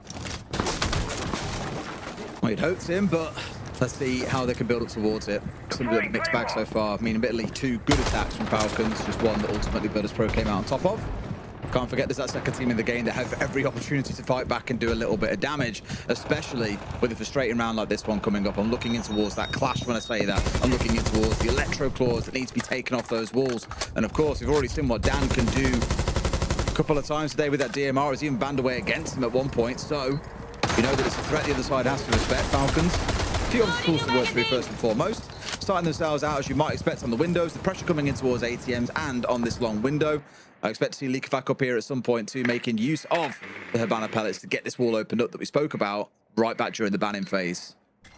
Yeah, it's going to be your only opportunity. You've got to get it done now because I think Habana will be the next ban that comes in because she's just so useful on bank for those hatches as well. We have seen Falcons bringing along the Mavericks, so they're certainly not scared of the Habana ban coming in when it comes to the hatches. But this is good work so far, actually. A lot of pressure towards top square. Going to start getting that wall opened up in towards Janitor as well. We've got the air jab out to prevent the clash coming around and making a nuisance of themselves. So lots of work being done, but unfortunately, Doom finds himself down. Virtus Pro looking okay at the minute. They're under a lot of pressure, but they're standing up to it well. Looking to try and bite with this DMR again at range. Just such a nuisance to deal with. I think he's in a spot where if you can find one here and start to equalize things out, comes out 5 versus 3, even finish off Doom, either or be pretty good at this point. Anyone trying to go to get him here? Leakafak is nearby and wants to get him up, I think. They've got rid of Sky, so Tim, that's pretty crucial. Doom for now still dug in. Leakafak clearly not fully comfortable enough to be able to go for this revive. They now have a chance to do so. He's got the cover coming in from Solotov too, and they've got the drone downstairs. He should be able to get him up, but no! Taken out by Nako around. That seemed to be the golden chance, but no. They've used him as baits him a little bit. They've finished off Leakafak. They've now got Solotov too. Doom's about to bleed out. This is looking like a Virtus Pro round. Yeah, it's perfect for Virtus Pro. You've still got Breeder out on the windows, diffuser in hand. There'll be very little chance that he can get inside from there. Doom will eventually die out, so that leaves us now in a solid 2 versus 4 with a clash on the board. Dear, oh dear, we're going to see the electricity taken offline. No choice for users other than to just try and get aggressive there. The Shield of Clash does get taken out with the Gon 6 by Breeder, but it's more than likely too little too late. 20 seconds left to go, and they're just going to keep taking pot shots at him now. Virtus Pro are going to be up 2-1. Solotov does manage to pick up Pasha from beyond the grave. A little Claymore kill as Pasha goes out for a jump out onto the windows. It's going to be the clash. It's going to be Nako who picks up that final kill. Virtus Pro 2-1. I wouldn't be shocked to see the clash being banned away, truthfully, as well, because we know how much of a nuisance can be. We've seen it time and time again over the last couple of days. These two teams played it against each other an awful lot yesterday, and it was so effective at wasting a lot of time. That going away, probably with the Habana, would make sense, but then they also can't play top floor again until round 6. Maybe it's a little bit of a waste of time. All right, there we go. So they are locking that in. The Azami, I don't blame them for. We spoke about this back on the last map. I think it's a very worthwhile ban because Virtus Pro do play it every single round. Yeah, I think as Army, you could ban everywhere. It's just, you know, there's always going to be value. As Army, Mirror, those two particularly, you could just ban them absolutely everywhere. Now then, this is an interestingly timed tactical timeout coming in from Falcons. Obviously, the coach can talk during the half-time with the banning phase and things, and during the banning phase as well, sorry. So they've had the opportunity there to have a little bit of a chat. It's not been taken, so just deciding that they need a little bit longer here. Tack time out. I'd say we've seen it a couple of times already. Like, it's not super uncommon, especially given they're on the attacking side, as we've spoken about a few times tonight. It's a chance to address what's gone wrong in round 1 and in round 3. Despite getting the entry in every single round, of course, they have lost those two, so there's work to do. Round 1, you can kind of point down and say, okay, look, we lost the clutch. It shouldn't have been that close. It is what it is. That third round was definitely more of a car crash because they had lobby control. They had 2 players on windows and 2 pushing in from square. As soon as they lose the Nomad going down at range, which really shouldn't be happening anyway, you should know your angles at that spot, it started to fall apart. They got a little bit static, and that is when Virtus Pro started to look to go aggressive, pushing the clash out towards square, looking to capitalize and be aggressive on the defense like we called for so many times. So it was good opportunity spotting by them. Falcons probably need to be a little bit more decisive about what it is that they're trying to do. Attacking back into that downstairs once again. Let's see if this one can be a bit more of a decisive affair rather than requiring a 1v1 clutch to end the round out in favor of Virtus Pro. Falcons are in a position now where I feel like they need at least a 2-1 over the next 3 rounds. Really, I think it needs to be a 3-0 probably if they want to avoid overtime. I think 2-1 gives them the opportunity to maybe get those extra rounds at the end, see what they can do. But the problem that they face there is Virtus Pro will be choosing the starting side in overtime. So, you know, they're likely to take the attack, I would have thought, at that point. So, yeah, big problems for Falcons are kind of rumbling at the minute. If Virtus Pro can get 2 out of the next 3, just repeat what they've done so far, and you've got to say that it is very much looking like a map 3. Falcons not quite as convincing here as they were on Clubhouse, I think it's fair to say. I'd say given time, though, for the tap timeout to have its effect here. Hopefully get some cooking a little bit more. As you were saying, maybe a 4-2 would be ideal. You'd settle for a 3-3, I think. I know what I said about stats, but based on opponents involved in those games and all sorts, it can skew them either way. I was saying to Leo earlier when talking about the stats, like, you can look at one game where there's a bit of like a crazy knob. And I remember actually one of the cafe games we had where 10 attacks were won, only 2 defenses were won.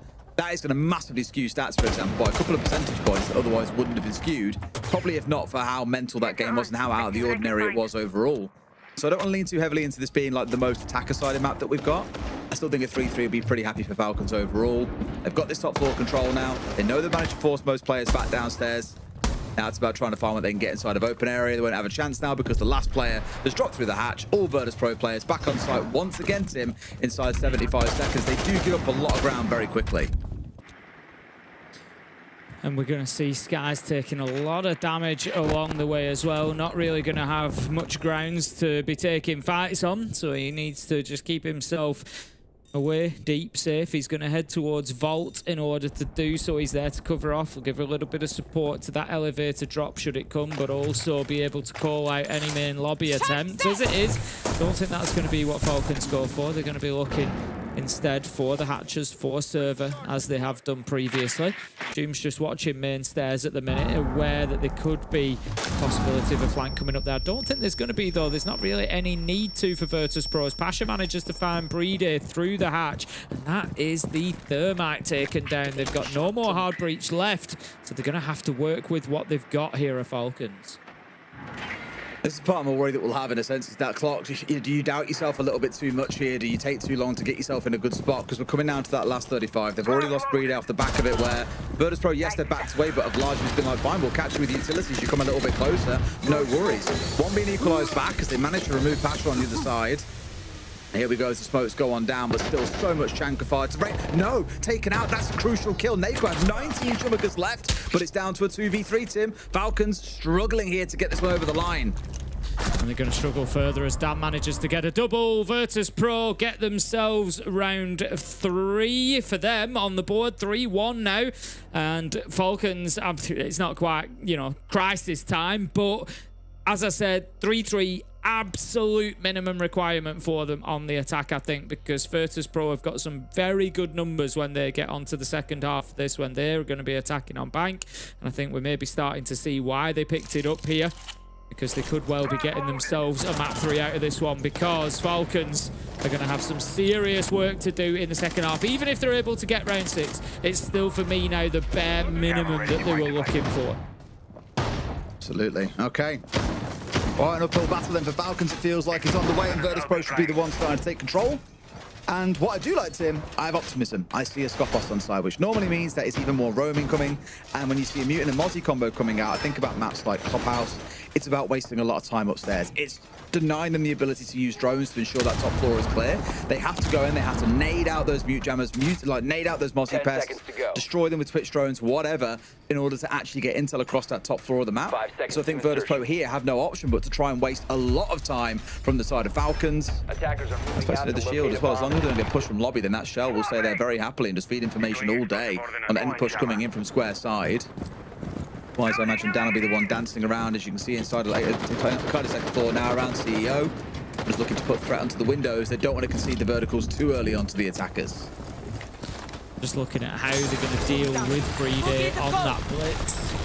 What is it going to be that gives them the edge? We've actually seen quite a few recently, like head-on shotgun challenges against the shields having a lot of effect. Particularly the SAS shotguns, particularly the big boys. They've been going in there, and we've seen a couple of times where, you know, maybe 3/4 health, the shield up against them, and one blast at a close enough range is doing the job against them. So definitely something that Nako could help out with later in the round. Otherwise, it's going to be down largely to the Thorn gadgets, to the Razor Blooms, to try and slow down the progress. We actually see Brede hit with one of them there, and that's just going to slow him down a little bit. But It's going to be the opening kill to Falcons. They're going to manage to take down Rorik. All the razor blooms had already been deployed. There were none left in pocket, so that's a good thing for them at least. Pasha has taken damage from that door. Could be Cole! And it's so easy. That's the shotgun off the board. Leak of fact with a great kill. And Falcons looking good for their second round. They know that Virtus Pro are going to bite back a bit on the defensive side. They've got no choice at this site, and so waiting for them to come to you is a really good option, you know, rather than walking into C4s that they did last time round. Zoom into yet another as Dan realizes he's trapped in no man's land a little bit, has to try and get out. But he's exterminated as he tries. One more on electric door. Pasha might have the angle held down. He doesn't have the many others that can be pushed in from here. Top floor, he knows, is no longer in their control. The roof, of course, is not in their control. And he'll be dug in behind, at least for now. In behind that shell is Skies. One going away towards Pasha. Not great from users here. Now trying to get C4 out, but Solotov's there for the cross. Just the one left. Pasha would need an ace to get it all done. He won't find that. I think that's June with a 3K in the round as well. Falcons, very convincing in round 5. Yeah, 2-3 now on the scoreboard. They're going to need that last round. As I said, round 6 going to be really, really important for Falcons. It's the bare minimum. Get that 3-3 split and then move on to what will be a tough defense against Virtus Pro on Bank, but it gives them a possibility at least. They could be looking at just focusing on 2 of those sites and getting them locked down. It was a nice round from them. They used the shield well. They took a lot of attention with it and were able to find kills on the back of it. So solid stuff from Falcons. We're going to see them attacking now up onto that top floor for their final round on the attack. We saw them play this in round 3.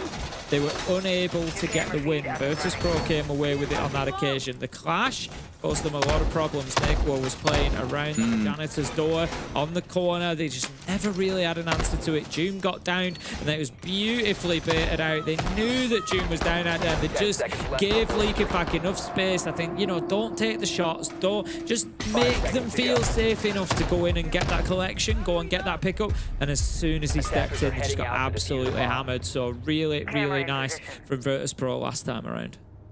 And we saw this response coming out actually in the last map, if you remember, when we had Dan jumping onto the Kali, when we had the clash on the other side. And now look at what we're seeing. It's Solotov hopping onto the Kali to help try and find a way to deal with it. The one thing I said last time around that they struggled with, I thought, was they spent so much time dancing around lobby, the 2 players on the windows, the 2 that were on square. They weren't really doing much in the way of prep itself. They were almost like trying not to die in a way they were too scared.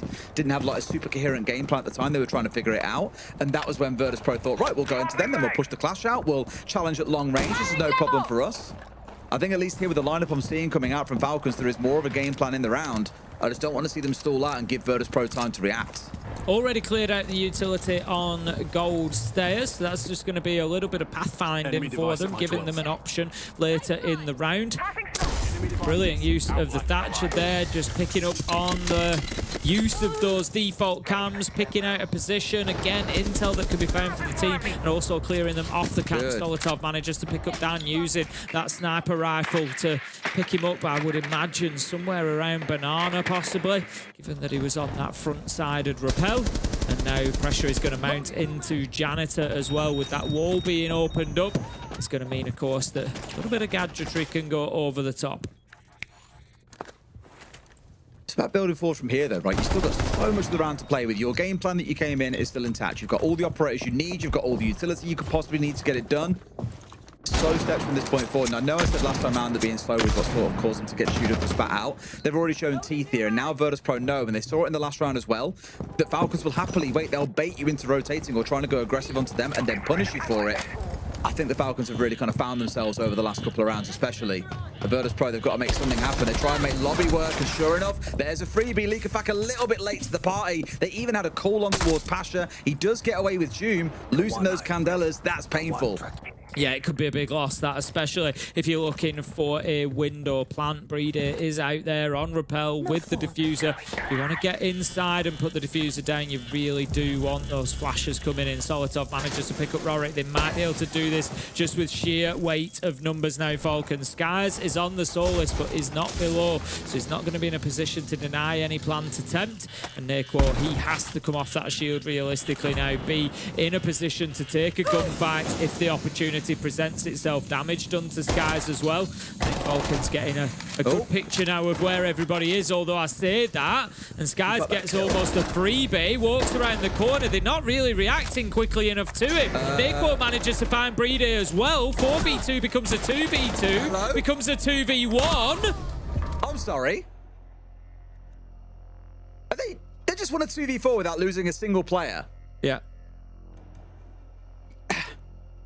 You can't be in that spot where you've had so much dominance all round to be in a 4v2. You've been challenged by... There's only one way you can go. He's challenged you through the wall. He can either round off towards the left or back in towards site, where he has no idea who's in Janitor and could pay the price for it. Has no idea what's on Windows, so could pay the price for it. And they just give free kills away all day long. That is pretty perplexing for Falcons. Well played, admittedly, to Virtus Pro. Let's go over to the desk and see what they think. What an incredible turnaround that was. Oh my god, a 2v4 we saw there. You guys okay? France is not having a good time at the minute. France is trolling in many ways today. I felt like the game plan for Falcons was the right one, though. I felt like they were using the same thing they used on Clubhouse. They keep bringing the KB, they keep bringing the Grim, they keep bringing the Ying. They're trying to play the cheesy ups to try and break down VP's defenses. Not just the cheesy ups, but cheesy entry engagements as well. Let's take a look. Angles. Let's take a look, because some of these angles I don't think you see all that often. Look at that. If we still did it, would be the detail, because actually June very, very nearly got a kill by proning and punching a bag to get an angle all the way through. Gets 2 shots, 3 shots out there, and fortunately doesn't kill. And then a double repel on the south skylight. When do you see that? When do you see that with a Ying? In double our repel games, gets League Pack a kill. It's what? In our ranked games. In our ranked games, maybe. And I was a little bit. I was wondering why VP might bring Bank out and why other teams might look at this. But I think you'd look at this from Falcons and you'd go, they're playing fast and loose. They're playing a lot of these initiator ops. I think if we see them play this map at the major, at EWC, it could well be very different. I think they've got an appreciation that this is the grand final. They still do need to protect certain aspects of their game.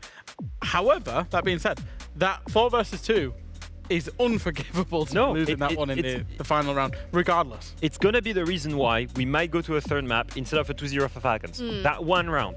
Because if they win it, it's 3-3, they're fine, they move on to the defense, and they can get proactive again. I think that one round, the fact they lose that 4v2, the way they did it as well, giving full 1v1s, that's the kind of mistakes you don't see from Falcons usually. And the fact of the matter is as well, Bank is a pretty attacker-sided map. People love attacking it. I think Des said globally it was pretty high up there in terms of the attack win rate as well. So I think the fact that VP have ended up 4-2 up whilst defending, of course, you're always going to get the basement defense. That's always going to be strong. But open area and top floor, there's so many operators that can deal with those now. So you would expect the attack to have the advantage. So VP already got the advantage from their defenses, and they go on to the preferable side now. Flash ban is quite big, though. I think, Ace ban, we see that so often. Could be Hibana ban following up. Yeah, it's probably going to be Hibana. I think if you ban Ace on that map, you ban Hibana afterwards. Just make sure you keep your Kanto will closed. It would make sense. Yep. It will also make sense. If you kill 5 players, then you also win the game. Yeah, Rorik. Just 5 fraggers. Absolute genius. Boom, Hibana. There we go. No surprises? No surprises. Clash and Mira, super powerful on both sides. Mira especially on the basement. I like it. It's all the classic. The only one thing that I would say is actually Clash leaves his army open. Yep. Where's his army strong? His army strong on the top floor because you play it inside of, what do you call it? Paper, inside of stock room. And then if you play an open area, you play the army inside the kitchen as well. So when we get to those bomb sites, that operator for at least the first 2 defenses on those sites will be available. Maybe that is what Falcons need to close out the series here. But as you said, it is rather attacker favorite. So Virtus Pro, a great chance to tie up the series. Well, let's see how we do then, shall we? It looks like Virtus Pro could crack on here, Tim, as long as they've got some real good attacking chops about them here on Bank. And they're taking away 2 of the big problem operators, fair to say, in the Clash and the Mirror. Should leave things a little more open to work through, though. As we saw back on map 1, Falcons, they don't mind running things like the Castle. They've run Yokai a couple of times. They've run the Yokais of the Echo a couple of times. They've run the Goyo canisters. There are still things to work through, but I feel 2 of the bigger headache-inducing operators are gone. Attackers are moving out to locate a bomb. Certainly. No 2 ways about that. We've just seen how effective Clash can be. Clash was part of that 2v4 win at the end of round 6. And so, yeah, definitely getting rid of that is going to be helpful to Virtus Pro. And This is a big round. This is a big round. If Virtus Pro can come in, they've got a very good attacker win rate here on Bank. If we have a look at what it's been over the last couple of maps, there's only 2 maps to go at, but they've won 63% of their attacks. So they are on course, normally speaking, for a 4-2 half as a minimum. So, yeah, I think, look, this first round, Falcons have to send a message. They've gone to a strong site. They're down in the basement. We've already got this work being done above, because what we've seen is Leakafak has castled himself inside of Tellers and Archives. He's not going to be giving that up. He's not going to be getting challenged from main lobby side. So they're going to have to clear him out, because he's there to try and challenge onto Square so that they can't put pressure onto the server player. Sure, but it's the same conversations we had as before, right? It's all about making sure you get as much control across the map as you possibly can. Beautiful. That's a beautiful little bit of bait out of Zolotar, to be fair to him. Basically said, yeah, you have it for free, but not really, psych. So getting rid of the striker, admittedly, isn't maybe the end of the world. His main use case was to help get that hatch opened up. Otherwise, I could turn towards Pasha and Dan to help them with hatches. Don't forget, that was only the entry into the second floor. We're not actually defending on the first floor. We're down in the basement. That's the kind of aggression that I wanted to see out of Virtus Pro back in the first half, is playing more around the map and really leaning in towards them. Yes, they got their 4 rounds in the end, but I really would like to see them push up a little bit harder and be more aggressive in towards the attackers. Either way, as it stands, they've got to try and get this done with 1 player less. Yeah, it was great stuff from Sal. Just showing the little bit of a weakness of those secondary hard breach gadgets, because you have to be stood right next to it. As once it's, you know, it starts going immediately, you can only move so far, and they were punished really, really well with that Nitro. Pasha will continue to deploy that. He's just going to wait for the auto canister to wear off, and then that'll open up. But it is mostly pressure towards servers at the minute. This is going to be all servers and hatchers. Falcons have done some good work to delay that, to get a kill along the way. Look at the time. There's only 40 seconds left to go. They haven't got the breach into site itself yet. The hatch is only just going now. And we've got Yorkais on the cards. It's going to be very, very difficult when you've got Vulcan canisters to play through as well. And 3 smokes still to go with 25 seconds. This is like dream territory if you're Falcons right now. They're going to have to go deep. They're going to have to force their way through. And that is, like you say, waiting for the fire to still expire. And then you've got to deal with Yokais. Falcons have just got every tool. If they lose this, I will have no words. They have to win this. Neko's getting the plant down, is it? The bullets are bouncing off his shield. He's got nerves of steel at the minute. Nothing has been done about it. And the plant is successful. 4v2. Virtus Pro don't care about your utility. They don't care about your denial and your time wasting. They're going to get the job done anyway. The shield on the back saved Neko's life. Wow. Got the plant down, and Virtus Pro come away with the win. Falcons are in big trouble on Bank. I said I'd be speechless, Tim. And I'm sat here pretty speechless.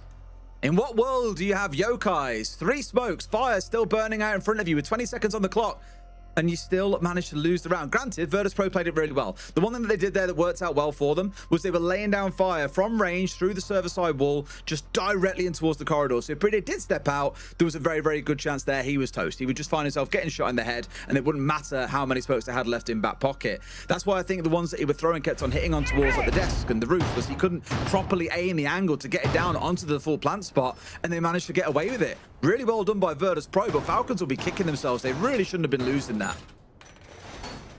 I think much as Fresh said about round 6, you know, losing the 4v2, that's potentially the difference between winning and losing Bank. I think you can add round 7 to that list. I think, you know, if they lose this now, they're going to come away and they're going to look at round 6 and 7, and they're going to say that's where it could have been particularly different outcome, because yeah, that's both of those really are rounds that should not be getting lost. Neko has done a great job there to find the space, and he's had some serious nerve to hold on to that. I know it sounds silly, so, you know, it's just holding F. What does it really, you know, you just hold it, and if it if it works, it works. But there's just that massive urge, especially when you've got a shield on your back and the bullets are bouncing off it. He'll have been taking little bits of chip damage as well, as one maybe snuck underneath and hit a photo, and it just makes you feel like you know, you need to reposition, or you need to move, or you need to come off and fight, and he just didn't. Absolutely stuck it, saw it through. It was a real hero move. June manages to pick up Rorik. That's a bit of a hero move as far as Falcons are concerned. Taking the thermite off the board. There is no hard breach at all for Virtus Pro. Yeah, good kill from Defined as well. I think popped his head out the bottom of the square and then just very happily disappeared back into the map. Worked his way upstairs now to look to support his team. My only worry was we're having this conversation last round when they were in a 5 vs 4. I was like, great, sit back, play behind the utility. There's no problem.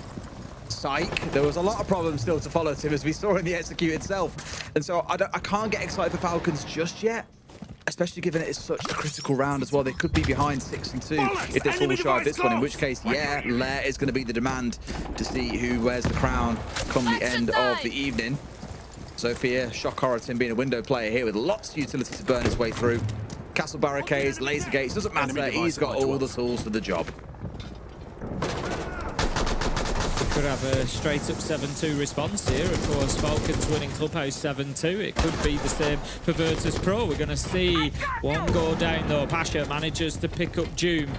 4 versus 4 as Snakewar on the shield will continue to try and take this attention. Cause the distractions. It's Skies elsewhere on the window rappel with diffuser in hand. There's a minute left to go. Reader inside of Janitor. Going to send out that Toxic Babe canister. Forces Snakewar back again. I will continue to say he has eaten an unbelievable amount of damage in the last 2 days from Nitros and Toxic Babe canisters. One either way. 3 versus 3. Solitov the last to be taken down. Skies makes it a double. That's not ideal. Dan takes down Snakewar and then is downed himself. It's all up to Skies. Oh, come on. Needs to become 4. That's the triple. 1v1 now, Des. 30 seconds left for him to go. It's like I said, I can't get too excited, Tim. I might be able to if they get away with this, but sees his man. Can't quite hit the shots rounding his way, but no, Brede. Back to his old form, being a clutch god that he can be sometimes. Gets Falcons the round. 3-5, though. They've still got a deficit to close. I don't know what happened there with Dan and Naquo, but it was an absolute disaster in the round for Virtus Pro. Dan hits his own man, takes the shield down, and then gets downed as well. I assume they've just got caught up in a flurry of bullets there and maybe a bit of an unexpected gunfight or having to challenge an angle that they didn't see a problem coming from. But ultimately, it cost them the round. It left Skies in the 1v2 low health. He almost pulled it off, but just couldn't quite get it done.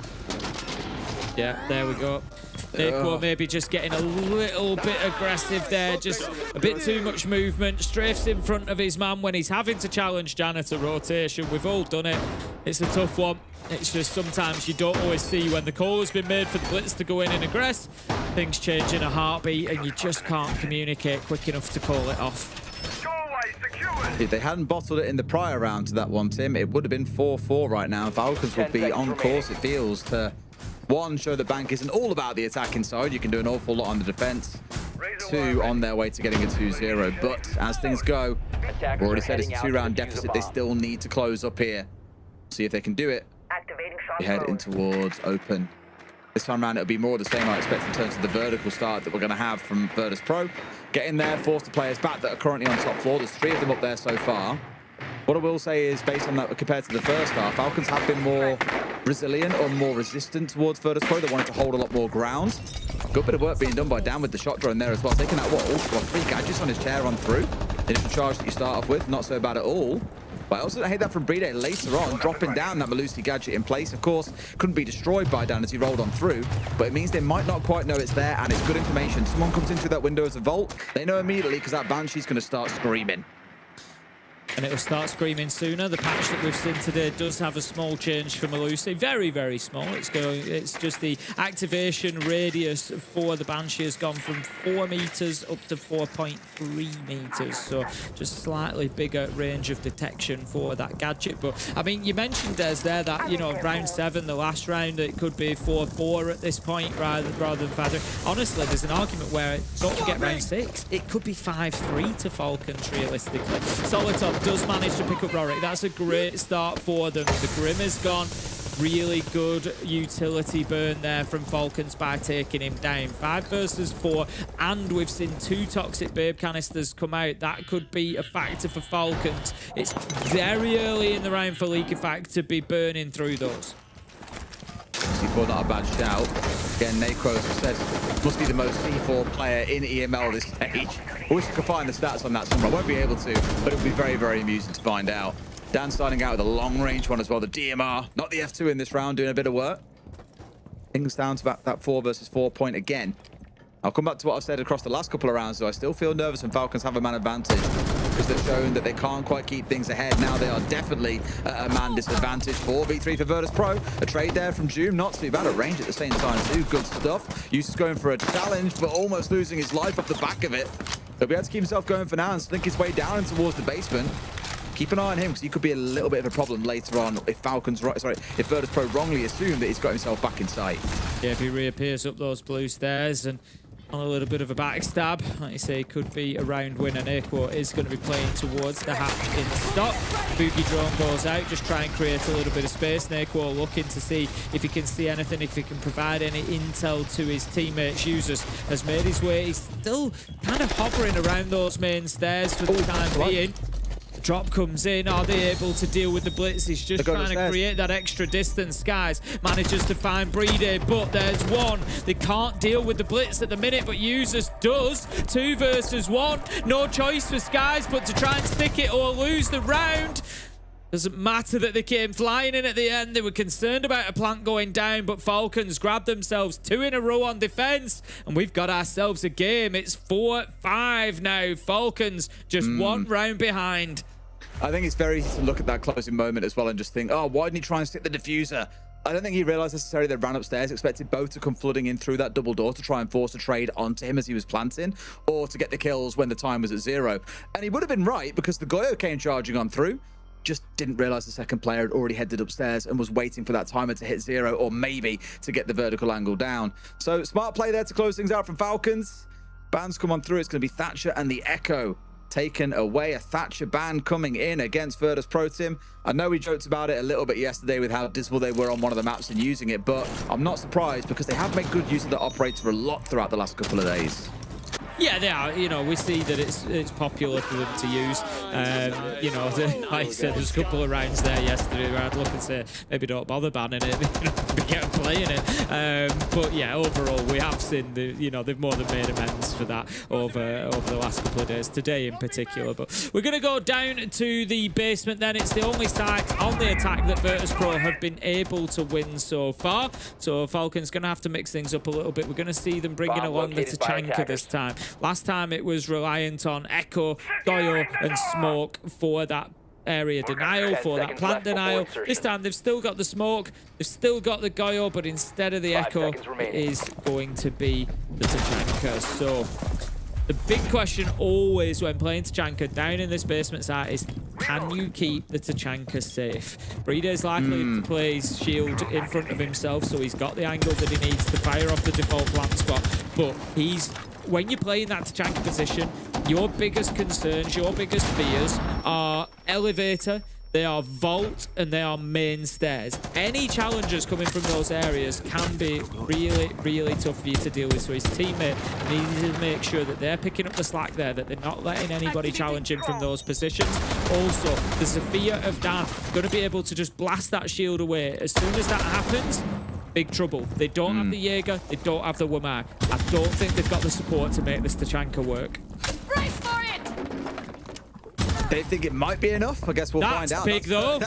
I mean, that certainly helps him. Again, let's calm down. It's 5v4. We've seen a bunch of these bottled away so far. Solly's almost gone down here too. Still looking to change challenge now, drops away. That's not bad, actually. They've got a little bit of damage onto Naco and have got themselves away. What I was going to say is, last time round, back in round 7, they only ran the smoke, and we saw what pressure came in towards Breedy. He couldn't actually get the proper lineup to get the smoke down onto the full plant. What does Tachanka do? Lets you bounce things off ceilings and all kinds of mad stuff. And so in that case, why not stick it? I'm sure it'll work out just fine. As long as, like you say, they can protect him, and I think with that entry kill on towards down, well, they'll certainly remove one more risk, one more threat on Breedy's life. Not reinforced. That's big as well. Naquo goes down. And you're now in a position, because it's 3 versus 5, how do you challenge the Tachanka? You know, I was talking about all these other areas. I was just going to be a little bit critical and say they've not reinforced elevator hatch. They do have one reinforcement left, and they haven't reinforced it. So it's kind of easy to breach it and get down there and start pressuring that Tachanka. Like I say, the most vulnerable spots for that Tachanka feels like elevator, vault, and main stairs. They are going to open it now, but with only a 3v5, it means that they can put a little bit less focus towards that server side, and they can look now towards elevator. Falcons have got the man over. There you go. Doom can take the risk. He can take the fight. He takes down Rorik. 5 versus 2. This has been really, really nice from Falcons, and it was all built on Doom's entry kill onto the Sophia because it has changed how Virtus.pro have had to play the round because they can't play into the Tachanka. They've tried to force them, so I'll give it to them. It looks like they've just lost a bunch of 1v1s, and to be fair, they have. What they've tried to do is force players down blue, for example, into different parts of the map just to make something happen and hopefully catch the other side off guard. But as we've seen, Falcons were a little bit too prepped, Tim. It's starting to feel like Clubhouse did yesterday as well. That's 3 rounds on the bounce. They've now won. On Clubhouse yesterday, Virtus.pro were up 5-2. That's how things sat at round 7. Now that we're back down to 5-4, Virtus.pro, they're hitting the panic buttons, Tim. Yeah, tactical timeout as we head just into round 11 very soon. 2 rounds left to go, and only one of these teams is now going to get an opportunity to grab this map in regulation, and you wouldn't bet against Falcons at the minute because they've got some serious momentum. 3 rounds in a row, so they've effectively won all sites on their rotation, and they're going to go back to top floor, I would imagine, next time around. That's going to be the one available to them, and they can just try to start rinsing and repeating. They still need 2 more defenses. It's not going to be easy, but we did see them, as you say, 5 in a row on Clubhouse yesterday. What are Virtus.pro saying here? What is, I think you can write off that last round a little bit. As you said, there was a lot of 1v1s. There was a lot of trying to force things. I think had they kept the Zofia, had they not lost Dan in that entry battle to Doom, you don't get to pick them, but it was perfect for Doom, because I think if they don't lose that entry battle and they still have the Zofia on board, there is then a concentrated push from Virtus.pro to get server control. But it wasn't worth, I don't think, the utility and possibly the lives it would have cost then to take server control, because they knew that they were playing into Brede on Tachanka with a shield in front of him, and they knew they had nothing to be able to realistically take that away. It was always going to be a problem for them. There was a couple of bits, maybe that you've got to cap it out, maybe you can put some but it's going to be so difficult to do that effectively versus the Sophia, who could just take a quick peek, bang, shield gone, and all of a sudden Brede's got a real problem trying to play. It's something we've seen Virtus.pro do loads of times when we had Tachanka being like wildly popular in that position. Virtus.pro were the ones who kind of pioneered that. Just get in there, push, take the shield out, and on you go. And so, yeah, I think that just changed the whole round for them. And then, like you said, they just get baited into these 1v1s, just trying to force things. Plan A was gone, didn't really have a coherent plan B, and Falcons took full advantage. The funny thing is, both teams have played against the identical style as the other. They like both playing aggressively on the entry, but on the defensive side, they know they have to control large parts of the map, and then the reasons why they lose is that they're either overcommitting towards that aggression or they're falling back a little bit too soon, like we've seen Virtus.pro do a couple of times.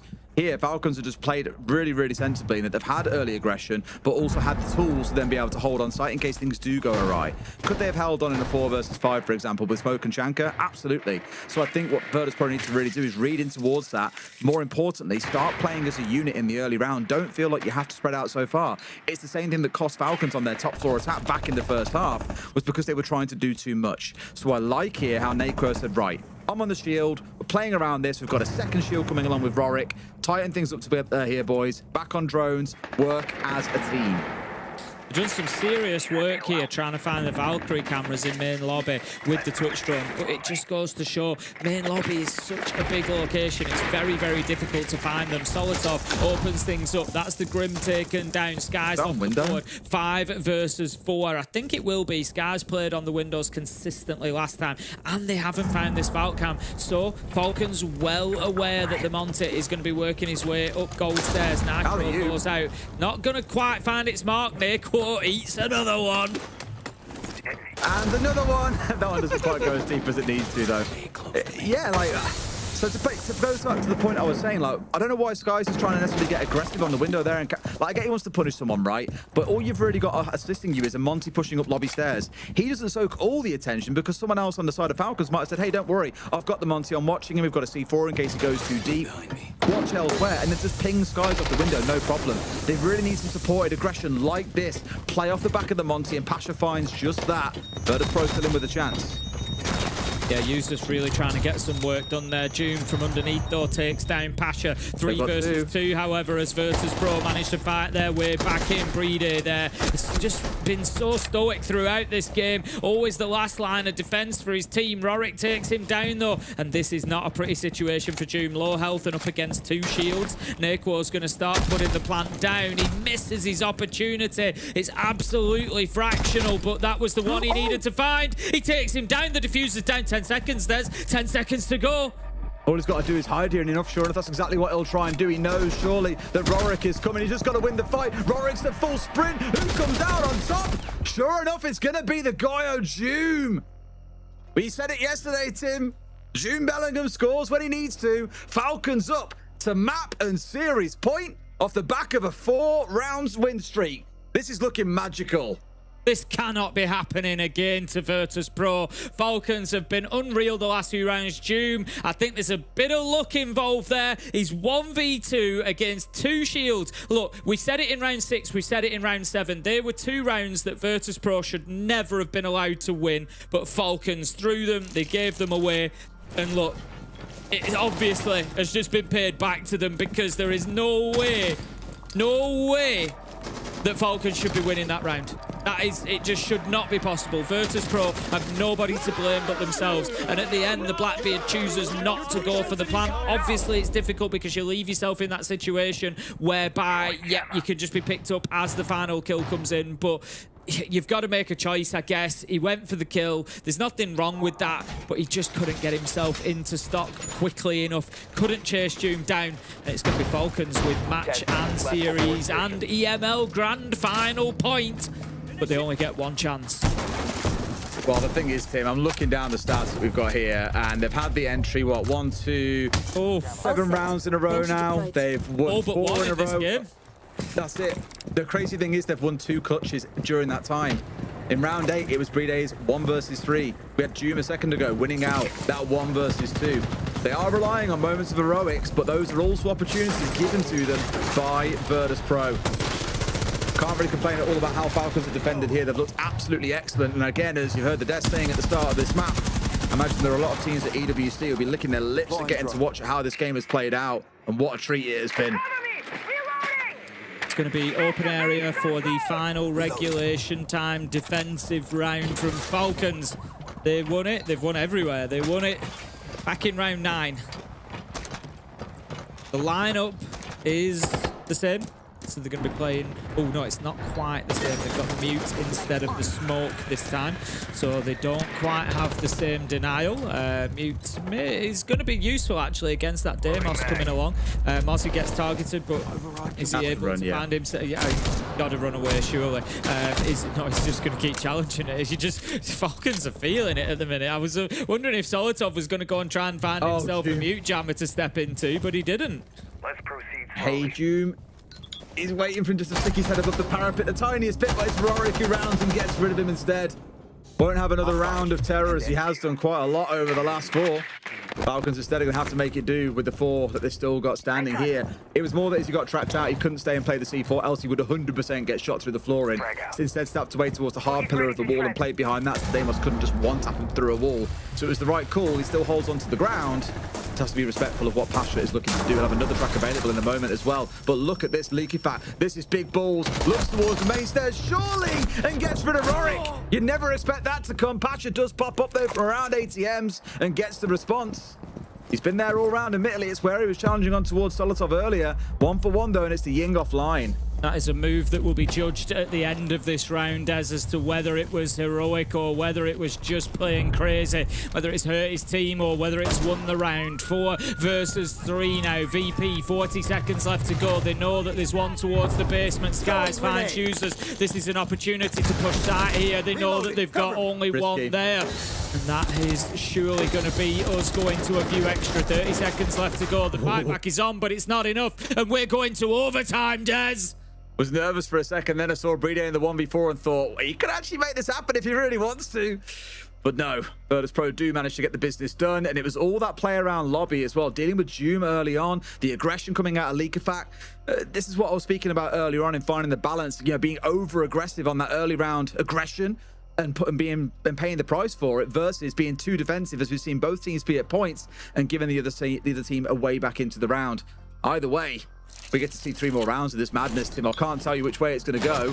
Falcons certainly have had the advantage. If they start on the defense, then things are looking good. It really depends which side I believe Virtus Pro will have chosen to go to. Because they'll have chosen the map, Falcons get to choose in regulation, and Virtus Pro get to pick in OT. They choose defense. Oh, that's interesting. I was thinking that they may well have picked attack, given their attacking prowess on bank. But no, they've gone with the defense, and that actually plays right into their hands, because so far it's been 4-2 defensive halves. Falcons able to get round 8 through 11, and so Virtus Pro might just have found themselves an advantage here as we head into round 13. Just a reminder of the bans that are in place. So the way that works is when we go into overtime, full 3 bans that were picked on that relevant side will be in place. So they will change round to round depending on whether you're on attack or defense. So as it stands, Virtus Pro have banned out Monty the Ace, and the Hibana Falcons have taken away the Mirror Castle and Azami. Falcons on the attack, and they will be attacking into the basement. Have a look at how that went. It was won 2 out of 2 times by Virtus Pro, round 1, round 4. Fairly comfortable. You worry a little bit for them here as to whether or not they'll be able to get it over the line, Falcons. But as you also say, Tim, 3rd time's the charm. They've lost 2 out of 2. Maybe the 3rd one is where then gets to get away with something. Doom immediately up towards this top floor again, looking to force these players on the side of Virtus Pro back. The main complaint before was within 75 seconds, every player was back on site. Here, there's 3 of them currently playing off site, and Pasha has overstayed his welcome on the top floor, kind of proving why he needs to get back towards site pretty quickly sometimes. He's lost his life, and I'll say it again. It's Falcons in a 5 versus 4. I don't want to get too excited just yet.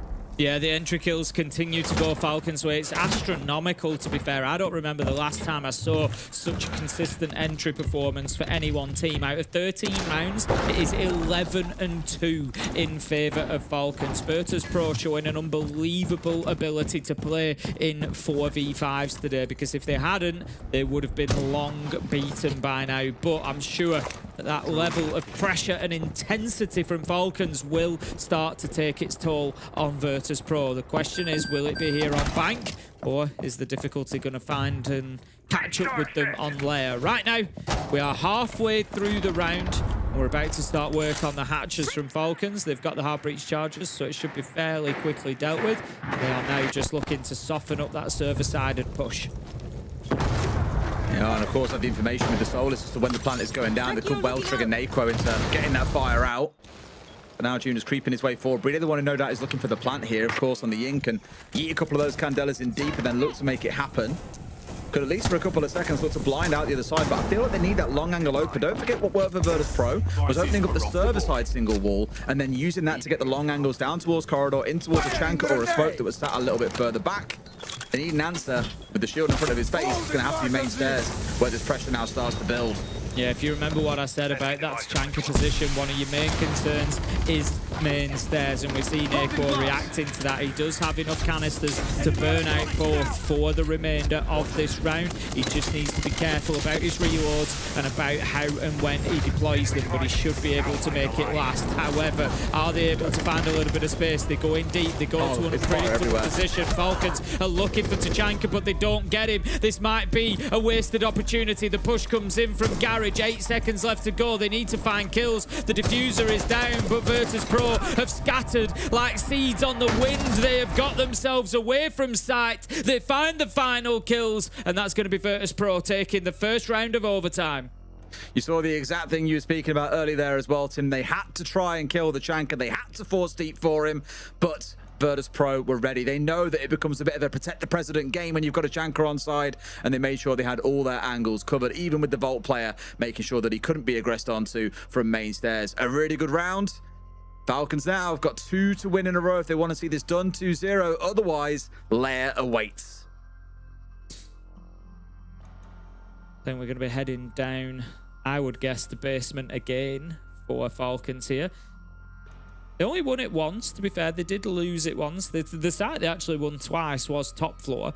I'm not sure that they'll risk that again. It was a very, very close run thing with Doom up there in the second time. Yeah, as expected, they're going to go down there. So the one time, the big difference between the first time they played Lockers and the second time, they lost it the first time, they won it the second time, was the Tachanka. Having the Tachanka rather than the Echo just changed the game up a little bit, because as soon as Dan got taken out as the entry death, there's a fear offline. They couldn't deal with the shield in front of the Tachanka, and Virtus Pro kind of crumbled a little bit. They just, you know, tried to force a few things, it didn't really work.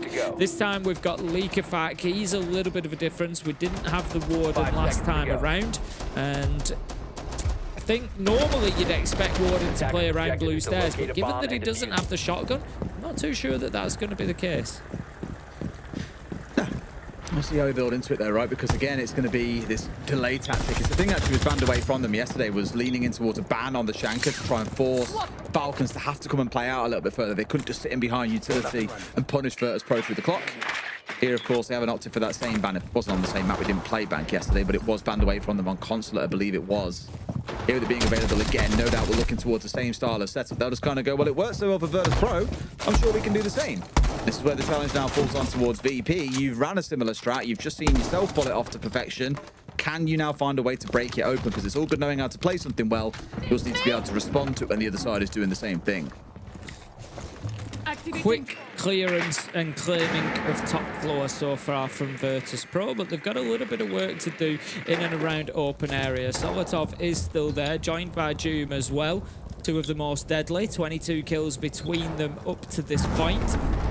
You're going to have to be careful playing in there and looking for the clearance on them. Neither have dropped away yet. They are committed, as I say that, one of them does. And there goes the second. So good clearance from Virtus Pro. A minute 15 into the round, and they've got the map control. There's only Leakerfack left. He is on blue stairs without the shotgun. This is a real choice, because the only angle you're likely to really challenge is that super tight one on the door.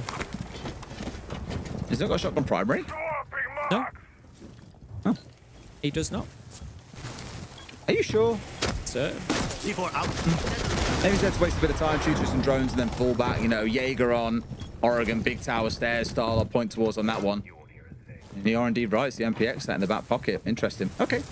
Well, we moved him. I'll try and make it work as they can. It does mean, like you say, you can't really afford to play on the stairs. I'd be curious to know if afterwards, if that was a mistake not to play the shotgun, because very commonly you'll see players play their life in there with the Goyo canisters also being in assistance and just punish off the back of that. That's not looking good, though. Perfectly placed aim from Skies, Tim. And they were looking to break into sight there for a second, but no. Goyo canister going to impede their process. And now this is my favorite fire to see, by the way. When you get it on towards that default spot, as you've just seen, though, Dan able to tank the whole thing and they can still get it opened up. I thought for sure he'd be roasted then.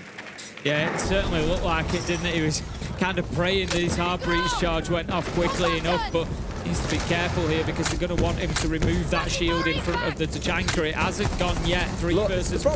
And there you go. It's now cleared out. So Breeder's got a problem. He has to play all of these lead. He's got enough fire.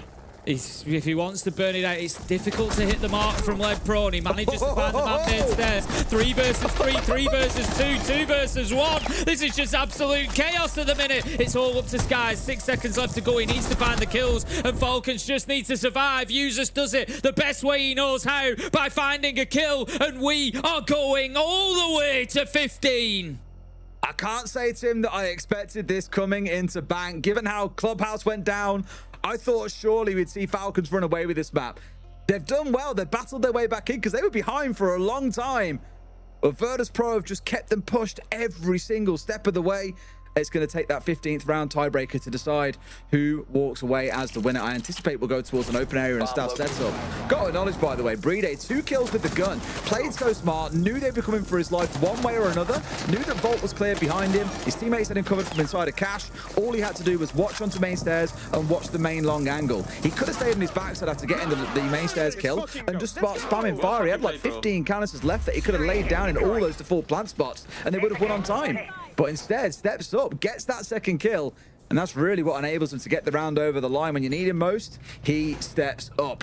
top floor is where we head to close things out, Tim. And you've spoken already about the history of this site, about the previous ones you've seen. Both times, Virtus Pro have won it out pretty handedly. So I'm nervous at this point for Falcons. The only site they've managed to win on the attack so far has been inside of Staff and Open, and it will not be required. 10 seconds Yeah, left. you've got to say that right now, the odds, the stats all sit with Virtus Pro to be able to close this out. But look, we see weird things happen in overtime quite regularly. Just get there and those defensive streaks come to an end. Attackers start winning. All things can happen in round 15. Pasha on the Valkyrie. Neko on the Clash. Skies on the Solus. There are so many horrible defensive ops to deal with in this lineup. Oh boy, oh boy. But it's the same response that we saw last time, back in round 6 it was, and we had the Carly on side as an attempt to try and deal with the Clash. Instead, I believe he got a kill onto Dan, I want to say it was, the opening round, and we were like, well, there's the threat of that sniper rifle. But again, it was an entry that they didn't manage to convert into a round win. It's why, again, I've been so hesitant to celebrate 5v4s for Falcons. They have dominated entry in all but 3 rounds out of 14 in this game. Yet still, the score sits at 7-7. Can't always get it over the line off the back of a guarantee. So let's see how they can deal with the Clash in this round. Let's see if they can keep tabs as well on where those Valkyrie cams are. Saw one earlier on scattered inside a lobby. It was obviously a little bit of a nuisance, but both teams need to be paying respect to that util coming out from the other. Probably always very difficult to find those Valkyrie cams if you don't bring the IQ along. Oh, aye. Need to be, there's just so much space in there, so many little hiding places, but you can see now all 4 along stock corridor. Falcons starting to work their way up, getting a little bit more confident now that they can push up towards top square at least and start taking that ground. The pings come out. It's going to show them all just crowded together. Very, very close. Halfway through the round, Solotov takes a little bit of damage. The peaks continue coming. Don't want to overcommit because they know it's a Cali, but right now, Falcons just not really inside of the map. Solotov just moves into ATMs. Doom is on square all alone. And it's up to Leakifact now. He's got himself into basement and starts moving up marble stairs. This is okay if you feel you can make a plan happen here by just keeping them suppressed inside long desk, inside a janitor, for example. But this is the problem. The Clash can just walk up on you. You don't really have a whole lot to stop him here. Yeah, fire and keep him at bay for now. But do you want to risk trying to make a plan happen off the back of this? Now would be the time because they don't have unlimited fire to play behind. A smoke available to go through as well. That really could be what the team are looking for. They want to keep them pushed back down towards the south of this top floor and look for an execute. But they're relying on that as everything, Tim. We're down to the last 35. They're running out of time to make this work. Yeah, I'm just not sure Falcons have really got a plan at the minute. They're going to go for the upside down repel. Solotov picks up Dan. Could that be the one that creates the gap, that creates the opener? Falcons need to get moving. 24 seconds left to go. Virtus Pro are frustrating them at this point. There is just nowhere for them to push forward. But how about that? Solotov picks up the second. 15 seconds. It looks like it could be Falcons. They need to get this swing around the corner onto the Clash. 4v1. Surely it's going to be theirs. 6 seconds left to go. Neko is fighting for his life. He's 1 HP. The diffuser's going down, but he keeps getting kills. Are they able to secure the plant? Yes, but Neko does it, and Virtus Pro get themselves the map, Des! That is absolutely astounding! Just when they're so close to seeing it over the line, Neko, the man who has been bullied on shields by C4s and explosives all series long, comes out with a massive 4K, hands in the round, and sends us into lair.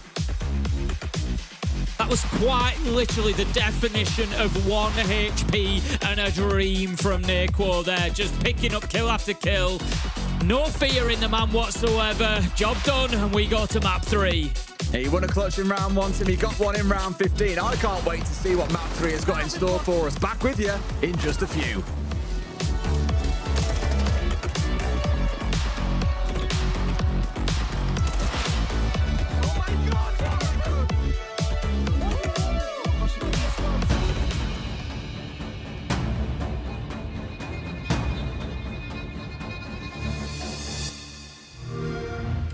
Pick up the pace, ain't no time to waste.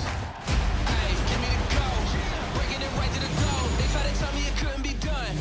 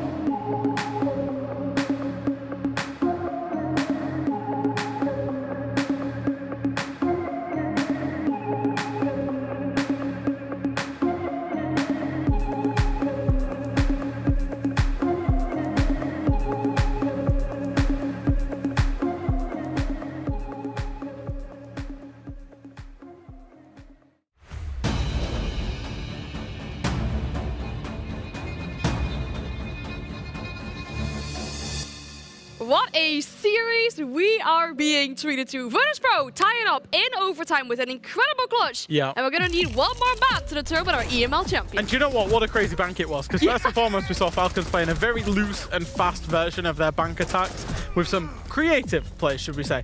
Then VP get on their attacks. They actually look okay. But Falcons come out with two massive clutches. Brede gets the 1v1 there. And then also we see Doom with a 1 versus 2 clutch against 2 shields, by the way. God knows, only knows how he wins that. And I'm thinking, okay, we're careering towards Falcons win, then we go overtime. Once it goes back to overtime, we end up back in what I would class as a very default bank, where teams are playing super slow, super safe, and Falcons have it unlocked until Naquo 1 versus 4 manages to get it done to career us to a third map. That bank had apparently absolutely everything. It was to and fro. There was a big landslide during the middle when Falcons looked like they regained control, and the clutches as well, just to see us through, Leo. Kind of feel like for Rick right there, 8 and 11. He wanted to go to sleep 3 hours ago, and he gets to witness his IGL pulling out a 1v4 clutch to send him into a third map. 6 hours of game today. I think that, yeah, of course, fatigue is going to be a big aspect of this, but overall, what a game, what a match between the top 2 teams in EML. It's exactly what we expect, right? A clash of titans, and everything being so close between the two of them. Between yesterday and today, how many rounds is that? That's insane. So many. It was so good to see a French player getting it done in overtime as well, Leo. Oh yeah, they love to play well when it matters. Speaking of French and people playing when it really matters, I mean, you mentioned Naquo already, right? It's really the IGL, so they're having an absolute masterclass. It absolutely is. I mean, this game was always going to be about the two guys at the forefront of their team thinking their way through this game. Yes, they might be playing a slightly looser, faster version, but that actually implores them to think a little bit more on the front foot, in the round, in the moment. How can we win this? What creative solutions can we bring? And actually, both of these two players are the top 2 players inside of this lobby so far. Leakrak's playing very, very well for his team. And of course, Naquo. I mean, 4 of those kills was in that clutch in that very final round that we saw. But he managed to drag his team literally single-handedly all the way back into this and into a map 3. Two very different strengths for the players. On Likefak, he's calling most of the time from a front position or from a flex position. Yep. He's the one that sometimes is lurking, the one that gets a bit aggressive, playing his own role. On the side of Naquo, he's doing it being on the shield, and on top of that, in defense, most of the time trying to play the burner, trying to play the clash or the echo, like the late round, the last resort guy, the goalkeeper really of the team. And if you think about it, two very different players, two very different synergies, but at the same time, such staple players for both of their teams. I love what Naquo brings to a team. I really, really do. As Leakfak has a massive sip of an energy drink there. I love what Naquo brings because actually he puts himself statistically in a really difficult position. Plays the shields. You're not going to get kills. You're not going to get MVP awards from that. And then he plays difficult defensive positions. Again, not going to get kills, not going to get MVP awards. But how many clutches does he get for this roster? Yeah. Think all the way back. I remember one on Fortress, way back when. He has turned into one of the most clutch players in the world consistently. What's very impressive, from my opinion, from having played this position and having IGL'd from this position, if you consistently play the worst role and consistently play the worst position, statistically, you're gonna end up the worst player on your team. Yes. And so mentally, it takes a lot of fortitude to remain aware of that and make sure that whenever you have a gun up, you're able to go for and hit crazy shots with the same confidence as your main fragger. Because if you just press tab and look at the scoreboard and see that you're 0 and 6, it might impact you. That guy on your screen, Naquo, doesn't care. He can be the worst statistics, he will still drop the 1v4. Yeah. I think this map, or this game in general, is going to take a lot of fortitude, right? Stamina as well, because Lair will be our decider in this series. And if that is anything like what we saw yesterday, we're going to be here for a little while. Well, there's good news and bad news. Which one do you want first, Leo? Bad news. Bad news? Well, when they played yesterday, it was 14 rounds. What's the good news? Is that bad news? The good news? It went 14 rounds. Is that bad news? I mean, maybe, I don't know, it depends. It's exciting. The good news is that it went 14 rounds and both of these teams are exceptional at this map, so it is really high quality. It was just news. There was no good or bad. Like, I don't understand his metaphor. But I mean, at this point, I think we are as tired as the players, so I'm just not gonna judge Jack. He made his point, everyone clapped in the chat. The good news is the great. The bad news is... It's bad. Yeah, in general, that's how it works. Oh my god, Leo. Do you know what? You take over, you do the rest of this. Anyway, I'm so excited to see them two play on Lair. You know why? Because we're gonna get to see our dear Eric play the main on the Rocket Stars with Ying Shotgun on Warden. The map is ready, so I want a very short answer from both of you. Who takes it? Who is our EML champion? Falcons. Falcons. Falcons. Just Ooh. based on history, they've been at the top for so long. Just based on vibes. They have to defend their crown as well for the stage championship, of course. There's just one more map to determine who is EML Stage 1 champion. One more map. One more map. One more map. Tim, we're here again. This map proved to be an absolute banger yesterday. As Jack said, whether it was good news or bad note, I think Leo is just in a very, very dull, emotional state right now, is the only way I can summarize it. He seems a little bit sad. I can't possibly imagine about what. But as Jack said, it was 14 rounds yesterday. I'm hopeful we get more of the same today because it was excellent lair play yesterday. And the winner, they take everything. They are EML champions. They get 420 SI points and they get the accolade of being the best team in Europe. Yeah, getting into Lair, I think it's... If you look at the numbers, it's a much higher preference map for Falcons. We know they're good on there, but their recent record isn't amazing, 5-4. Whereas when you look at Virtus Pro, it's lower down their preference list, but they're 6-3, so slightly better. I think we're going to have a very close matchup between these two. I expect Falcons to ban away both of the Electro Bros. That's what we see consistently from them on this map, and that is going to be the case. Bandit and Kaid taken away, and very much the same for Virtus Pro. That's their stock standard bans here. Monty and Grim going to be taken away, and that's how we're going to be shaping up coming into round 1. Aquo has played a lot of Clash so far today. Given that there are still shields on the board, we might see a little bit more from him. Doesn't look like we're going to coming into round 1, but certainly something to keep an eye on, because again, he's done a great job with frustrating Falcons with that operator. Absolutely. Well, I mean, let's see how long Rorik can hold on for. As you heard the guy saying on the desk a good few hours ago, saying, oh, I need a nap, I need a rest. It is grueling. It's something I was going to speak about towards the back end of the last map. We've now been playing for 6 hours, going into our 7th, as we get into the back end of Lair, no doubt. And for a lot of teams, when they scrim, for example, you often hear the most productive is the first few hours of scrims. After that, it takes a nosedive. People need a rest, need to get some food, they need to take their mind out of the game for a little bit. Virtus Pro will have been playing for about 7 hours straight once this is over and done. And at that point, you could 100% expect you're going to start seeing things like errors creeping. But the crazy thing is, as Dayquo showed, he don't care how long he's been playing for, Tim. He can still pull out a clutch just like the rest of them. I want to believe that Hornet was confirming what I was saying then, rather than saying anything else. Absolutely huge moment coming in from Dayquo. Massive in the end of round 15 there. Just so unlikely as well, given his HP. Even one bullet breezing past him after going through a soft wall would have still done the job to finish him off, but just reacted beautifully to the situation. It's one of those where you play it on instinct. He's not really thinking too much at that point. It's just, you take the gunfights as they come. And he did a brilliant job of it. So let's get into this. 40 seconds in. We can see already Falcons are aware that Ops is available. So straight in they go. Selma on the wall. Open up the angle down mezzanine. That's going to give them at least a little bit of access to that side wall that they're going to want. Well, got the side of Ops opened up already here inside the first 60 seconds, which ain't too bad.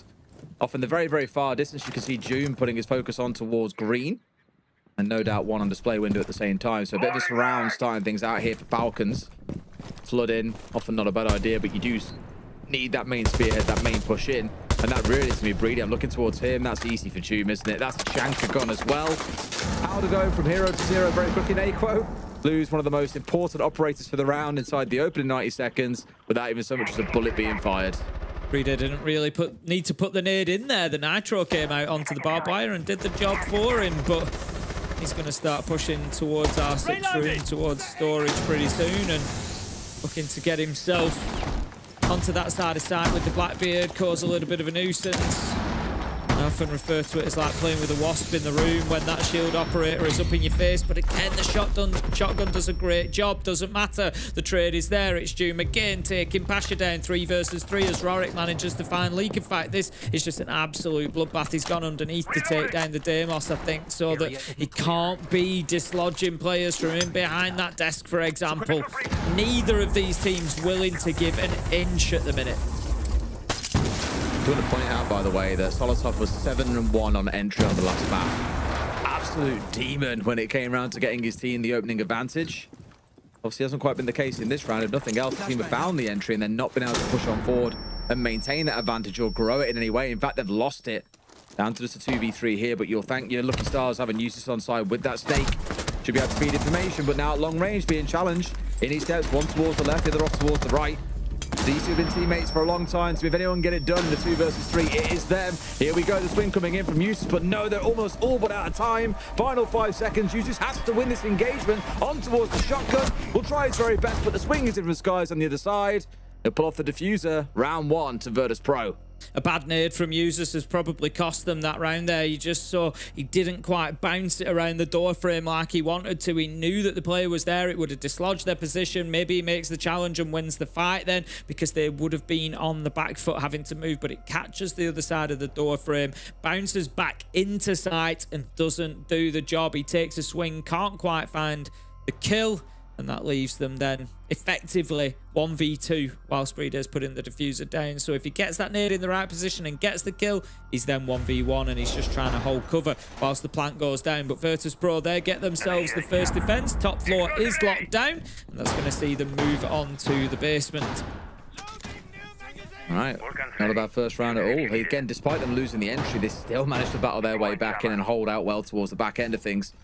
And losing the Chanka really should have been a bit of a death knell for them. They'll really like to have seen Falcons focus on trying to go for an upside push and trying to get the diffuser down inside of Mask Wall. That would have been the go-to play because they only had the smoke. You can draw out those smokes and waste time and then look for things off the back of that. But instead, they put so much focus on towards green that it meant they were kind of bottlenecks actually pushing in at the end of the round and just didn't have enough firepower around the map to get control of what they were then able to with the picking off of that Chanka.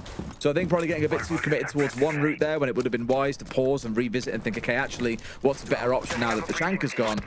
Things could have been course corrected, but I digress. That's been in the past. We're into round 2. Just stating, we are on to the downstairs. No Ram on side, but we do indeed have Sledge coming along, so that'll be Jume's focus is getting in above, ripping up a bunch of floorboards and getting them a little bit of cover or a little bit of threat from above, depending on which way you want to look at it. It does first mean getting rid of the roamers that are up here though, which there's only the one. It's Pasha dug in on that mute inside of medical right now. Reloading. We saw a little bit of difficulty for Falcons yesterday against Virtus Pro in getting moving when they were attacking this side. Particularly, they spent an absolute age around the top of filtration stairs, and they just weren't able to break down all the utility that was there. There was the smoke, there was Goyo canisters, there was generally deployable shields. They won't be this time, they haven't brought one on, but there was just so much utility there, and they couldn't break it down, and they spent ever stood there trying and trying and trying. This time they're going to go for the warehouse instead. They do lose Breeder along the way, but Leak in fact manages to pick up Rorik, manages to pick up a second. That Sky's taken down. So 4 versus 3. Solotov onto Neko. This is all going in the direction of Falcons right now. Users onto Dan, likely to level things up now. 3 versus 1. Pasha just going to use that Nitro to open up a vertical angle, maybe try and catch somebody as they come underneath, and he does exactly that. The judgment on that is just unreal. I mean, we had a few choice comments about Pasha yesterday with some of the plays he was pulling off. It was inhuman. Is the only way I could possibly describe it. Solotov has got the diffuser here. They can look to get this down outside of his eyes, watching it from above, but of course can always open up more angles, and that surely has to be the concern. Thought for a second, June might find him on the vertical, but no, they've moved off towards a different plant spot here. They will get to stick this, which means Pasha now has to force his way down to be able to challenge on towards this one, which makes it very, very unlikely. A single bullet and he's done. We thought that about Neko last time around, and he still managed to find a way, but as you say, unlikely. Possible though, as Pasha comes around the corner. If anybody's capable in the world of doing this, we know he's one, but Falcons have been smart. They've retaken top floor. Doom is up there with the sledgehammer swinging, opening up verticals above that plant spot. Even if Pasha finds this, which he won't, it would have still been very difficult. Solotov gets his man, and it is 1-1, and this one continues as we knew it would. We asked for this replay yesterday. We got it today, and it continues to deliver the excitement that we knew it would. We've had overtime on map 2, and now it is 1-1 on layer map 3, and you just already know this one is destined to go the distance. That's the thing, isn't it? All 3 maps now started with the first 2 rounds, one going to either team, both showing that they can either defend really well in the first round, but then also see a really good attack coming into the second. Both have turned up to play. As much as maybe you're coming into this thought off the back of that 7-2 clubhouse, that it'd be a very easy Falcons 2-0. Virtus Pro are doing anything but making it easy for them. It's great. I mean, I don't want to be too critical of Brede because I love the guy, but by the same token, he is the person who seems to die the most with shields either to the feet or being shot over the shield. We don't see that problem really hurt other shield players as much. No, I would agree. I think, yeah, we've seen quite a bit of that over the last day or two. Just 10 seconds maybe remaining. not quite positioning himself well enough, or just, 5 seconds like you remaining. say, just having that angle of the shield just wrong. You've kind of got to look down towards the ground. If you don't look down enough, you're still leaving your feet exposed, and the more you lean forward, the more you expose the top of yourself as well. It really is a balancing act when playing on those operators. So round 3, here we go. It's going to be down to the basement again. Virtus Pro deciding that they're going to run it back here. Deciding there's something different they can do. They were picked apart by Falcons last time. The only real impact that they had was at the beginning of the round, taking Brede down. But after that, Leakerfact just moved through them for fun in Warehouse. But they had everything they needed come the end of the round. Even a C4 coming out as well, really trying to say, nope, you cannot come inside a Warehouse. We're keeping you out with everything we could possibly get. And at least on the back of that, it's not the end of the world. Like, he opened up for him now. He can very comfortably start stepping his way in. Must be very, very careful about it, so as not to get himself completely covered off. Well, Sky's a C4 that's gone. Still the one in left back pocket with Pasha. Otherwise, they've got to really lean on the smoke, I think, to do enough damage to see Brede finished off. Unless, again, he exposes his head or his feet too early. In which case, he can be picked off as he was in the prior round by Skies. A slow start for Falcons, Tim, but I don't blame them. Expecting aggression out of Virtus Pro. Never. Not after what they've seen on the last 5 maps they've played them on. No, pretty fair expectation. Quick drone goes in, takes the default cam. Can they find any more? Need to be careful of the mute jammer. It's going to be just around the corner, so they dip back. Don't want to overcommit and lose the drone. Usus manages to just sneak his way down. The opportunity was there, but he just misses the opportunity through weapons wall. A little bit of damage done to Skies, but nothing to write home about, nothing too major. But we still found ourselves 5 versus 5. Minute 15 left on the clock. I remember someone asking us a while ago, do you think like the SMG-12 should be nerfed? I'm like, I know it's strong at close range, but at medium to long range, as Usus has demonstrated, it's very hard to hit the appropriate shots. Obviously didn't manage to get away with one, but now managed to find Pasha. So maybe really undoing everything I've just said there and proving, actually, no, it's a little bit of a beast of a weapon. And we come with a step on forward, though. Brede again leading the charge, but look how low he is, Tim. That impact from Rorik is looking mighty appealing right now, as well as Nako smoke canisters. They do have a way of dealing with him, in fact. Rorik is ready to pokeball him as soon as he steps around the corner. He's just waiting for that approach, and oh, the drone comes in. Does it stop? It saves Brede's life. I think if Rorik's a little bit more prepared for that, he probably takes the shield down, but he took the shot on the drone, lost his own life. It's now 4 versus 2. Virtus Pro looked like they thought they could get this one done, but Falcons just seem to be finding another gear at the minute. Leakerfact hitting some beautiful shots over the last couple of rounds. The passion is pouring out of them, and Falcons managed to take round 3. It's 2-1 now. Yeah, Solotov really ain't messing around. I think he got a 3K in the round there as well, which takes him up to 6 in the game so far. I was looking at the overall numbers across the whole series that we've seen play out before us. Leakerfact at 23 and 16, June 22 and 17, Solotov 21 and 17. They're absolutely flying. And on the other side, it's very closely fair between like kills and deaths for nearly every player in the game. Like the biggest stretch we've got is Leakerfact at that 23 and 16 scoreline. Everyone is making themselves heard and involved in some way. I think it's really the entry where the difference has been made, because at least as it stands, it is +8 across the series to Team Falcons.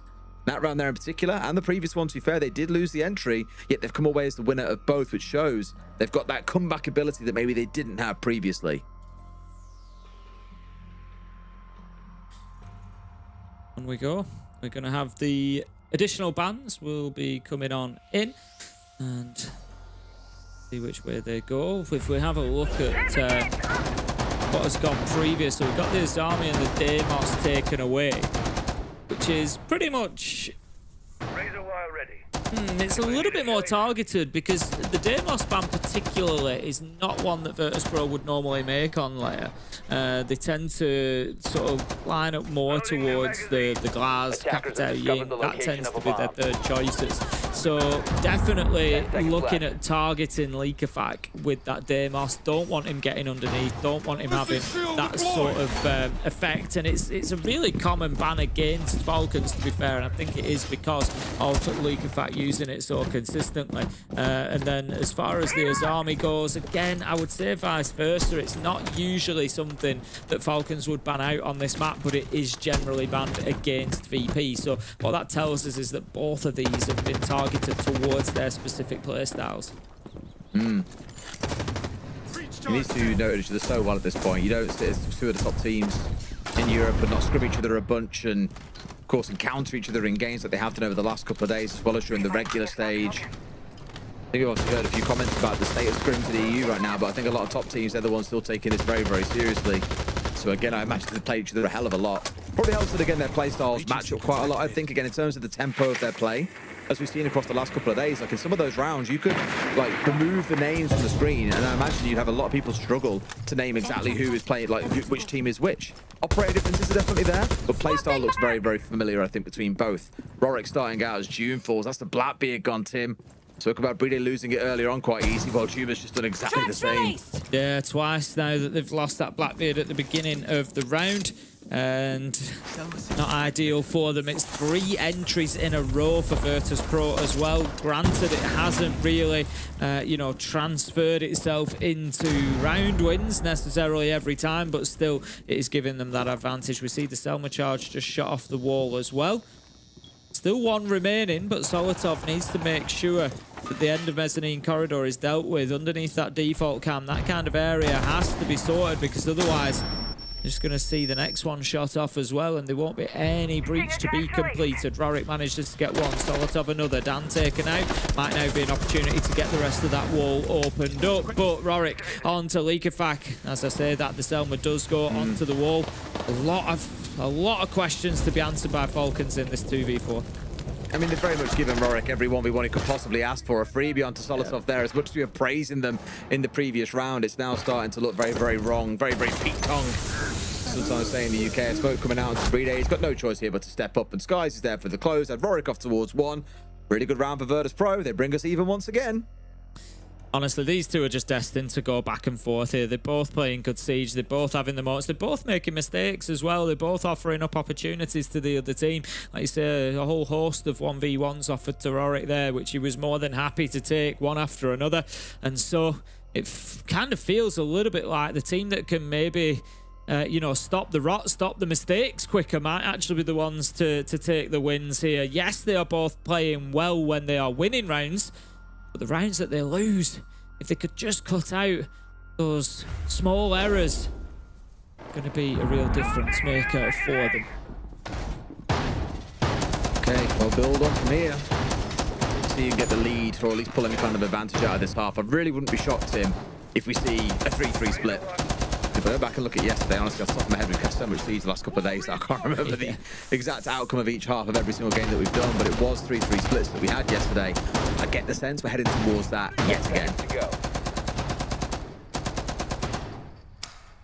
5 seconds remaining. Alrighty, Roo. We're going to go to the mid-floor this time around. So there's going to be a top-floor hold. We've spoken about this consistently, and it is always an important one for attackers to clear out. We've seen a couple of times over the last few days, last few weeks, last few months where attackers don't try to clear out this top floor. Instead, they'll just go direct to site, they'll rely on the utility, and it hardly ever works, or if it does, it's usually by the skin of their teeth. So Falcons, I'd like to see them get inside of the map. They've got the external wall, that's going to be opening up pretty quickly. And there's no denial there, there's no electricity, obviously they've been banned away, there's no mute on side, so there's nothing they can do about that. They can just get that wall opened up, a little bit of phantom pressure into sight, and then the focus has to be towards this top floor. To answer your question, Des, when they played on Lair yesterday, it was a 3-3 split on both sides before it went. It was. Time. They have a little bit of back and forth throughout there. Of course, one team was had to take the lead at some point in the half, and you may well see a little bit more of that coming out here. Of course, in this half, for us to get the 3-3, it means 1 round apiece. So we'll see how it builds out. Fastest the one running around in the Chanker in this round, and we've seen this one a million times, Tim. Last time around it was Nako who went down very early on, which certainly wasn't ideal. Granted, it is a different site, but same idea to it. You're looking to try and deny upstairs for as long as you can here. In towards green, off down towards, if you need to, down towards mezzanine side door as well, so they can't easily push in towards you, and then ultimately drop away in towards site. But for the most part, Virtus Pro want to leave at least 2 players upstairs at all times. Really, it's kind of protect the President again, but the President and this map isn't Chanka like it was back on Bank. It's Dan on the Solus. We saw this yesterday. Teams repeatedly ignoring trying to get top floor control and just saying, forget about it. We'll try and plan. And we're a little bit like, but why? Unless you've got EMPs on side, you're making your life really hard for yourself. But for now, at least with pressure coming on towards this top floor, Falcons have got the memo. They want to make sure they can get in and try and punish and move these Virtus Pro players away. But down wins the 1v1 towards Solotov. It's all going wrong, Tim, because they're again going in one after the other, just giving repeated isolated gunfights to members of Virtus Pro. Yeah, I think you need to be sending Brede in first there. That's why you've got that shield on side. It's to go in and cause disruption. It's to get up in the face of those defenders and make their lives difficult. June has a bit of a hero moment, though. Manages to go in and find 2 kills. Neko, Rorik both taken down. And that really brings Falcons back into a round that it was looking like they were well out of. And they forced away that top floor hold. There's only Dan left alive up there, but he's on Skybridge. He's not really in a position to impact on a plant or on any attempt towards site. Leakerfact picks up Skies. This one is in Falcon's hands right now. Surely he's there to take him, right? And Dan, of course, can see if they do try and go for an execute. I was about to say, he wants to try and get back upstairs. It might not be an awful idea, but ultimately pays the price. Pasha now going to clutch up big. Wouldn't dare take them stairs, son, personally, not after you've just seen your teammate die up there. Shield now in front of his face, at least that's one. Does he know about the man lying down in front of him? Not too sure that he does, but Leakyfat wants to give absolutely nothing away. He'll just sit here and wait. Pasha's got to find something, though. He needs to get rid of the shield, really, to have any chance of winning this one out, because look at the patience being shown by Leakyfat. Out comes the pistol, steps across, and there's Leakyfat ready for him to cross the threshold. He does just that, and that's another round for Falcons. I love that from Leakyfat. You could just see him bottom left of your screen, tucked away, and he was not going to be dragged out of that position for any reason whatsoever. He knew that he just needed to wait for the Tachanka to cross over. The thing is, even if he gets the kill onto Brede there, even if he clears out the shield, he's naturally then going to move towards that diffuser. He's going to think that Leakyfat is deeper, maybe out of the room, maybe upstairs. So he's not going to be looking down in that corner. Beautiful positioning from Leakyfat to close out the round, and it manages to attract a tactical timeout from Virtus Pro with only 1 round left in the half. We had this during the series yesterday. I forget if it was on Lair, but they did it at the end of round 5, and it was a bit like, it's a bit late now, lads. Like, you really want to try and course correct just the 1 round? And clearly because, you know, many would perceive Lair as being one of our more attacker-sided maps, even though in EML it might not be by the numbers.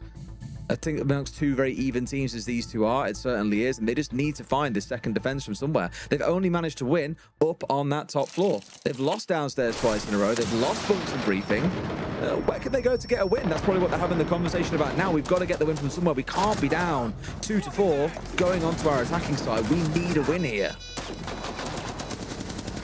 See that last late angle taken up by Leakyfat there to close out the round. 3-2 now Falcons, and I think I don't often call a pivotal or a swing round, as I like to call them, this early.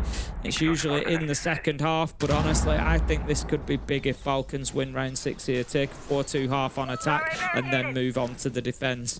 I'm not sure how Virtus Pro are going to fight back from that. They are at the tail end of a very long day so far. Already had 3 maps against GK, overtime in map 2 against Falcons. They've played a lot of Siege.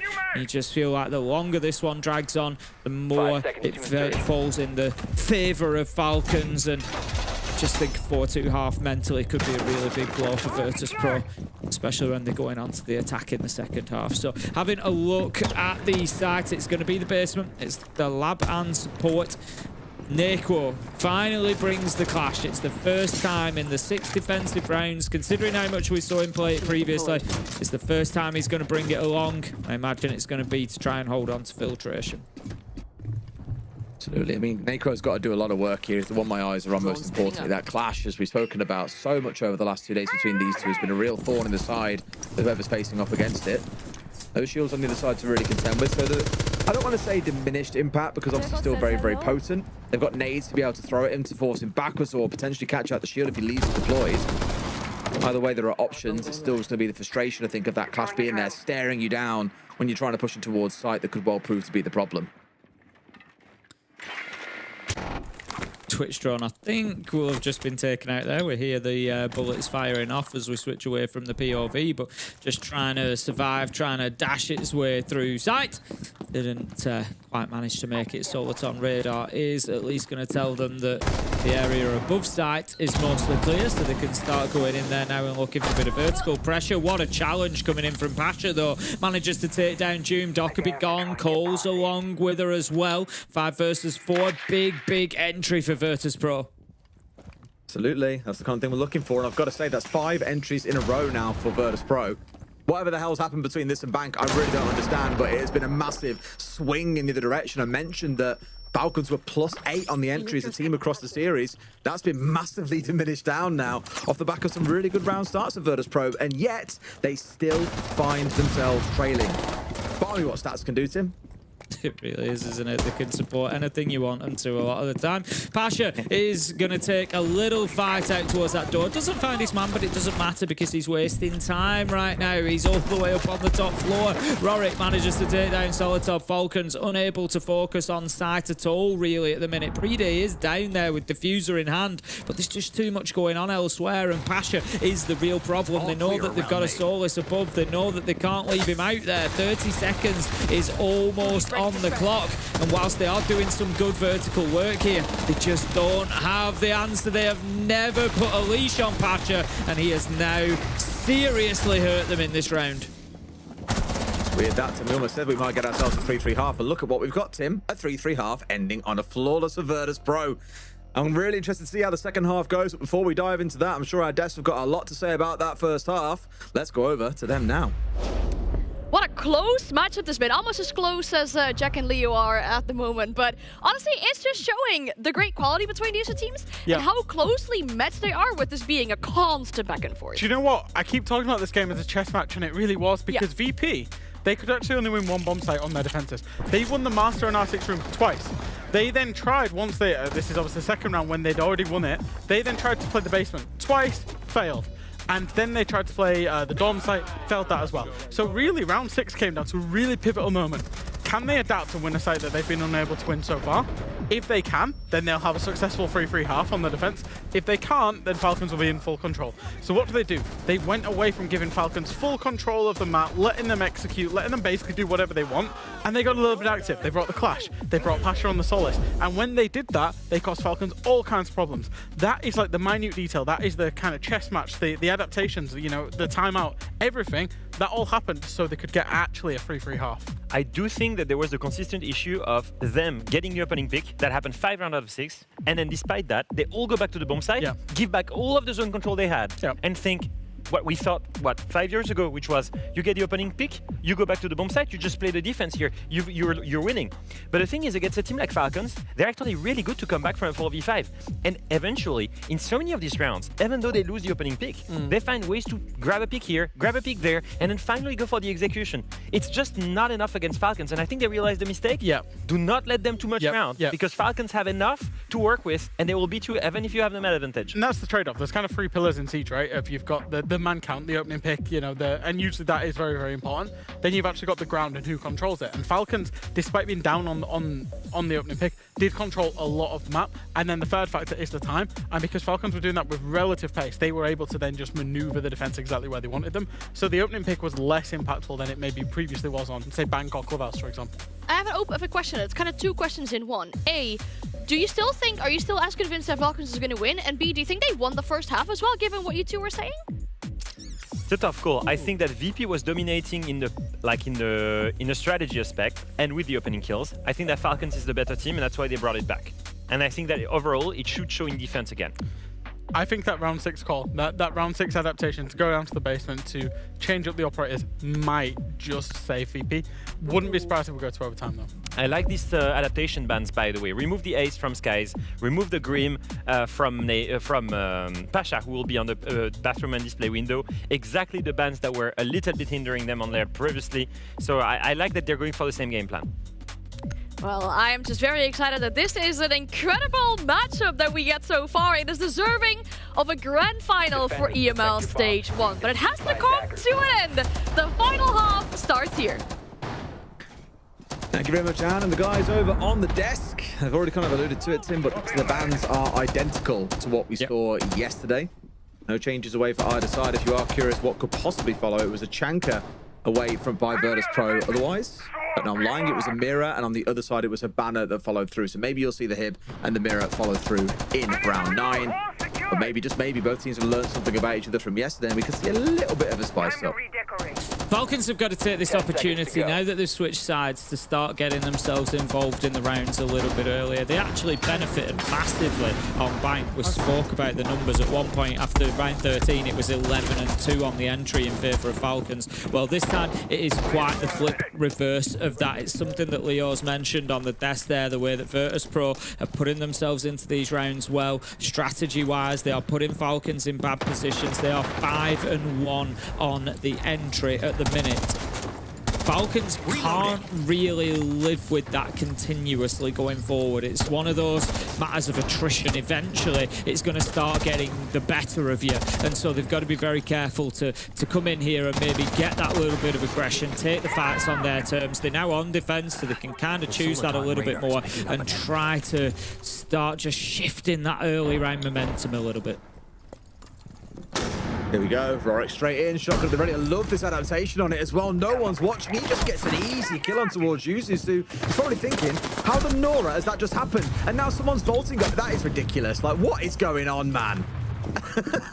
That's a start. That's certainly a start. It certainly is. That's Doom through and through, just getting himself up and over so that he can challenge onto the Deimos. Never likes to miss an opportunity, and that is going to actually give them a lot of security on this site. It's meaning that Brede particularly is going to be much more protected, because normally it would be the Deimos that goes underneath and challenges the Tachanka from below. That's why the shield is set up on that hard surface, to try and prevent that, but that's not going to be the case anymore, so they don't need to worry about that. I think Doom's going to be quite happy there. Losing users, not ideal, of course, but being able to take out the Deimos, that's big for Falcons. Still, Dan, once again on that call he spoke about so many times, a good response to a lot of what's being brought along in the round. The mirror, the key was spoken about to the absolute death as well. Very popular pick for both teams. Here we go. Now they've kind of originally take the ground and then lost the ground and now have regained the ground. They're in a good spot here, VP, to look for a default plan. This is the kind of thing that I was calling for from the side of Falcons back in the first half, when they had a little bit of advantage. It's okay, rotate players over. Don't make this any more complicated than it has to be. No advantage here for Virtus Pro, but they're still focusing on very much a default execute to come out here. Aware of the pressure that could come in from R6 inside, as that's where the Azami is currently dancing around. And they've still got to worry about Brede, who's sat here very happily, just popping fire away all day long. At some point, they're going to have to challenge him, because they've got a C4 to run into, 13 Shumakas still to go. Oh dear, might have to force himself away here. No way does he get away with this one. No, a T-kill comes out the second of the series, Tim. That's not ideal. Basher does go through and get a kill off the back of it though, before a C4 comes over, gets rid of Dan. Basher all left alone. Bit of a car crash really for Virtus Pro, I think it's fair to say. Yeah, it was on the whole, wasn't it? I think losing Deimos early round made it very difficult. You said yourself, Tachanka, the Shumikas, doing a great job. He had 13 left with 35 seconds left to go. He could burn that out twice over. And so, yeah, Virtus Pro already had lots of problems. And then their inability to deal with Likafak in that corner. They sent a nade in. It was really nice nade, actually, to get it in there, into that position. But Likafak, he hops over, sends a Nitro out, gets another kill here at the end of the round onto Pasha. They just never really controlled him or dealt with him. He put the Vector to great work and got Falcons the round. 4-3 now. They get their first defense, and honestly, I really favor Falcons at this point to come in with at least a 4-2 half or better and close this one out for the win. But they have allowed mistakes to creep into their game throughout, particularly against this matchup with Virtus Pro. A little bit yesterday, but not quite as much, I didn't feel. So you just feel like they're going to offer a chance to Virtus Pro at some point in the next round or two, and that's what they need to focus on not doing. Just keep it really tight now. No mistakes, no opportunities. I'd like to say I agree, to locate a but bomb and defuse it. the mistake should really be coming from the other side, not from Falcons. I spoke about this already, but we are now into nearly 6.5 hours of playing with Virtus Pro. And the thing is, I spoke about how scrims can sometimes get a little bit silly towards the back end of maps. You know, players get tired, attention starts to wander. They've been locked in for a few hours, they're kind of done. You speak about being locked into scrims. Think about how locked in you've got to be in officials, like the tension and the pressure in every single round, and you know, the single tiniest mistake that you make can have massive consequences. Here it's 120 SI points on the line, plus a little bit of extra cash. One day it could prove to be something far, far worse. You've always got to be so locked in and focused on the game that I would anticipate it should be Virtus Pro making the mistakes and getting sloppy.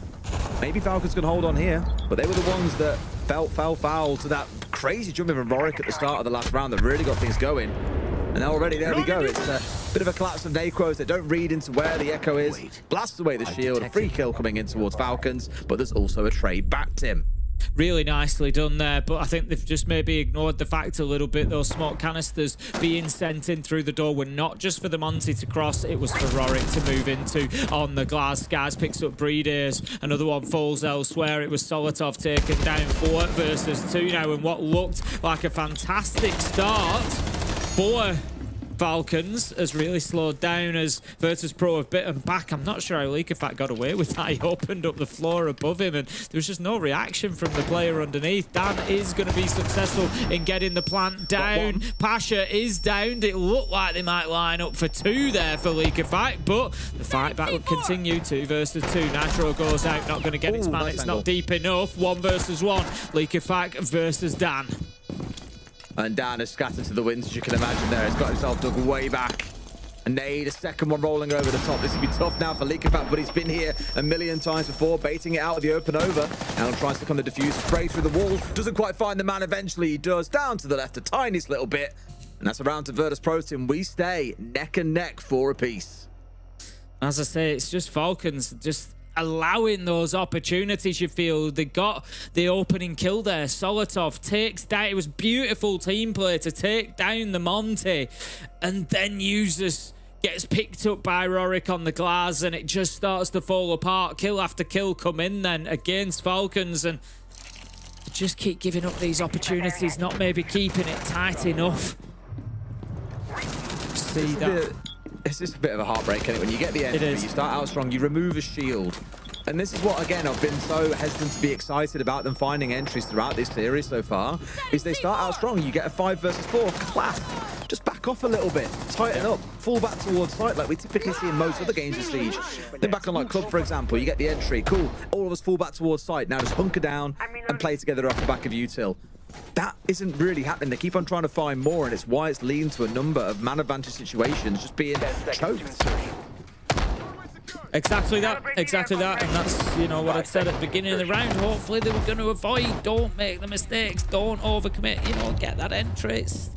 You can't just sit back on it for 2.5 minutes, but don't give them those cheap kills. Don't allow that to slip into a 2 versus 4. So 4-4 on the scoreboard. This one continues to be close. A lot of tension, a lot of intensity. And that is always, of course, going to bring out those little errors, those little opportunities. And right now, the impressive thing really is that both teams are punishing the errors of the others so consistently.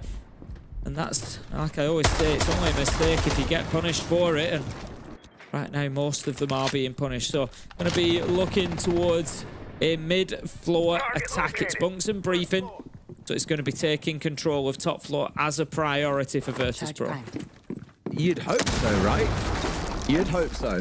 We've got the interesting choice here of having the Deimos on side, who I'd actually love to see this be attempted as a lateral hit on... Never mind, he's dead. Like, come on, man. Come on.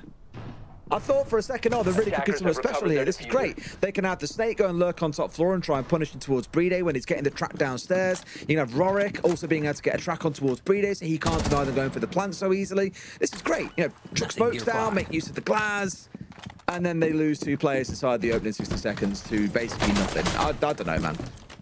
Yeah, it's a great double from June. It's really catapulted his team into this round, and now they can just sit and hold this top floor control. I can't remember the last time that I saw top floor control wrestled away from a defensive team by just 2 or 3 players on the side of the attackers. So they've really got the work cut out for them here at VP. Nitro goes onto that door, not going to get its target.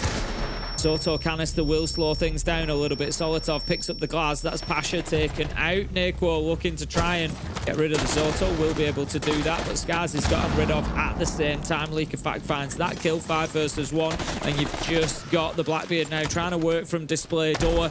Just conscious about the flank around him, but he's going to need an ace clutch here, and he's already below half health. Can he push forward into the top floor side?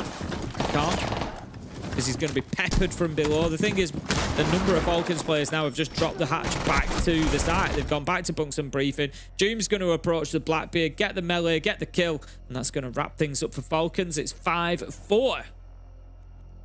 Okay. I mean, around that, if Falcons had seen themselves lose, I would have been like, we cannot be serious now, right? You can't get those opening 2 kills in the way that they did and see the whole round collapse from there. For Virtus Pro, though, again, it's a little bit of discipline. I know you're tired. I know it's been a long day. Yeah, if the series carries on towards max OT, we could be pushing on more than 7 hours of play for them today so far. But we can't be letting little easy kills go away like that. There has to be a little bit more discipline about the team, whether it's droning, whether it's making use of the Deimos early on to get a track down onto players that you haven't seen on that top floor. Whatever it might be, just keep yourselves alive in the early round. It's the most important part.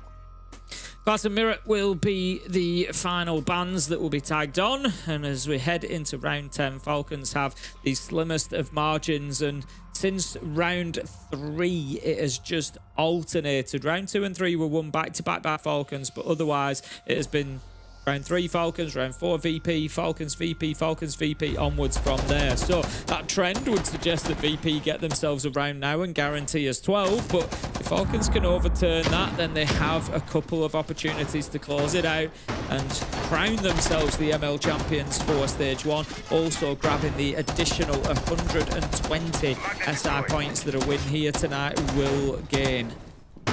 As it is, we're going to be going back up to the top floor.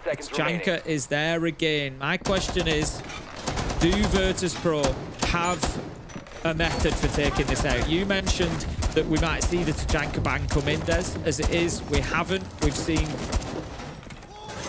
the mirror instead, and yeah. There's value there. Leakerfact's been playing, brilliantly. When you were saying that they'd had those bans yesterday, there's kind of the question of, maybe a bit of a Tachanka instead, but no, they've stuck with the mirror. Leakerfact's had a lot of success there, but last time they were on this side, it was the Tachanka that really hurt them. It was the death of Deimos. They were unable to do anything about Breeder, and I don't know what the plan there is going to be when I look across the lineup. But worth raising a couple of stats here as well. There's actually only 1 player right now on the side of Virtus Pro that is positive, and that's Naquo, the guy that has been playing Shields all series long, I do want to stress.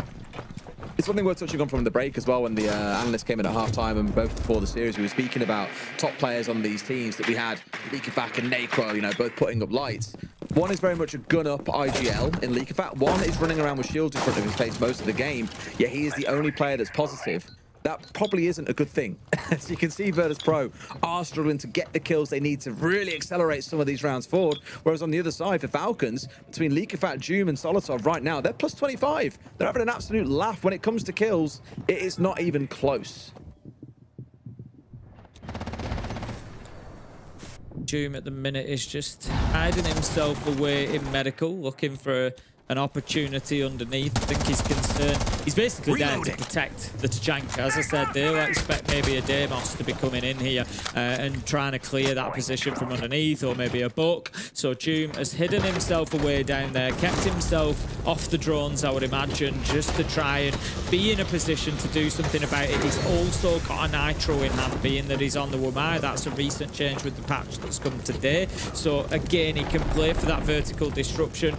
It might not be in terms of stopping a plant going down. It might just be looking to get a kill here, for example, on and around the ops wall. As it is, he's still in medical. He's dipped into reception and back. Out goes the Nitro. It's shot out of the sky. I don't know. It's going to be Solotov's wasted, but Doom still has one underneath. They've really dug in here. Similar to last time, to be fair, the attacks approaching in the same sort of style and fashion. I like the scrap by the looks of it. It's waiting to happen underneath. You've just seen Doom in the spot there with the C4 still sat in back pocket. No one else is playing downstairs now. It's on the other side. It's Rorik who's underneath on the IQ. So trying a different tactic to trying to snipe them out, I imagine. Once we have things like smokes going down, maybe he looks out for the Warden. I'm not sure. But here we go. As smoke, fire, and brimstone, and everything else you could possibly ask for currently being rained down on top of these Virtus Pro players. The entry going the way of Nacro. Dan in towards the second, looking much better than VP here, Tim.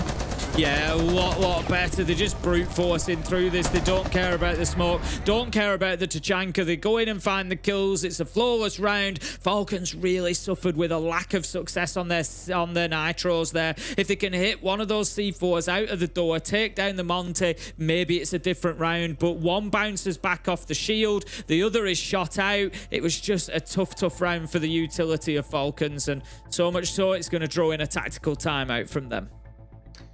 Yeah. It's again becoming one of those games where, like you probably anticipate, it just comes down to the wire, right?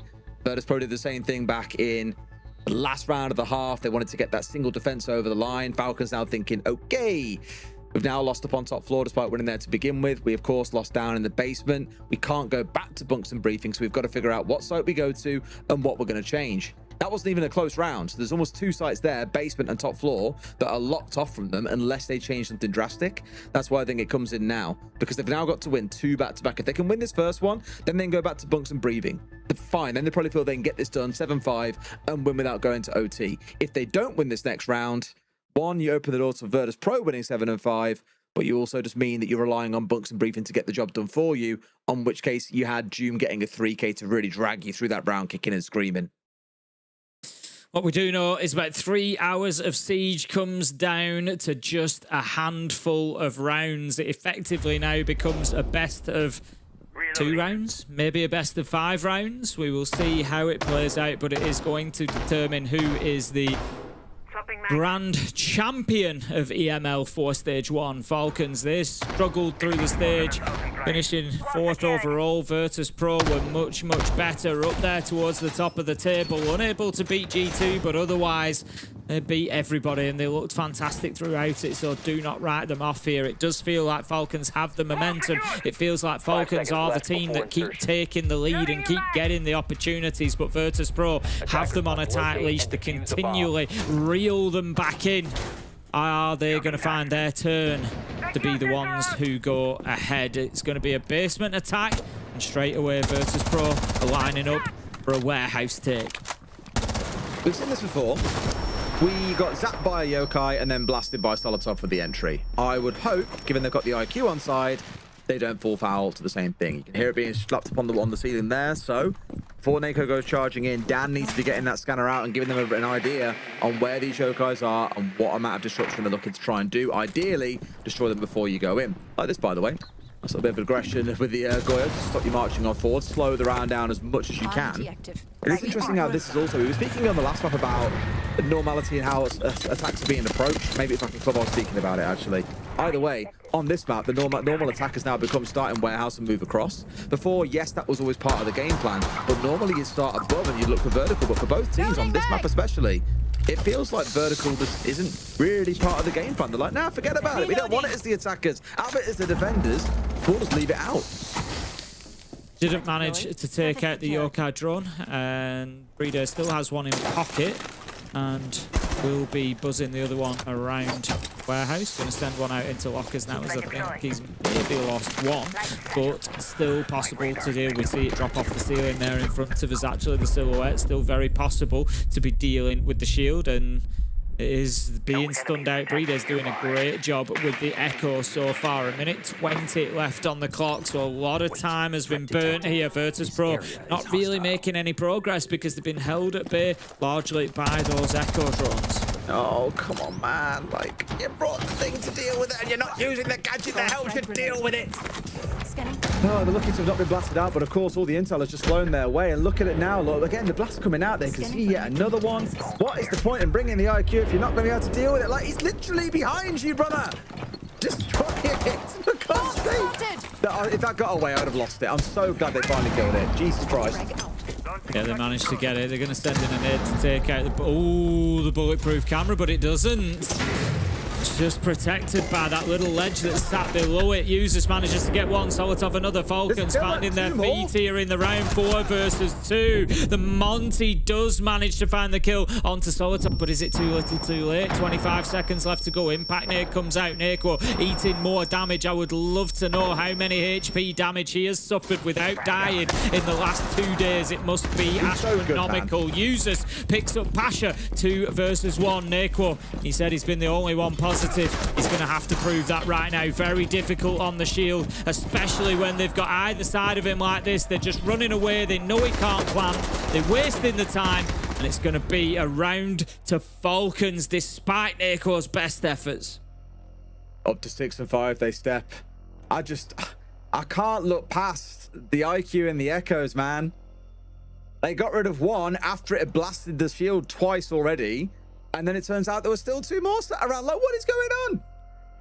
Don't bother bringing the IQ if you're not going to bother trying to get rid of the drones. Just bring something else instead that could be more useful to your team on a util basis. Either way, it means they don't get the business done. It means that Falcons are 1 round away from getting it done themselves. They win this next one. That is it. They've got the job done, and they take the 7-5 win. They get 420 SI points. Virtus Pro will be left holding on to 300 from EML Stage 1. Now, I did say back during the timeout after round 10, if they can win this next round, they get to go back to Bunks and Briefing, Tim. But they're going to roll it on the upstairs. They won it back in round 7, but then we saw a really good change coming in from Virtus Pro. They got a flawless round back in round 10 here. And Falcons don't want to go to Bunks and Briefing. They want to make it work on the main site on this map upstairs. Let's see if they can. Right, okay. Falcons need to hold on. They've won 1, lost 1. Are they going to be able to get this over the line? They've got the Janker again. That's going to be their focal point for the defense. It didn't work out last time. Doom tried to play it underneath. That didn't work out either. Didn't really have too much of an impact at all. So that's not going to be the case this time. He's going to keep himself up above. They're not relying on Nitros either. Leakerfact has 1. He's on the Wamai this time. That was Doom's operator in the last time they tried to defend this. But yeah, the reliance on Nitros to stop them kind of getting in through that breach, getting in through the office door, it was not enough. It didn't pay any dividends for them, so it's going to be a different plan this time. Okay. Pasha in underneath, surely, should be the game plan to try and put threat from below. Predator one they want to try and make move around. Granted, he's playing on a very annoying operator in terms of time waste, but the eagle-eyed among you will notice he is indeed 0 and 6, yet to get himself properly involved in the game. But kills don't mean everything, Tim, as we'll often say. You tell me this all the time when we play ranked together. I can't possibly imagine why. But here it's about the amount of time that he's able to waste and how he can keep them at bay. He might not always secure the kill onto the players, but again, it's about the contribution towards the team effort. Well, but actually, yeah, exactly. I'm always just trying to make you feel better when I say that, Des. You know, I don't want you feeling bad down there at the bottom of the scoreboard. But right now, Rotero drone's going in to clear out some of that utility, do what I call a bit of pathfinding there, giving them the clear space that they need to be able to move forward. Just goes in front of the barbed wire there, hoping to take out anything else that was around the corner. And yeah, you got 2 barbed wires, big win. Exactly. It's, you know, a real benefit. I think there might have been a Razor Bloom involved as well there. We do hear a Razor Bloom going off as Monty tries to push forward. Dips back out of the way. That's good stuff. Gonna look to clear out the keeper barricade, but look at the Wamai magnets. That's 2 in a row that have kept that keeper barricade safe. I'll try and use a plan here. They're not using the smoke as bait, and they've tried to move Necro away. It's been spotted at long range from normally it would be the Azami sat in that position. Don't believe it is this time around that you can see at range. Maybe it is actually a liar. Skies now with the wall being opened up, that default plant spot being exposed once again. Virtus Pro saying if it ain't broke, why fix it? Let's just do the same thing again. So far, we haven't had an entry kill yet. Only 4 rounds out of 11 have actually gone the way of the entry kill, by the way. Whether that's a bad omen for Falcons or not, we will see in the next 35 seconds. Solotov picks up Skies. That's the thermite off the board. Will Virtus Pro be able to brute force their way in? Rorik playing from display window. We can see that Solotov is down. The Monty up in the face is going to prevent them being able to make a collection. 3 versus 3, and they're just absolutely bullying users at the minute. He can't seem to find the space to take the Monty down. Dan picks up Doom. It is all about this.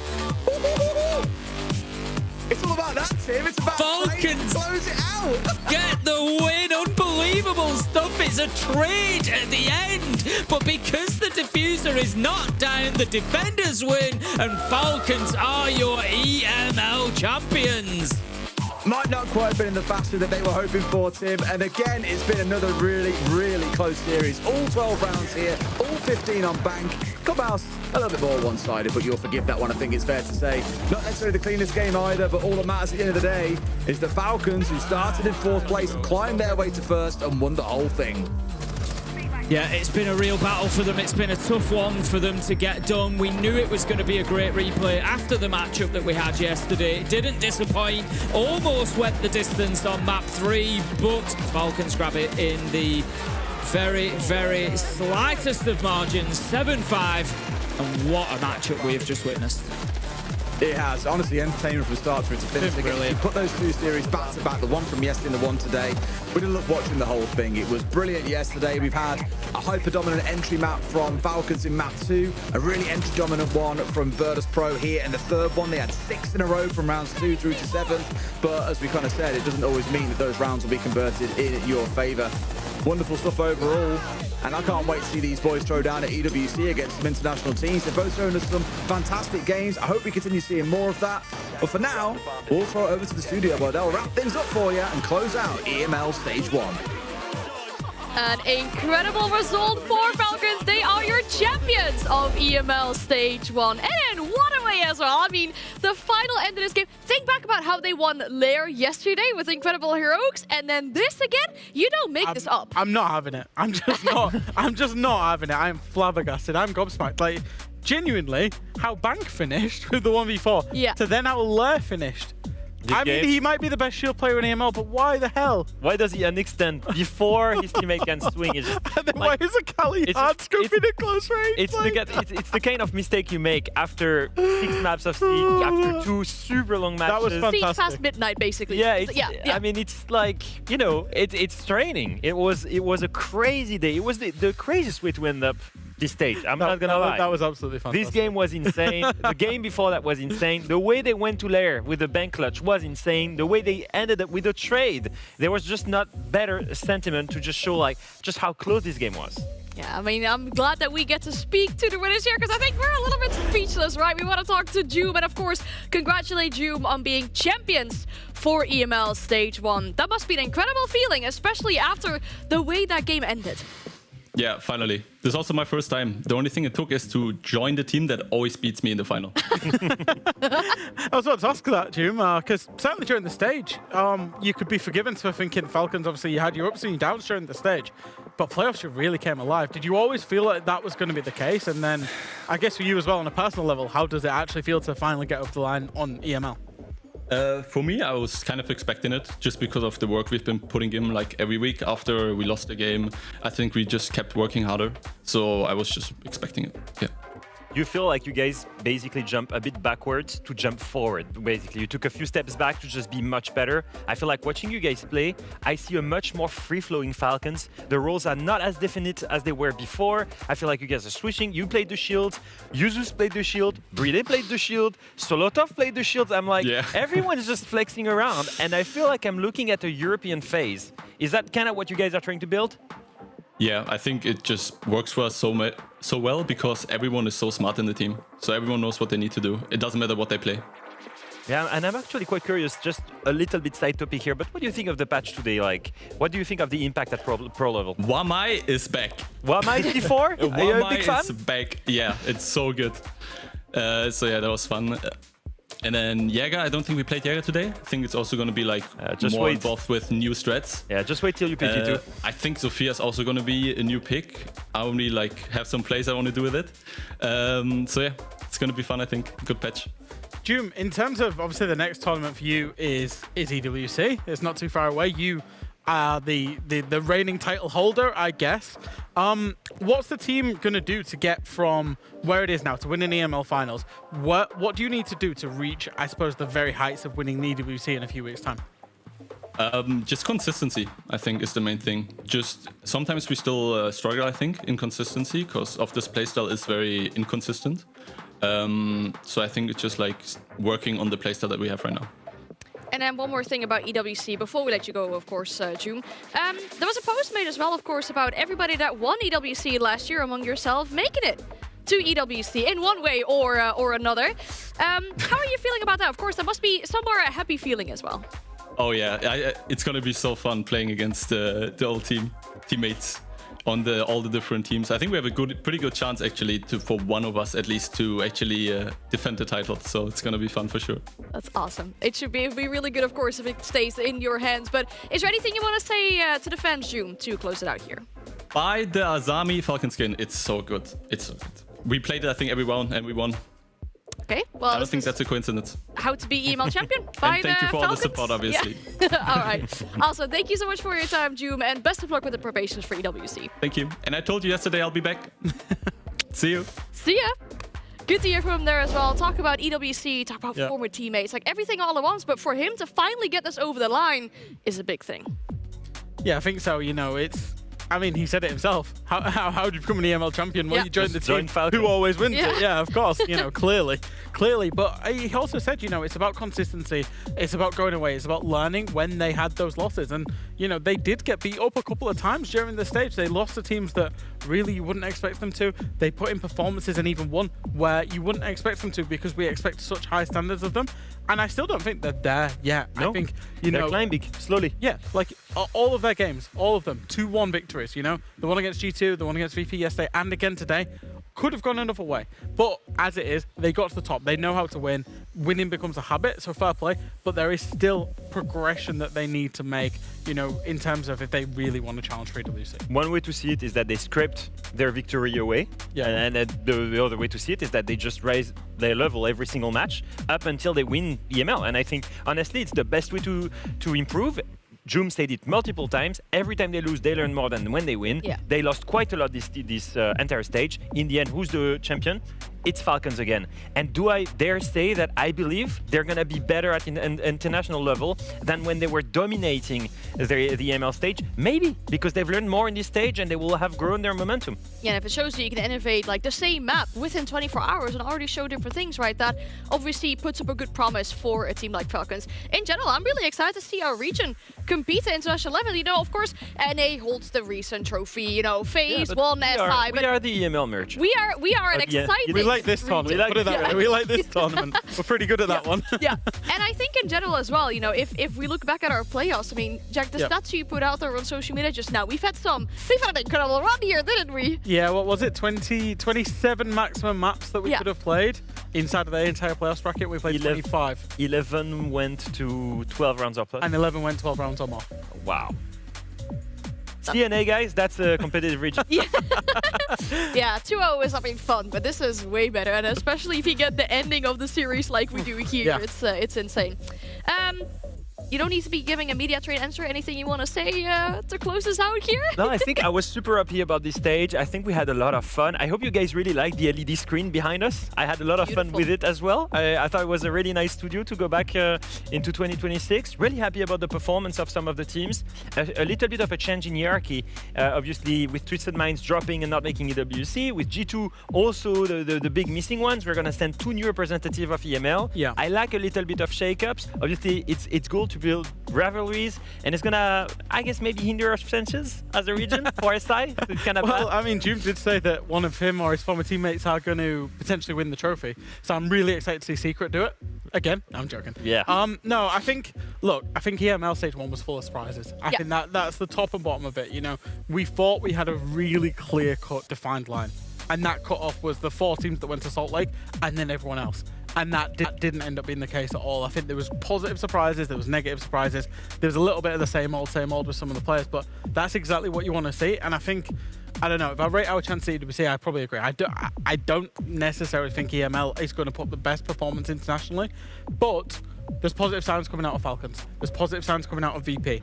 I think GK, give it time, will get to be a really good contending team inside of this league and a regular event potentially. And then Fnatic, you know, did well enough to get that. I don't think they'll necessarily make waves. They've got to play through the play-ins. Yeah. But both Fnatic and GK, I think, can cause upsets which, you know, can have ripples throughout that whole tournament. We certainly had a surprising stage. We had a really entertaining stage, of course, as well. You guys put so much effort and passion into, you know, the desks and everything, the crash outs, but the entertaining factor here as well, you know, coming up with new things every time. I hope our viewers do realize that as well. Of course, a big thank you to you two, a big thank you to all of our casters for talking us through all of these games. Thank you to production for always putting up a smooth show alongside us here in the studio. It's been an absolute pleasure to bring you all of the action in EML Stage 1. Now, for the remainder of this week, SIL haven't even sent teams yet to EWC, right? There's still so much more Siege action for the rest of this week. That ends us here for Stage 1 EML. We'll see our representatives at EWC, and then we'll be back for Stage 2.